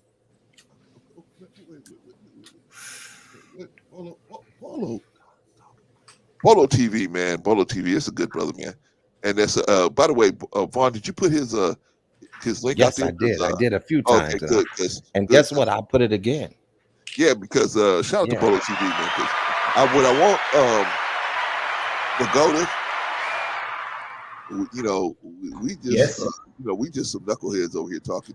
Go over there to Bolo TV, man. No, we cool. Cool. He all right. But he will definitely break those scriptures down to you. Definitely. I don't recommend too many people, man. Who is he? Brother right here. Bolo TV. You see him out maybe you can drop his. Maybe you can drop a link to his channel. Yeah, I'm going to put it in the chat in just about 2 seconds. We have to do that right now. Yeah, Shout out to Bolo TV. Gave us another cash app. Appreciate you, brother. Appreciate you, man. Oh, wow, shout out another to you. one. Oh. I gotta go put his name in this thing. Let me go put his name because I gotta put his name in, man. Gotta put his name in because see, Bolo, man, we try to slip one past you, man. And you gotta. Hey, I know Bolo's got to be in there. I gotta do the numbers on Bolo. Shit. All right, Vagoda. All you have to do is just click on the link in the chat, and it will take you to Bolo's channel, and then you could check out his content, which I believe you really would enjoy. So, gentlemen, this okay, I'm not a religious person, but okay. Yeah, man. Go over there and check him out. Go check him out, man. Yeah, let's see. Yeah, he has a lot of good information over there. A lot of good information. Yeah, he has really great sessions over there. Let's see what he knows. First time, so you're Bolo. I don't recommend a lot of people at all. The people that you see on the panel here, I would recommend them. But I don't recommend too many people out here outside the circle. Okay, and Bolo definitely in our circle. So I'm just pushing you off to my other brother. That's all. Okay. If you really want to get into those scriptures. Okay, guys, gentlemen, what we got to do is we did the fundraiser, and now what we got to do is get some closing remarks, gentlemen. Got to get some closing remarks because we got to get out of here. Not that Patrice is on. I don't think Patrice is on today, but just because we got to start shutting down the shop. All right, let's go with Jay Takashi, man. I didn't know he was gonna pick me first. I was expecting to be last. Hold on. Be last. Then tell me you want to be last. There's my brother right there. Okay, so now of Bolo course TV. we got to stop the train. We got to stop everything because we got a celebrity. Me, of course. Yes, you sir. thought I was talking about Bolo as a celebrity? Please, no, I'm talking about me right now. I'm just kidding. He's a celebrity in these streets. We got my brother Bolo out here, man. Generous. Both of his generous donations today. Shout out to the brother. Appreciate him as well. Yeah. So we're gonna stop the train right now and let our brother, our distinguished brother, say his piece. Brother Bolo. Brother Bolo, are you with us? He's here. I think you're on mute, my brother. You on mute, brother? He must have been. I think he's on mute. I hear a shower. Maybe he is. You good, bro? No, that's me. Oh, it's you? Okay. No, I'm not in the shower. My wife is doing many things in the kitchen. Oh, okay. Bolo, are you there? I am here. Bolo, Yeah. Bolo, we can. Oh, you must in a bad. You're in a bad place, man. We can't. I'm in a bad place. Well, go ahead, Bolo. Yeah, man, you're in a bad area, man. You're in a bad area. Oh man, I want to hear what he had to say. Dog. Can you hear me now? Can you hear me now? Yeah. Can you hear me? A little better, but you're still kind of muffled. You can't hear me now? No, we hear you now. You sound fine. Yeah. Can you hear me now? Yes, sir. Oh, okay, I'm sorry about that. You know, that's what my damn. Yo, me and brother comes in unison. I'm sorry, guys. How's everybody doing today? We're doing well, my brother. Good, man. Now that you here, we're doing well, brother. Oh, wow. Thank you. No, it just came up to show some love, man. I love the conversation. You know, I just think that when it comes to what we're doing, especially in our community, I think we need to focus on what we can do opposed to what we can't do. And I think a lot of the times we put so much into what we can't do, it kind of gets too heavy for us to walk. So, let's focus on what we can do together as a community, what we can do together as individuals to bring this community back together, because the most important thing in community is the root word, which is common, right? We got to have something in common for us to push forward towards. So let's just focus on love and focus on being better and focus on being the change that you want to see in your community. That's all I got. That's dope. That's dope. Wait. You ain't leaving without one. I got one question for you. Yes. I got one question for you. And that is? The other day, I think it was a Friday show I was watching. Froze. I was watching the Friday show. Right. And you brought up Ricky Linderman. You brought up Ricky Linderman. See how none of these people even know who Ricky Linderman is. They don't even know My Bodyguard. They don't even know. If you say My Bodyguard, they're going to say, oh, hey, I saw that movie with Kevin Costner and Whitney Houston. No. Yo, I know. Listen. Oh, dude, we got to talk about it because I was going to bring up Whitney again because I know who Kevin Costner is. Don't get it twisted, y'all. I'm a Whitney.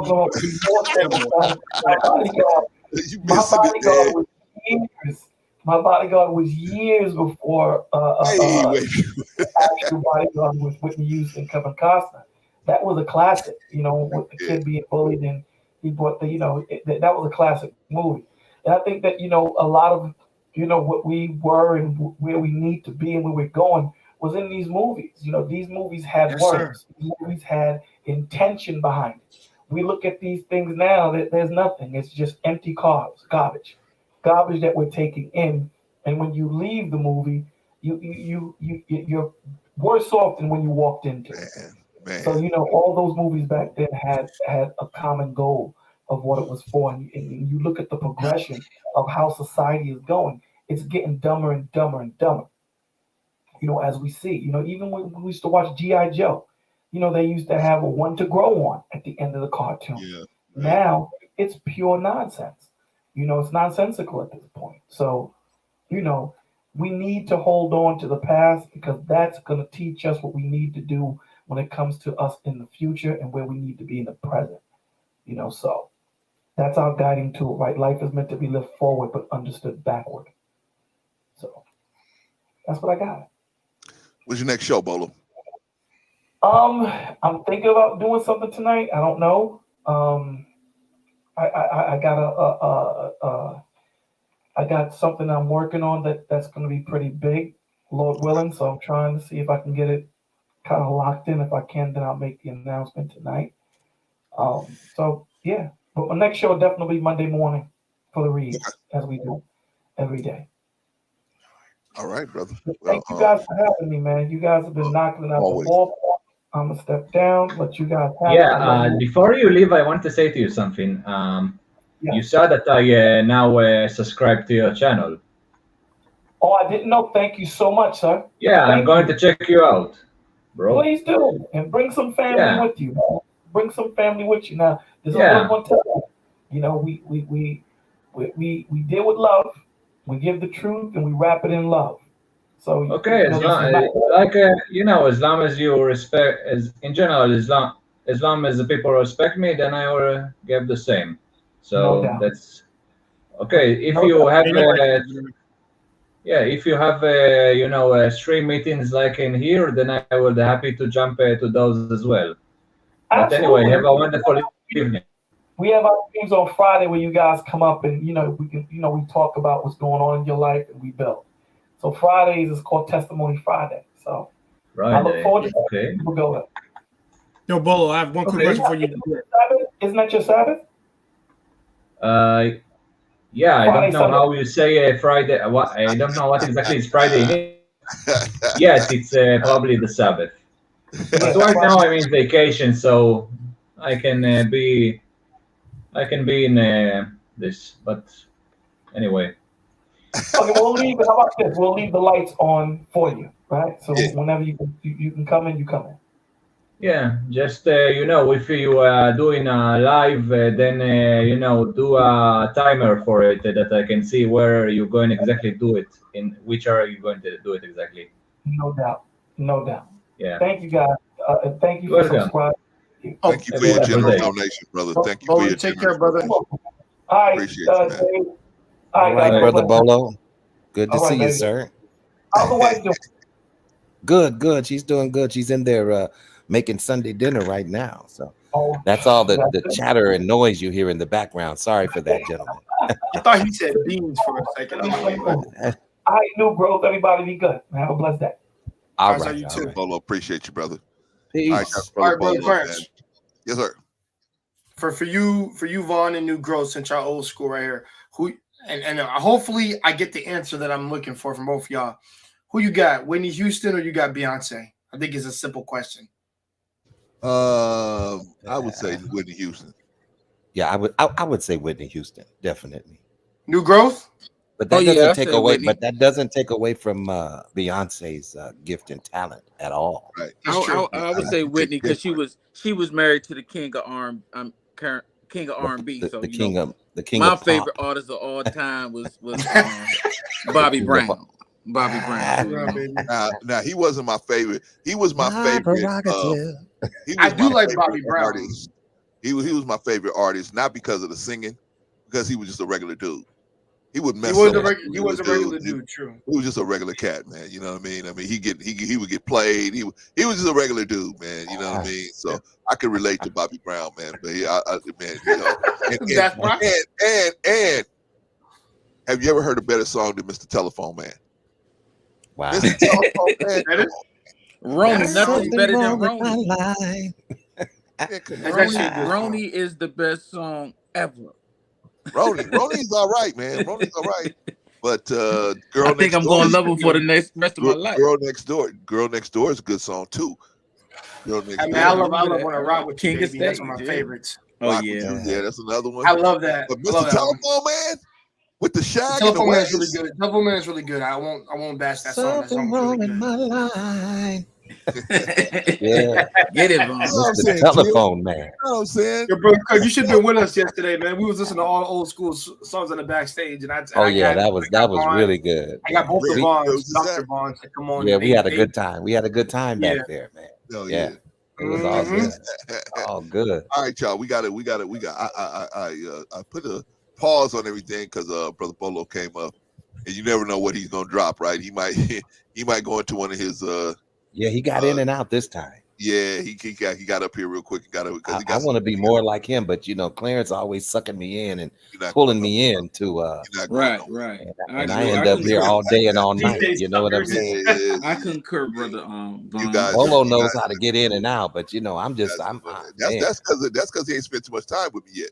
When I get him, I'm gonna get him too. I'm gonna put a hook in his mouth too. Yeah, I'll put a hook in his mouth too. Too much Rico done rubbed off on him, man. That's Listen, where is Rico, man? Missing in action. You know what? I don't know, man. It's football season, man. He came in huffing and puffing. He came in huffing and puffing in the chat. Hey, you didn't submit a link. and it was my fault. I Mm. forgot. He said he was going to hook up with us when he got home, right? It's football season, man. Rico done let got them me tell y'all, $300 let me football tell y'all tickets. young guys something, man. when sometimes, man, your wife can come to you and say, "Look, I've been trying to get your attention for a few days, a few weeks, or whatever, man. right?" And sometimes you have to submit. You got to know how to read the room, gentlemen. Exactly. You better know how. When you're married, you better know how to read that room. And I'll tell Rico in a minute. I will I read the room, understand. my lady, but not Your with the other wife won't. dude. I will Listen, understand, but your happy wife will not spouse, happy understand like me. house. Your wife will not Oh wow, understand that's a like new me one. at all. So go listen to your wife because you got to crawl into bed with her. You got to worry about me, man. So Yeah. go do what she's telling you to do, right? So maybe he got caught up in something like that. Plus, the weekends is family time for Rico, man. So sometimes people drop the grandbabies off on them, and if you guys don't have grandbabies, man, those Nieces they and a nephews. full-time job. Jesus. When they come over, you gotta be on them, man. You know what I'm saying? And so anyway, he might got put on granddaddy duty. All right, y'all. Who wants to go first? Wow. We got to start closing up the shop. Jay said he wants to I'll go go last. first. I go first, Jay. I go, Jay. I get out of here. I knew. I know Clarence trying to itch me out of here because I had his king corner. It was checked. He I said, wish you would come up on everyone. I'm not going back off nothing. Just one thing to say before you all go. You know what? There's a video that I think that will very interest you. I'm going to get it and put the link in the private chat and in the chat itself. Just a second. Okay. Pagoda, man, you in these videos, man. You worse than Rico, man. God. Yeah, but I love the way that he's participating, in the conversation. Good dude. And so that's very cool to me, Yeah, it's good dude. Good dude. See, Vaughn, man, I'm trying to tell you, I know how to pick them, man. I know how to pick them. I don't Now have listen, I don't have any grandchildren, but my son just got a new dog. Well, you do got grandchildren. And so guess what? Now he's at his girlfriend's house. Right. And he won't be back for several hours. Right. And you see what I'm saying? And right. I'm sitting here watching this dog. Right. What's going on? I see what you're saying. Yeah, Not only that, but a brand new dog to the home. So Welcome I got to make sure this dog is not going to shit in the corner or do, you know what? Yo, brother Vaughn, you different dad. You a different dad from mine. You be like, yo, listen, you pay for it. You gonna take care of that shit. I started, but you know what? I don't want to take him away from his outside activities. But at the same time, next weekend, it definitely won't be like that. But by this time, the dog would have been acclimated to our home and all of that. You see what I'm saying? Bro, I had 3 sons. But this Negro is way down the street, make a right turn left, get on the freeway, go about 30 miles, and that's where he's at right now. Bro, once you get caught up, once you get caught up with the new dog routine, man, by the time my second and third son was around, I was like, oh, come on, man, stop. No. Yeah, he seems like a pretty good. He seems like a pretty good dog, actually. He's some type of big terrier looking dog. It's not real big, but yeah, I really don't know, because he's a rescue dog. But his temperament is very good. He's not too big for our place. He's kind of medium sized, and he kind of listens to a little bit of commands and stuff like that. But yeah, it's still a long way to go. So they let us have him for a week before we adopt him. So let's see if he makes it to next weekend. Oh no, man! But, are you crazy? But so far he's doing great. My son loves him. So. Pagoda, this thing is 30. This video is 30 minutes long, man. I know. I don't want you to see. I don't want you to show it here. Of course, you can see it later, but it will very interest you. That's just saying. Okay. I'm about to say, man. Of course, not to show it here. That video is a part of a bigger project that many Americans do in Africa. So listen, we got 30 more minutes, don't we? No, I'm just no. Yeah. You know what? Let's probably right. No, that's probably going to do a lot of copyright problems. Let's look at some of it. Uh-oh, it's the wrong video. This is Pagoda trying to get through the street. God damn it! It's the wrong video. Pagoda, see, I told you, man. You're obsessed with that stuff. Oh boy. Vagoda. Man, Vagoda. I tried has to been a tell you, good Brother sport, Clarence man. is a mess, man. He's a He has been mess. a great sport, man. You're a great sport, Vagoda. Appreciate you, man. I appreciate you But so it's all in love, man. We Yeah, just joke. man. It's all in I love. know, it's a joke. I don't mess with nobody unless I like them, man. I don't mess with nobody Unless I like them. Yeah, I don't I have like no that. I don't have no fondness for them. That's You won't true, see though. me messing with them at all. All right, y'all. Let's go shut. Man, we got to start shutting the show down, man. I think, but wait a minute. I think it's going to have some copyright problems if you show it. Maybe, I don't know. It's just. Well, I'll tell you what, man. I'll take a look at it on my own, and then I'll see if something. Yeah, watch it in your spare time. You put it also in the regular chat so people can watch it. Well, I gotta see. We'll go to, because if I don't want to get a copyright strike, so I gotta. Yeah, that's why. That's what I said. Watch it in your own spare time. Okay, it's definitely for sure. All right, yeah, man. and that's a video is a part of a bigger project. So there is another video that is linked to that video that about Africa. Okay. Well, next time you come, you can send me that link as well. Yeah. But let me work on this one first. How about that? Yeah, of course. So going to send you the pictures when that holiday is going to be. Yeah, please, man, please. Yeah, it's going to be in the end of the next month. Okay, yeah, no problem. Yeah. No problem. Thank you, appreciate you. Okay, so guys, I gotta shut the stream down. So we gotta start wrapping up. Okay, who's gonna go first? New girl. Yeah, because I was busy sweeping him off the panel anyway. All right, go ahead, bro. Oh, that's all I gotta say is check. No, I'm just playing. But yeah, man, it's just a good conversation, man. And I'm learning as I get older. It's like everybody just play different positions, right? Like you might be the diplomat, right? Or let me take it. Remember in New Jack City, right?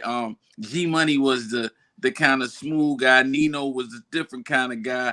They had their shooter. They had this, blah blah blah. So I think Clarence is the diplomat. He's the one that's gonna go sit down and say, "Look, I got new growth back there. He's ready. He's itching for war. Can we fix this thing, right?" But so it's not, and I'm a steady arguing. Clarence, let me get him. Let me get him. I'm telling you now, Shane, let me get him. So that's how it is. So everybody has their role to play. As long as we play it evenly and respect everybody's role, we're gonna be good as a community. It's just funny with that Peter Popoff stuff. I had a perfect analogy, but we'll talk about that later. I love you, brother. I love all y'all. Keep humble and strong. The chat, much respect.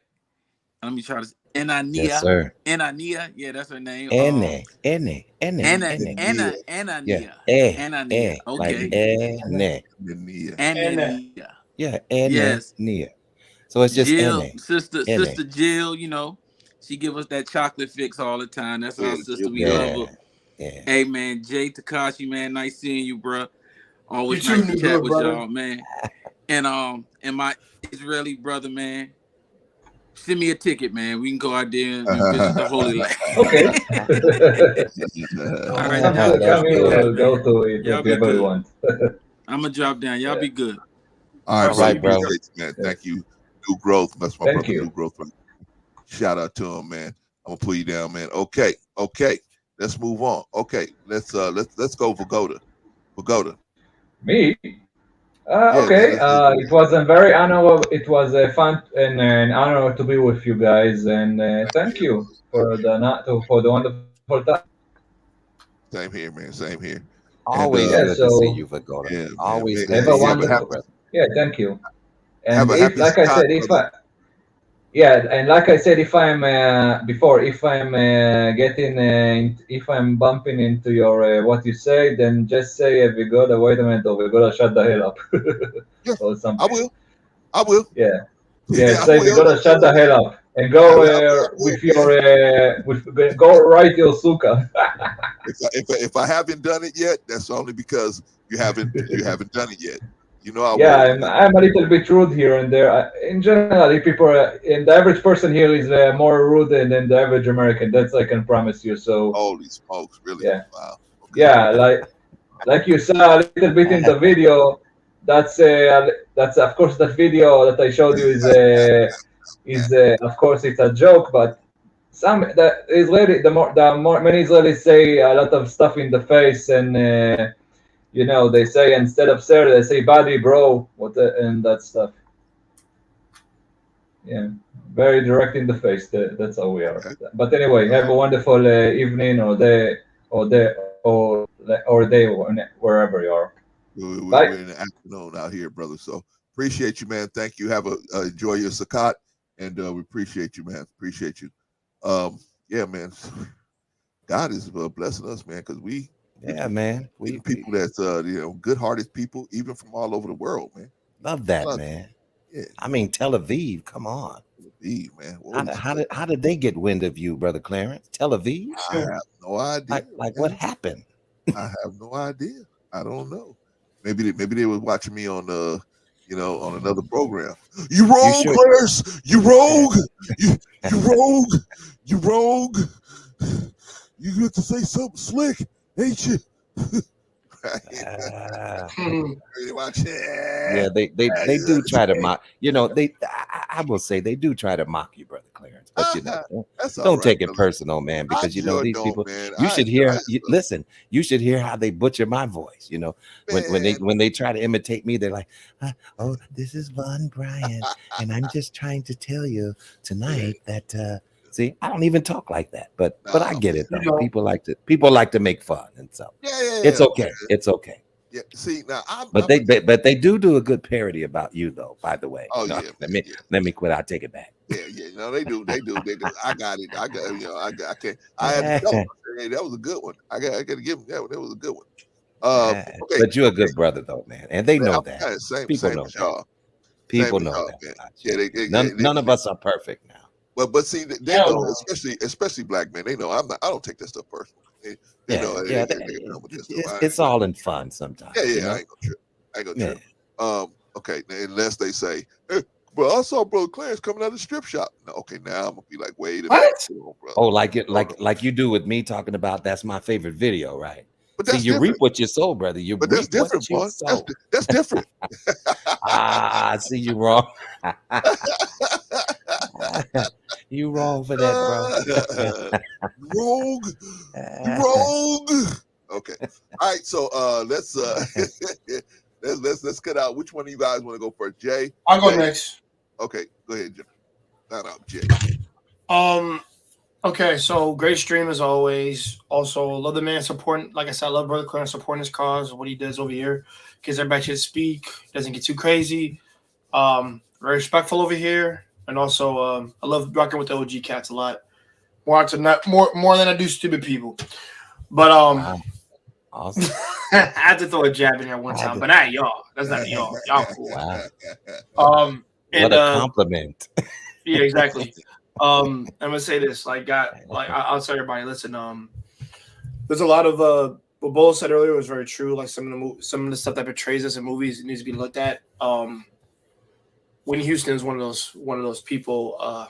My first female artist ever growing up listening to when I was born, and I put her in a very high regard because that sister's music got me through a lot of shit, especially when I got older. Not just the male stuff that was made. That lady's music saved my life more often than not, and I both cried when she passed away.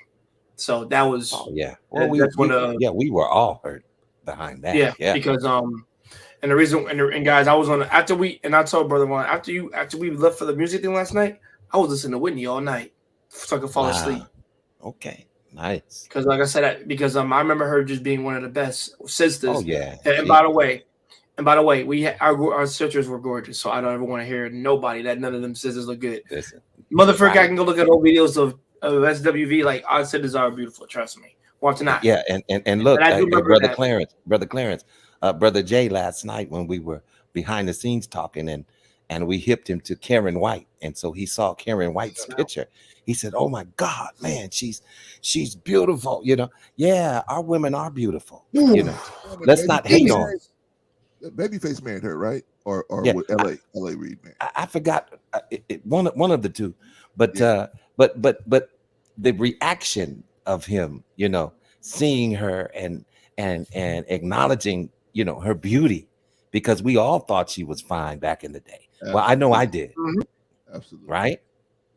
And like I said, So, it's a shame I wasn't born in y'all time. I'm 91 kid, but like shame I wasn't there on that time. Jesus, Lord, I love to be able to play like that. Yeah.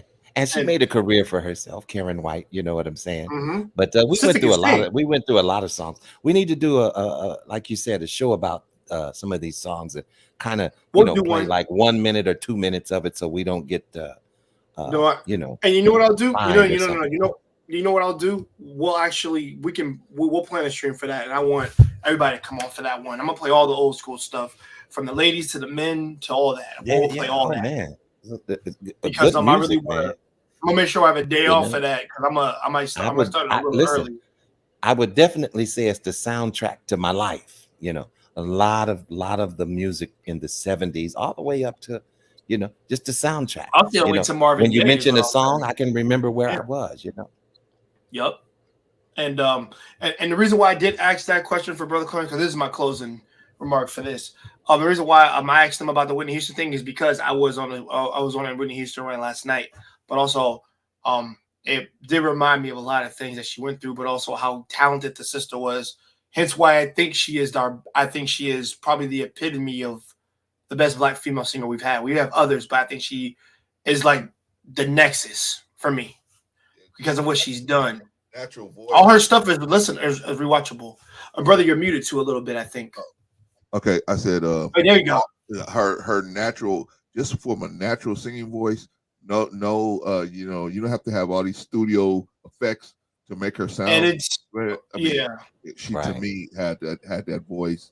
Her there's a couple of them in that group.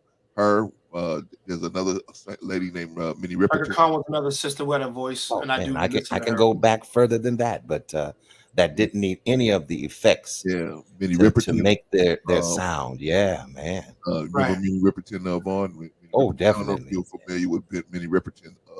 Yeah. Those are. He probably knows her daughter from Saturday Night Live. Oh yeah. What's her name?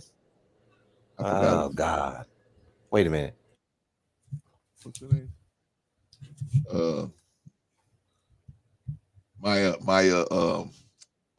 Maya something. Maya something. Yeah.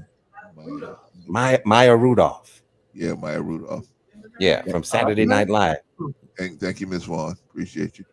They said thank you, Miss Vaughn. Yeah. These Oh, old knuckleheads over here. We can't put our heads together to find out who Maya Rudolph. No. But I personally, but like I said, that's my closing, really my closing remark, guys. Like I would say, go back and watch some of the watch the videos more than that. Everybody knows Michael Jackson one of the greatest, and I watch all his stuff regardless. Brother can sing, same thing, but I think are great. I think they are a part of our of who we are more often than not, and we've lost sight of that. I think I have not. I've listened to everything. I even go back to listen to some of the old. There's another one, Anita Baker. Yeah, Anita Baker. I know who Anita Baker is. Yeah, I do. I listen to that too. Yeah. But like I always say, go back to some of the classics. Like I say, because they are roots of how good we were, and also this is something for the ladies out here. The ones who are the ones I hear the rhetoric that have lost their way. That I'm every woman from Whitney Houston. You know what comment I saw when I watched that video? I haven't watched music video I haven't saw in a long time. This is a brother that wrote this. Yeah. This is what Black Sister Power looked like when that song was made. She said, "I'm every woman." Now, who do you think originally sang that song? Shaka Khan, because she actually shouted her out in that damn video. All right. Give the props. Now. I got educated. When I was younger. He said, son. Yep, he said Shaka Khan. Hey, Jay, did you listen to the Alicia Myers song that I gave you the other night? That's another one. Your cards right. I listened to that this morning, man. That's another one. It took you in. Did you hear the end of it? Did you hear the end of it? I did. You ate that up, right? They're halfway in the Crusaders. Yeah, I love it, man. I love it. Wow. Yep. And like I said to everybody, just go back to the past and look at those things. Those are my closing remarks. Rest in peace, Whitney Houston. That's the guidance sister right there. For real. Definitely. And I love that sister's voice. Jesus Lord. Y'all have a great day.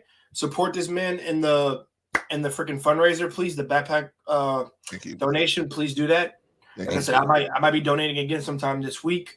If anything else, so we can get this going, so we can get this done. Oh yeah, we're gonna make sure it gets done. Yeah, we're gonna make sure it gets done. I'll help. I'll contribute Yes, whatever sir. I can. Thank you, brother. But like I said, y'all have a great night. I gotta cook me some burgers. Yeah, because I haven't eaten anything all day. Jay, before you go, when's the next time you're going up? When's the next time you're going up? I might do a stream later on tonight, more like like a little bit, just to talk about anything more often than not. Oh, I need to put your. Because the Whitney thing really got me wanting to speak a little bit more about what people go through a little bit. But I feel the need to make a little one tonight. But we will be having a Marcus stream this Thursday, so Marcus is going to be hosting that. Okay. And a couple, and I'll be setting up that music one we'll do, because I might not do it this week coming up. It might be the week next. Because the reason why I want to do that is because I want to prep for that, and I want to make sure I get people all aboard on there. Okay. Yeah. Okay. And I just and listen, I just put your channel in the chat. So. All right. Thank you so much, brothers. And all they have to do is click the link, and then you can subscribe. Everybody, like I said, check out our channel over there. We do, like I said, we do real world topic sessions. Me, Brother Clarence, Brother Vaughn, and Von Eric were live yesterday. We talked about the difference of generations, what we learned from each generation, and also really great conversation. Yeah. Really great conversation. Very good. And check it out. It's the most recent video that's posted on my channel. Go right to it, you'll see it. All in all, y'all have a great night. And like I said, I gotta freaking eat. All right, man. I appreciate you, man. My food is still brewing, so I'm waiting. You waiting? Oh. Well, you know how Sunday dinner. Lovely wife is over there taking care of business, man. Yeah, but the best food that you can eat, Brother Clarence, is not fast food. It's the food that you take time to cook. You know what I'm saying? I usually don't. And the longer you cook it, the better it tastes. I try to stay away from fast food, man, because I don't. Exactly. People don't love me. They don't love me. Why would they? Right. Yeah, they ain't put no love on it. Right. A lot of times you eat angry food and you don't even know it. Man, right. And I'm like, man, I can't do this. I can't do this to myself. When you eat out at these restaurants and fast food, some of them didn't feel like working that day, so now you eating angry food. Yeah, man, and you just accept. We just learn to accept it. We just learned to accept it. Man, we gotta. But thank God for a home cooked meal, and thank God for my wife who, takes her time to prepare that. And she just don't throw it together sloppily. Shout out to all the wives out there. Shout out to all the wives out there. All the wives, all the women who takes care of their families. Exactly. All the women that whether you're single mom or mom or whatever.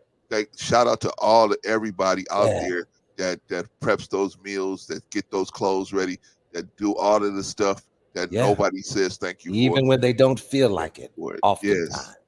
Man. You know what I'm saying? Really. And you don't have to wait, ladies and gentlemen, you don't have to wait to Mother's Day. To give thanks. We always wait to Father's Day to say, or Mother's Day. We can do this throughout the year and let people know that we appreciate what they do. Our in the nation, we was taught that on our birthday, that should be like another Mother's Day. That should be like, you should call your mother and be like, thank you for all that you did for me and everything. That should be like a Mother's Day for you, on your birthday, on the day you came through, right?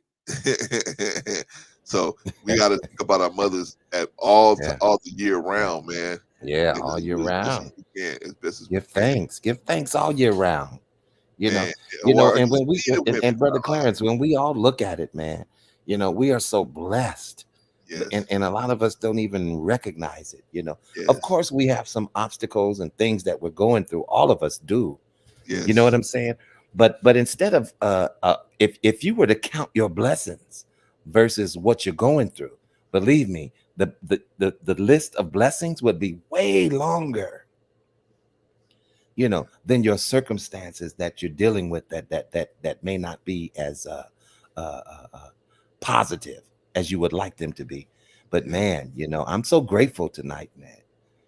Thank you for having me on again. Always, man. Always, man. Always. I was running my mouth a little bit earlier, so I had to I said, well, let me pull back a little bit because, I get a little boisterous sometimes, and I have to pull it back. Juan, you're part of the family now. I'm gonna tell you to shut up, just like everybody else. You get too Okay. violent. All right. Yeah, hey, Vaughn. And if you really get out of hand, I'll send you a text. Vaughn, what you doing? Yeah, but I would prefer you to say, okay, Vaughn, pull back a little bit, pull back. You know, well, I would appreciate that way better. when and if you ever do something that I need to do that, I'll do that. I'll handle it. Yeah, just say pull back a little bit, bro. But you ain't never done nothing that I've looked at as saying, well, I need to pull you back on something. So then I've had people up here listen, that I try, but you know what? Hey, we all have these buttons. I've had you know what I'm saying? Yes. Your little brother has done it himself. Look, I'm learning how to mastermind, man. I'm trying to learn how to master some of these triggers, as they call them. Yes. And that word, that's such a perfect word for it, because it just triggers you. Yeah, that's a good idea, Sister Annie. That's a good idea. This is the best idea. Thank you. Thank your mom on your birthday. What was it? I missed it. She said, yeah, she calls her mom to thank her mom and see, that's what we got. That's what we need. Y'all, yeah.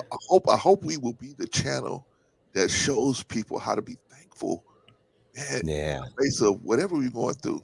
You guys don't understand what we're going through. Shit. One of us have been through whatever you're going through. One of us have been through it. At least one of us. Right.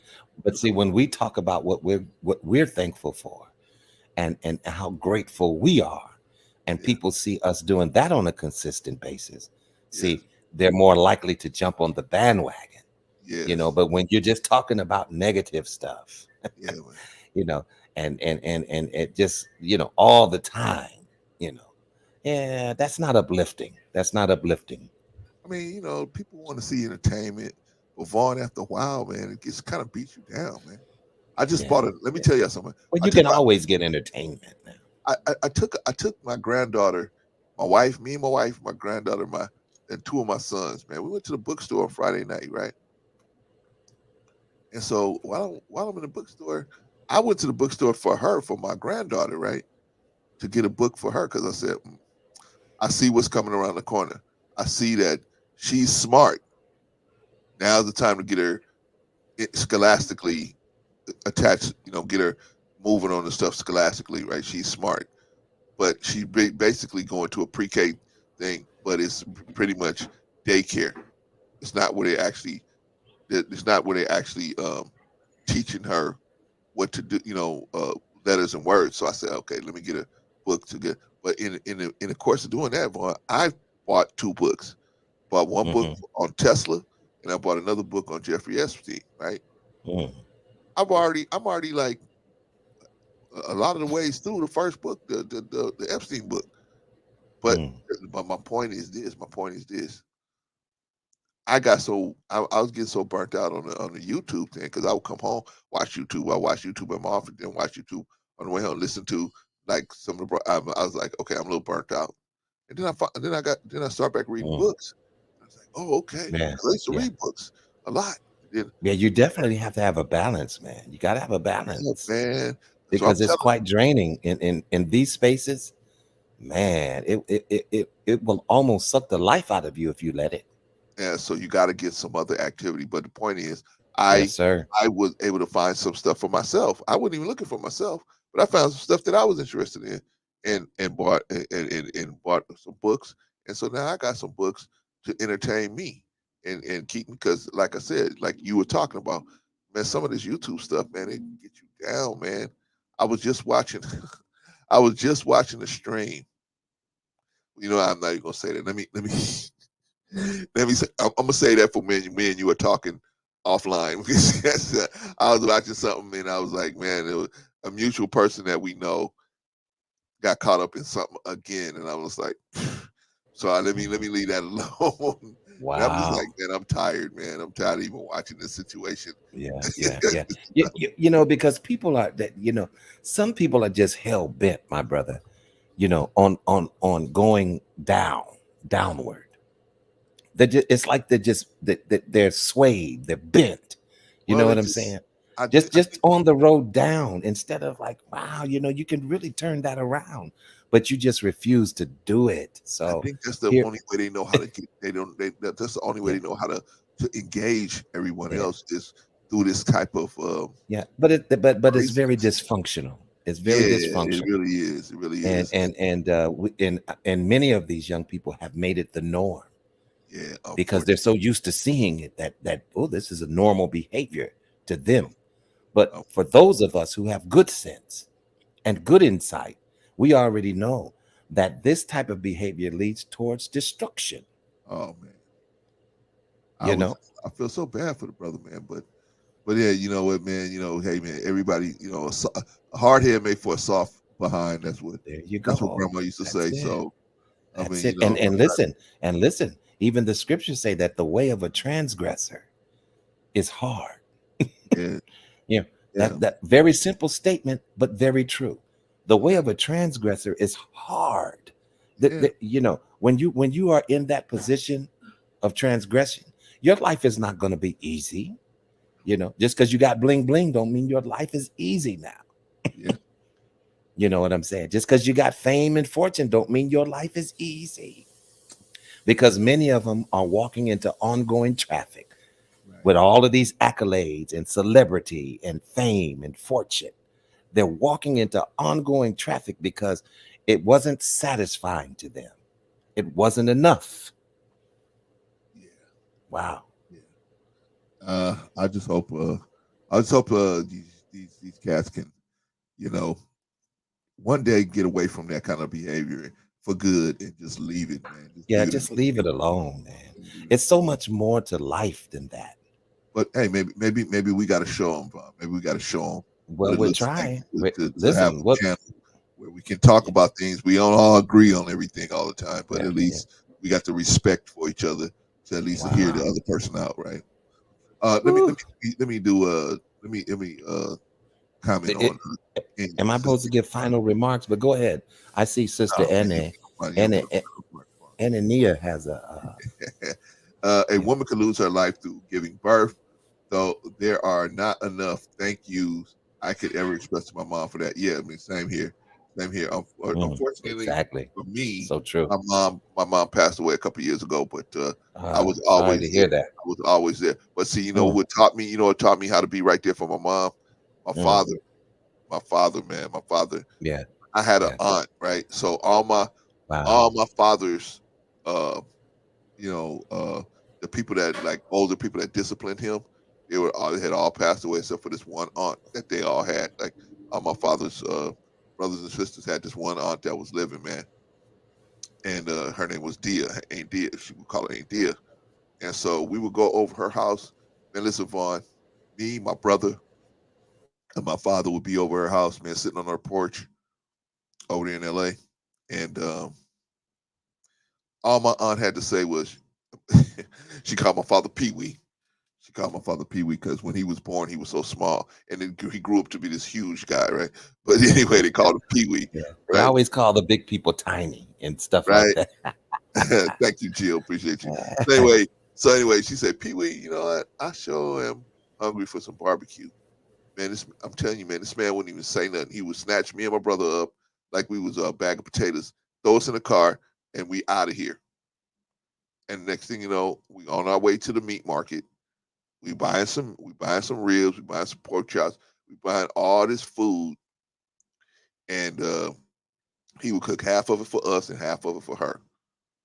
I mean, she never had to say, "Can you do this for me?" She would just all she had to say was, "I would, you know what? I sure would like some barbecue."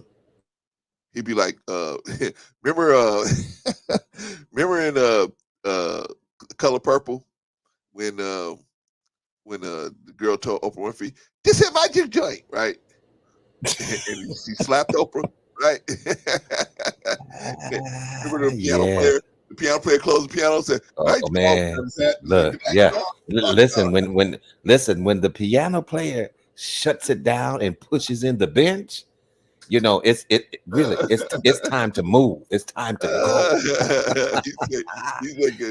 I remember that. I remember that so vividly, man. That's hilarious. and then what's his name? Harpo. This will be a no. Yeah, right. No, that was Lawrence Fishburne. Miss Sophia, no. Pop. Oh man. She popped the girl. Yeah, Miss Sophia. No, But you know what? My wife is a very straightforward type of individual, you know, and she doesn't take a lot of flack and stuff off of people. You know, sometimes she you know, she's trying to get better at her temperament, and we all are at times. yeah, we all are. But there has been moments where I've had to say, no, Miss Sophia. Yeah, no, Don't do it. It ain't worth it. I think we You all know, had that, but we've it all had ain't worth that. it. And it made her laugh, you know, to pull her out of that feeling that she was about to go there, you know, because you know, my wife doesn't take kindly to, you know, disrespect and things like that. And that's well understood. I don't think anyone should. Yeah, you know. Definitely not. Definitely not. Okay, so yeah, man. We gotta show more respect to our mothers, more Yes, respect to the sir. women, period, man. If we can, just show Wow. more respect to these women, because Vaughn, the woman, is the one that gives you immortality, man. She gives you Exactly. yourself. She gives you. Come You give her on. a seat. And she gives you How did yourself. we get here? You know, she's responsible for us being here. Right. You know what I'm saying? Without the You woman, know, God would I'll be working always. day and night, day and night, day and night, taking men and digging in the dirt, building men up. Right. He's doing God's work for him. Yeah. Well, let's not tear this black woman down. Let me just say that in my closing remark. Let's build Yeah, let me her give you up. some closing remarks now, man, because I keep on interrupting you. Go ahead, brother. Yeah, I don't know. I can give closing remarks now, or Of course you can, sir. For a small fee, Vaughn, anything is possible. You got some of yeah, that miracle water. but You drink the miracle water. that miracle water. Man, I should have never brought that up, man. And you know, actually, this was so hilarious, man. The way that, you know, the humor that you have at times, and how you did Brother Vagoda, and he was like, "Oh, you really into that video," you know. But I say, yeah, this is Brother Clarence in rare form right now. He is gonna play that video 10 times. Usually there's so many, you know what happens, Vaughn? Usually so many people on the panel, I can't really cut loose like that because I'm trying to let everybody else, Yeah, you know, but it was such an ease with the conversation. You know, Yeah. we laughed, we were serious, we talked, we learned things from each other. You know, there were some moments that were serious, there were some moments that were comical. You know, it was very well rounded, man. That's what I like about, you know, a stream and a conversation. You know, everything doesn't have to be so serious all the time. Come on, we can laugh and, you know, enjoy each other's company. You know what I'm saying? Do we always have to be on topic? You know what I mean? So when you do a stream like you did today, where it's just an open stream, it's just you can ask questions. Hey, we're just doing that. You know, yeah. There's a liberty in that, and so and you never know where the conversation may go. You know, but yeah. So in my closing remarks, I would just say I appreciate the opportunity to be a part of it. You know, to share some of my experiences. Hopefully they can help other people who are listening, you know, and just the opportunity to learn from other people as well. You know, I can learn from my Tel Aviv brother. You see what I'm saying? And I appreciate the fact that it's you know what I'm saying, so diverse. I like that. You know what I'm saying? Because we all have something that we can learn and take from each other. And so, you know, I would say continue to strive to love your brother and your sister, you know, and move on from there. That's it. That's my closing remarks, sir. Okay, brother. Do we have to talk? Are you good? I'll stick around for a minute. Okay. All right. Well, as long as you ain't go long stroke now, because I might be chewing in a few minutes. I get to you about 2 hours, man. No, I'll put you down, man. I'll put you down. All right, man. That's Von Bryant, man. Very, very, man, very capable dude. That man is really, man. Without his help, I don't see where we'll be this far. Without you guys, man, we wouldn't be this far. But Von Bryant, man, definitely very instrumental in the reason why we got so far. What we got on the backpack drive, man. Definitely, it really has helped the channel. Him, Rico, and Patrice, man. When Rico first got here, I only had like 200 subscribers, man.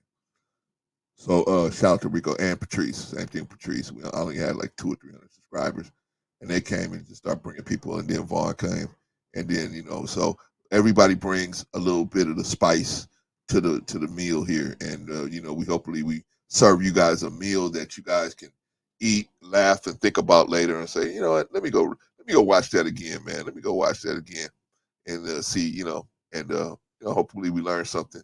But at the same time, we respect each other, whether we agree or not. That's not the important thing. See, people think I gotta make this person agree with me. I'm gonna make this person say this, and I'm gonna make this person. I'm gonna make them. That's not the important thing. The important thing is hearing the people out and being respectful and being able to say, okay, well, hey, that's your opinion. This is my opinion. Okay, let's move on to the next topic. Right? That's what it's all about, man. That's what it's all about. I don't want to bring up a whole bunch of ringers up here, man. I bring up people that are gonna speak their piece. They're gonna say what they say, and either we agree, we don't agree, whatever. We look at New Growth. Shout out to you, young brother. Bring him up here. Sometimes he agree with me. He be right on. And then sometimes he's like, oh, Clarence, man, I was with you, man. And then you made a left turn. Dog. Man, right. But that's okay. I don't let that bother me. He don't let that bother him, right? Ain't gonna stop me from loving him. He ain't gonna stop him from loving me, right? We just disagree on something. We just look at the situation differently. And he may look at it differently once he get to a certain age. He's at the age he's at now.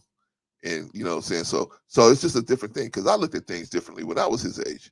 So anyway, it is what it is, y'all. Okay, what are we doing, man? What are we doing? Are we gonna do I don't have time because Vaughn already told me I can't do a bonus round, right? So I gotta do the rundown. We gotta go straight into the rundown, y'all. Plus we got 5 hours. We had 5 hours, y'all.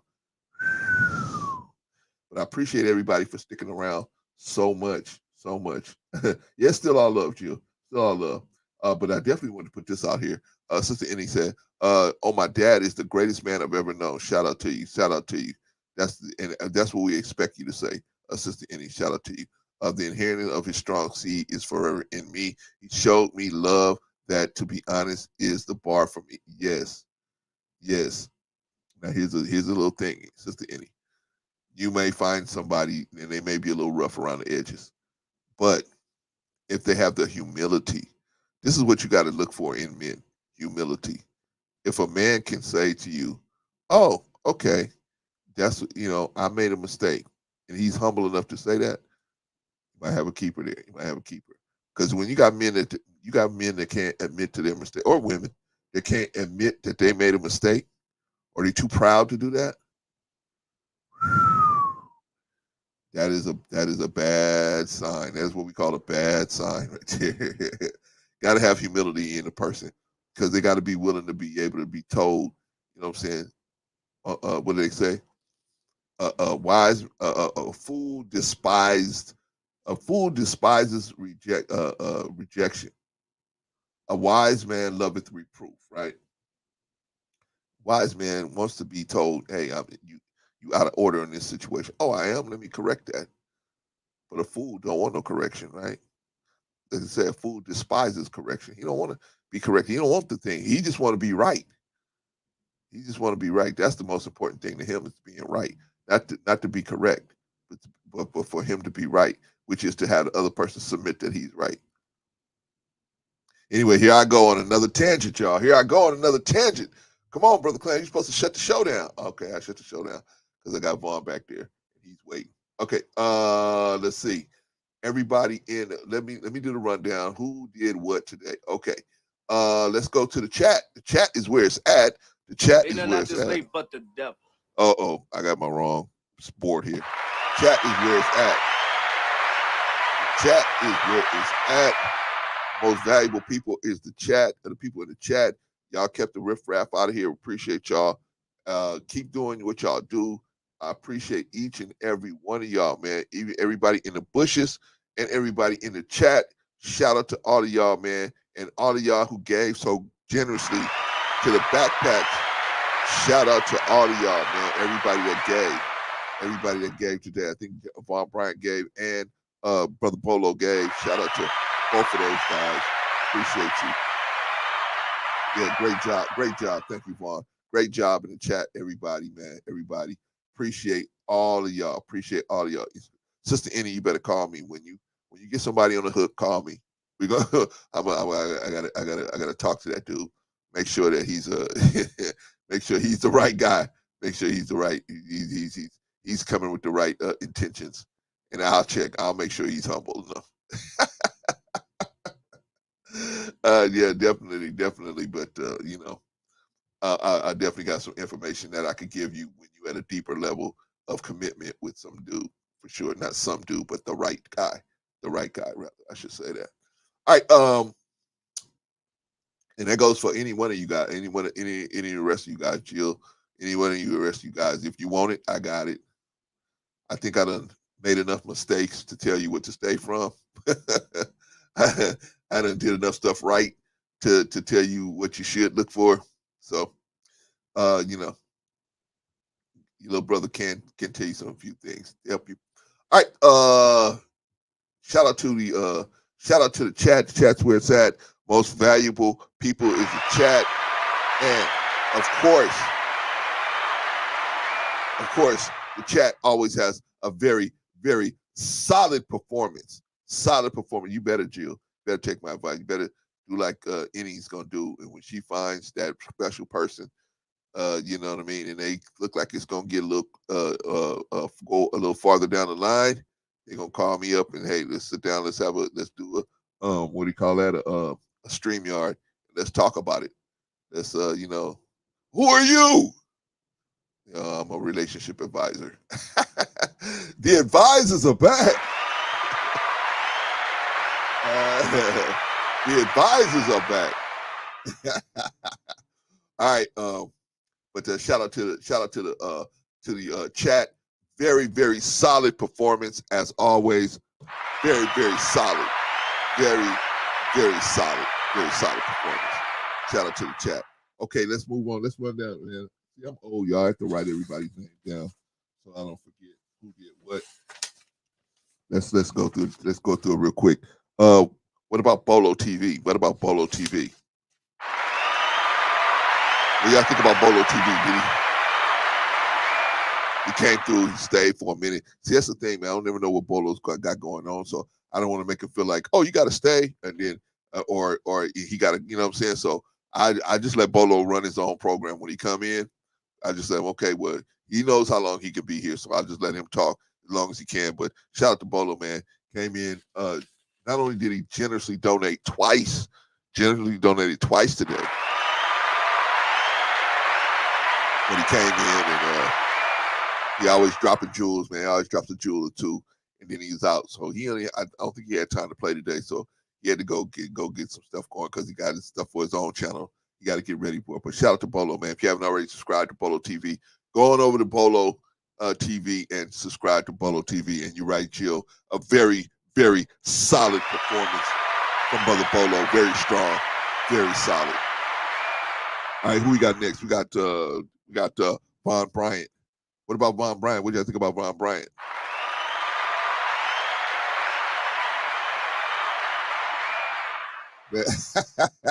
Vaughn, you can't give yourself a solid performance. You got to wait till we do it, Vaughn. Vaughn, please. Vaughn, what are you doing? Hey, where are the white women at? Vaughn, come on. You got to wait. Let us do it. Okay, so what do you think about Von Bryant, man? What do you think about Von Bryant? One thing I like about Von Bryant is he gets more comfortable and more comfortable and more comfortable, and then now he just starts talking. He just start talking. Sometimes he'll be talking. Oh, that was for Volo, Vaughn? Yeah, right. Okay, sure, Vaughn. We'll take that excuse. Okay. That's like Sister Annie asked you got some miracle water left. No, I ain't got no miracle water left. Vaughn, no, you got some miracle water left, right? Yeah, you can get some bit of miracle water from Vaughn. Vaun got a whole case of it at home. All right, but shout out to Von Bryant, man. Very generous donation today. And man, he's another one I can tell, hey, Vaughn, okay, you can watch. I'll be right back. I got to go take care of something, and Vaughn will take the show and still keep it in its positive direction. Make sure it's still going the direction it's supposed to go. Shout out to Von Bryant, very, very, and man, and we would never have the money that we have if it wasn't for not only you guys that's out there giving generously, but Von Bryant, man, saying, pushing me and saying, come on, Clarence, We can get this money, man. Come on, we can do this. We can do this, man. Wait till you see them clear kids, the looks on them kids' face when we get them backpacks away. Come on, man. We can do this. Focus, focus, focus. So I just got Vaughn in the back of my head, man. Shout out to Vaughn Bryant. Very solid performance today. Very solid. Very, very strong, very solid performance by Vaughn Bryant. Who else we had? Brother Vagoda. Brother Vagoda. What do you think about Brother Vagoda? All the way from Tel Aviv, right? What I like about Vagoda is getting more comfortable as well, where he can drop stuff, man. But he got sense, man. He ain't no fool, man. He's not giving us videos that, we're gonna have a problem with, right? He's giving us some videos, and we just clowning around like everybody else. And I treat Vagoda like the rest of the guys, man. I'm gonna clown him like I'm clowning everybody else, right? Man. But shout out to Vagoda, man, all the way from Israel, man. Shout out to the brother. I don't know how he found us, but I'm glad he did, man, because he contributed so much to the program today, and really much every day that he contributes, man. Every time he comes on the platform. Shout out to Vagoda. Very strong performance. I'm giving him a very strong performance. Shout out to him. What about Jay Takashi? Jay Takashi came up. What about Jay Takashi? Strong performance. Very, very strong performance from Jay. Jay popped in and popped out. Jay's a young guy, man, got a lot going on, but he popped in. And we were on Jay's platform last night, me and Vaughn, and we had a good time, man. I had to cut out because my wife was like, "Hey, can you get some of that fish you get? It's really good." I was like, "Oh, okay." So that means, like, guess who got to go? I said, "Well, if I order, can you go get it?" I said, "Oh, okay. I know what that means." I know what that means, right? That's part of the job when you're married, man. You know what I'm saying? When you hear that, you better put your shoes back on, right? Somebody got to go to the store. Can you go? Well, there ain't nothing to talk about. Ain't nobody else to pass the buck off to, right? But shout out to Jay Takashi, man. Shout out to Jay Takashi. If you haven't already subscribed to Jay Takashi, go on over and check out Jay Takashi, man. Go on over and check him out and see if that's the kind of content you are down for. Who else came on the panel today? Oh, last but not least, Brother New Growth. What about Brother New Growth?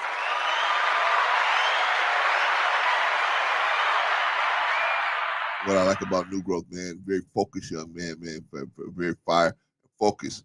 But what I think one of the beautiful things about New Growth is he ain't too proud to say, you know what, I ain't think about it like that. Maybe you got a point there, Clarence, or maybe you got a point there, Rico. Or you got a point there, Vaughn. I didn't think about it like that. That's what I like about New Growth, man. He'll stick to his gun. Don't get me wrong. He may still stick to his gun, but he'll at least think about what we're telling him. He'll say, you know what? Maybe you got a point there. Maybe you got a point there. Shout out to Brother New Growth. Shout out to Brother New Growth. Very, very strong performance. Very solid. Very, very solid performance. Shout out to New Growth. And I would have had one more, Von Eric. Von Eric just stepped in the building. Shout out to Von Eric. Yeah, Von Eric was over there with us on Jay's platform, man. And we had a really good time. Really, really good time. Okay, y'all. This is the thing. Okay, we got, let's see. We got, how much Jill we got left to get? I think Jill put she put the total out here. How much we got left? How much we got left, y'all? Let's see. Jill Peel. $540 left. $540 left, y'all. We just inching our way up to it, man. Everybody's doing such a great job. Now, what I want us to do, y'all, is I want us to focus on taking care of our families, man. Focus on the people that you love. This week, this is what I want you to do. I want you to just be thankful for the people that you got in your life that are trying to help you, that are trying to do the right thing, that you are responsible for. Just be thankful for those people, man. Don't, you know what I'm saying? I know they're going to try you. They're going to try us, right? We know they're going to try us because, God said in your family, there's a test for you. In your children, there's a test for you. In your wife, there's a test for you. And your husband, there's a test for you. What it is, we know we got tests. We got a test for. And your boss, there's a test for you. You know what I'm saying? So we gotta. But I want us to focus on being thankful, right? Thanksgiving is coming up, and we don't want to be thankful for turkeys. I mean, we want to be thankful for the turkeys, but that's not the real reason to be thankful for. Real reason to be thankful for is that God gives us the opportunity to correct ourselves, correct our mistakes, right? So let's do that. Let's be thankful. Okay, we got to run, y'all. So the next broadcast is gonna be on Tuesday. What about if Rico? Is Rico gonna be? I don't know. Rico said he would be here today, right? You saw him, came in the chat and fussed at me in the chat. That was the first time he fussed at me in the chat, right? Fussed at me in the chat. Never showed up. But now, well, I don't like what. So what do you think happened, Clarence? What I think happened is Rico's wife does a lot of stuff where she spends a lot of time on the road. So when she gets in town, she expects to spend time with Rico. So Rico has to, and that time is usually the weekends, and so Rico has to put that time in. So we shall see what happens. But anyway, Tuesday we'll come up with something, y'all. If y'all want us to talk about something, send me an email. Send me an email and say, hey, Clarence, why don't you guys look at this, right? I think we looked at a bunch of different stuff, but send me an email and say, hey, Clarence, why don't you guys cover this topic? Okay.